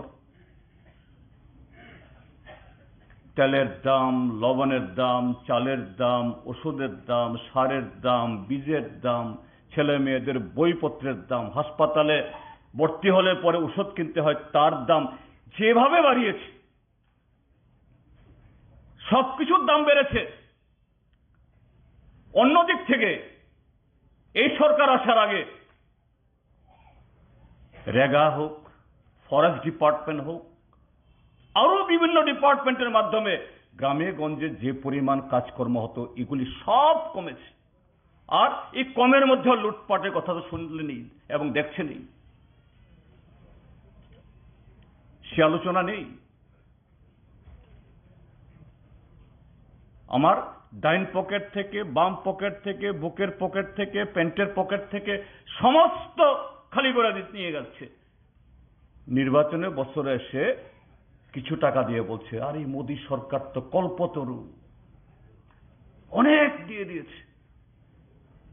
যদি সব হিসাব করি যে আমাদের থেকে যেগুলো নিয়েছে, এরা যে দিয়েছে, হিসাব করলে পরে আমাদের থেকে যা নিয়েছে তার অর্ধেকও হয় না তারা যা দেয় এখন, মাইনাস। এবং তার প্রতিফলন কোথায়? তার প্রতিফলন আনন্দবাজার, তার প্রতিফলন রৈশাবাড়ি, মানিকপুর, তার প্রতিফলন গ্রামেগঞ্জে। কিভাবে অভাবী মানুষের ভিড়, কিভাবে জঙ্গলের একটু সবজি নিয়ে রাত্র 8টা-10টা অবধি আমাদের ট্রাইবেল মা বোনদের অল্প চাল কেনার জন্য তাদেরকে সারাটা দিন পরিশ্রম করে ক্ষুধার্ত পেটে বসে থাকতে হয়। নতুন কোনো প্রকল্প নেই, নতুন একটা হাসপাতাল নেই, একটা স্কুল নেই, 1 কিলোমিটার বিদ্যুৎ নেই। বাড়িতে গিয়ে পাইপলাইন দিয়েছে কিন্তু জলের সাথে যোগাযোগ নেই। ডেভেলপমেন্ট এগুলি। নতুন একটা চাকরি নেই, নতুন করে একজন যারা 60 বছর পূর্তি হয়েছেন কেউ নতুন করে একজন ভাতা স্যাংশন হয় না।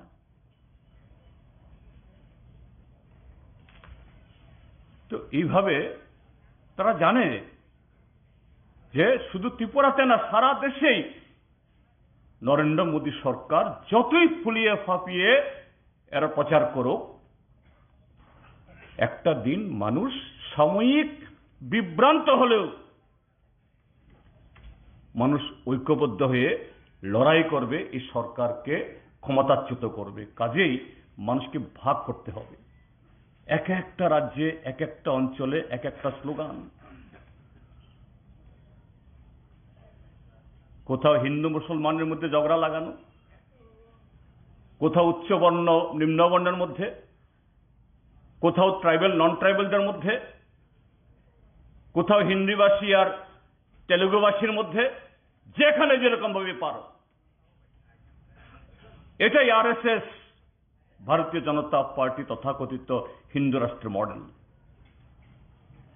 এইভাবে 14তে এসেছে, 2019-এর লোকসভা নির্বাচনেও এই সমস্ত ঝগড়াঝাটি ঘটিয়ে, আর কাশ্মীরে একটা দুর্ঘটনা, এটাকে পুঁজি করে পুলওয়ামাতে বৈতরণী পার হয়েছে। এখন 2024-এর বৈতরণী পার হওয়ার জন্য নতুন ইস্যু আনছে। ইস্যু কি? ইউনিফর্ম সিভিল কোড, অভিন্ন দেওয়ানি বিধি। অর্থাৎ তাদের যে স্লোগান হিন্দু হিন্দি হিন্দুস্থান, খুব সুন্দর বলে, একটা সিটিজেনশিপ কার্ড, একরকম ভোটার কার্ড, একরকম রেশন কার্ড, সব এক। সম্ভব? সম্ভব? এখানে টিএসইউর নেতা তার ছাত্রদের শিক্ষার সমস্যা বলতে গিয়ে এখানে বলেছেন কিভাবে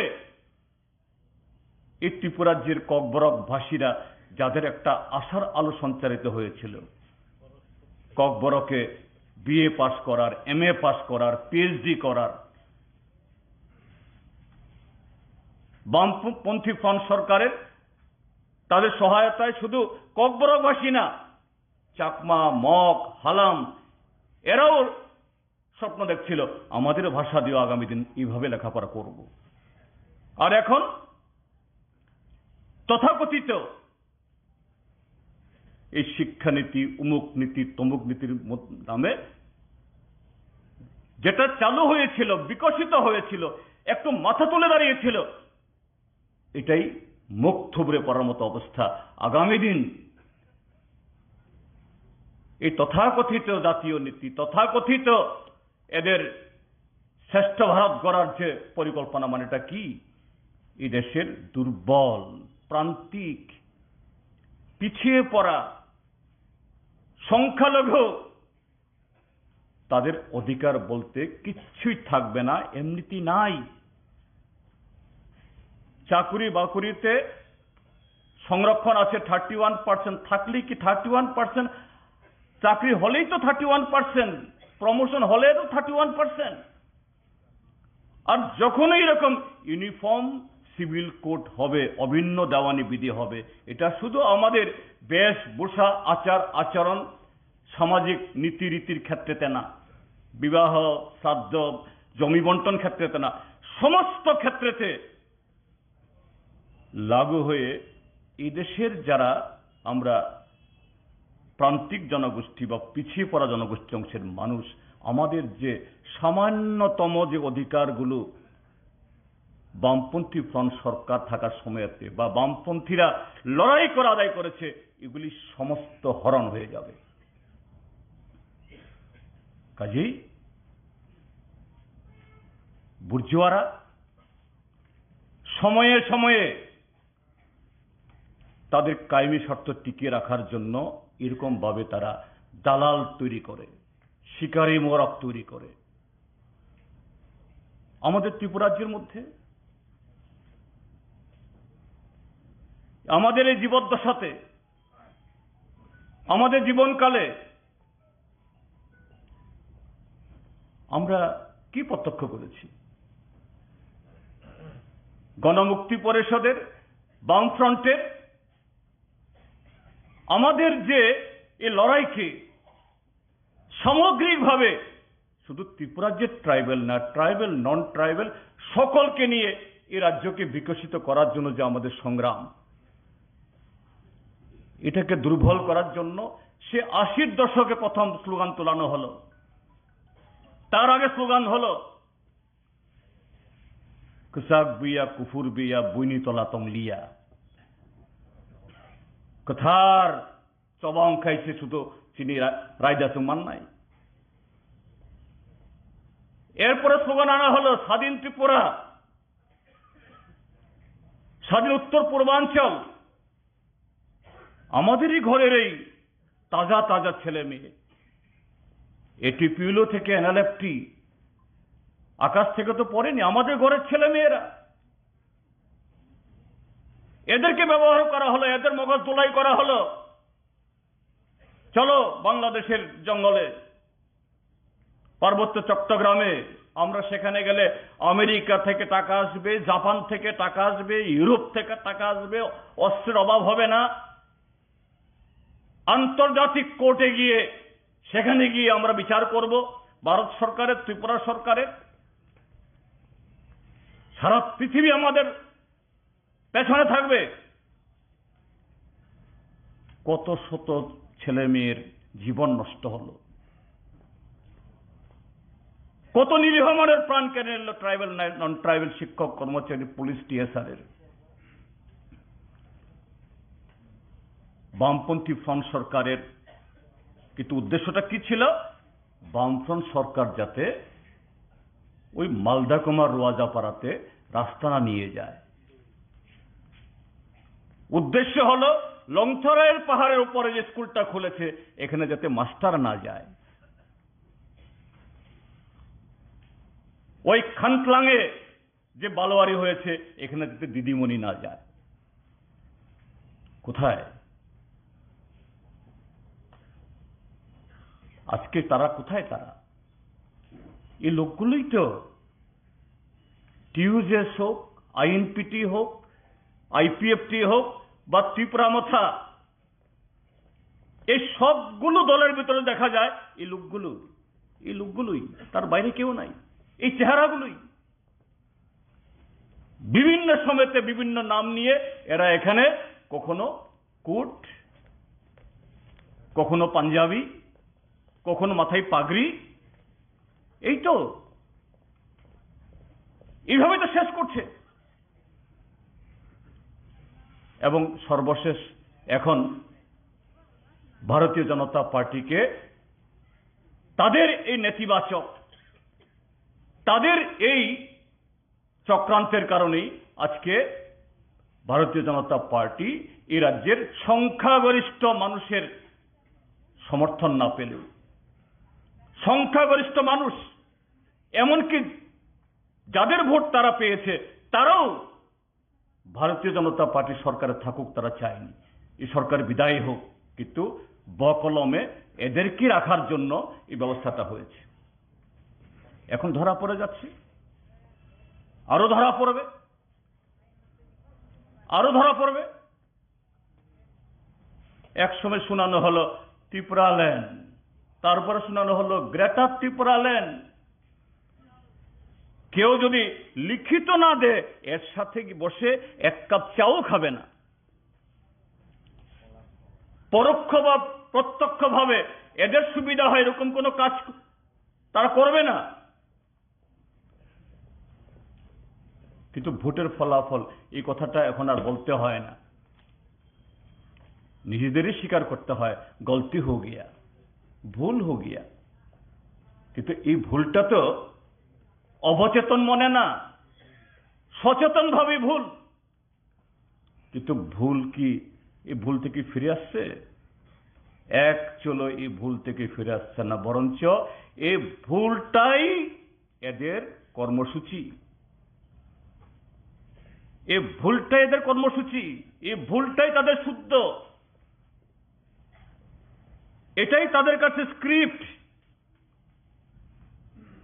অর্থাৎ এই কাজ করেই ত্রিপুরা রাজ্যের ট্রাইবেল হোক নন ট্রাইবেল হোক গরিব মানুষের স্বার্থ রক্ষা করার জন্য যে শক্তি মার্ক্সবাদী কমিউনিস্ট পার্টি গণমুক্তি পরিষদ, তাদেরকে ক্ষমতার থেকে দূরে রাখা যায়, তাদের বিরুদ্ধে সাময়িকের জন্য মানুষকে খেপিয়ে পরিবেশকে অন্যরকম করা যায়। এখনো ত্রিপুরায় যদি ভাষণ হয়, ত্রিপুরায় যদি কোনো কর্মসূচি হয়, এখানে স্লোগান তোলা হয় হাম দেখ লেঙ্গে, দিল্লিকে ছাড়া হবে না, ইঞ্চি ইঞ্চিতে লড়াই হবে। আবার কি দেখা গেল, সেই দিল্লি এডিসিকে কোনো চিঠি দিয়েছে বলে আমরা শুনিনি। ভোট ভাগাভাগির ফলে মাত্র 19% ভোট পেয়ে আমরা সিপিআইএম এককভাবে 26% ভোট পেয়েছি।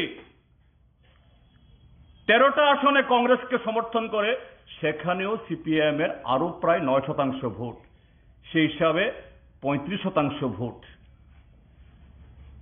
সিপিআইএম এর গত বিধাতে আমরা সে আসন না পেলেও, কিন্তু মাত্র 19% ভোট পেয়ে ত্রিপুরা অর্থাৎ ত্রিপুরা বিধানসভাতে প্রধান বিরোধী দল, কেননা 13 জন এমপি এমএলএ। কেউ শুনেছেন দিল্লি থেকে স্বরাষ্ট্র মন্ত্রক বা কোনো মন্ত্রী ত্রিপুরা বিধানসভার বিরোধী দল নেতাকে এডিসির এম্পাওয়ারমেন্টের জন্য আলোচনার জন্য কোনো চিঠি দিয়েছেন?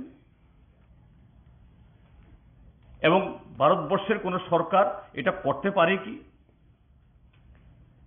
যদি অনিমেষ দেববর্মা বিরোধী দল নেতাকে যদি এডিসির এম্পাওয়ারমেন্টের জন্য যদি তাকে চিঠি দেওয়া হয়, তাহলে জিতেন চৌধুরী সিপিআইএম এর লিডারকে দিতে হবে। এটাই আইন।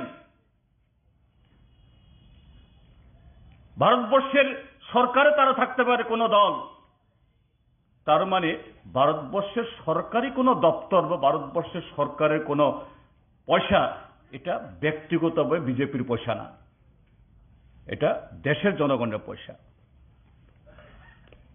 কাজেই গণতান্ত্রিকভাবে যদি ত্রিপুরাজ্যের মঙ্গলের জন্য উন্নয়নের জন্য করতে হয়, এই চিঠি যদি দিতে হয়, প্রকাশ্যে পত্রিকায় বিজ্ঞাপন দিয়ে চিঠি দিয়ে সরকারকে বিরোধী দলকে নির্বাচিত সদস্যদেরকে আমন্ত্রণ জানাতে হয়। কিন্তু আমরা শুনিনি। কিন্তু দেখা গেল সুরসুর করে ইঁদুরের মতো করে ত্রিপুরা এই দিল্লিতে এডিসির চিফ এক্সিকিউটিভ মেম্বার, কিছু এফডিসি মেম্বার, এরপর এমএলএ, সাথে আইপিএফটি, আবার কিছু ফেও আছে তথাকথিত সামাজিক নেতা, এরকম কিছু তৈরি করা হয়েছে। এদেরকেও সব নিয়ে গেছে দিল্লিতে, পত্রিকা ছবি বেরিয়েছে। মিটিং কার সাথে? মিটিংটা যদি একজন অফিসার কি মিশ্র তার সাথে মিটিং, এটাও বোধ হয় ত্রিপুরা ভবনে, এটাও সরকারি কোনো অফিসে না। একে মিশ্র হবে। আমি বলে দিচ্ছি এখান থেকে, কয়েক মাস বাদে 2024 লোকসভা নির্বাচন, কাজেই ত্রিপুরা মথা তুমি আলাদা আলাদাই থাকো। তার আগে এডিসিতে কিছু টাকা দিয়ে দেব, তোমরা আরো কিছু লুটপাট করো।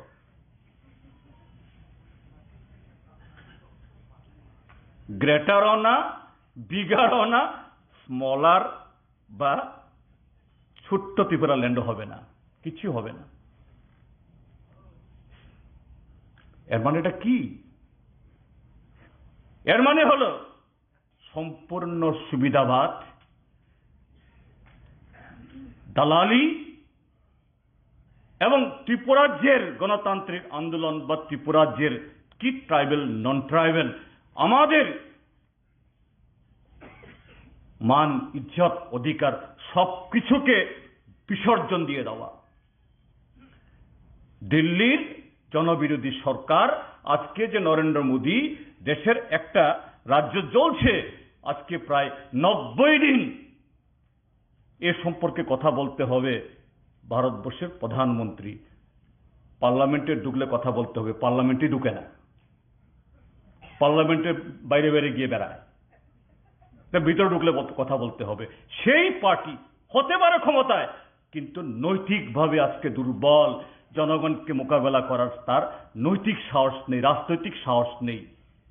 তার কাছে গিয়ে তথাকথিত এই থানসার দল, তথাকথিত আজকে যারা ত্রিপুরাজ্যের ভবিষ্যতের কথা বলে, আজকে এইভাবেই এই রাজ্যটাকে নপুংসক পরিণত করছে রাজনৈতিক দিক থেকে।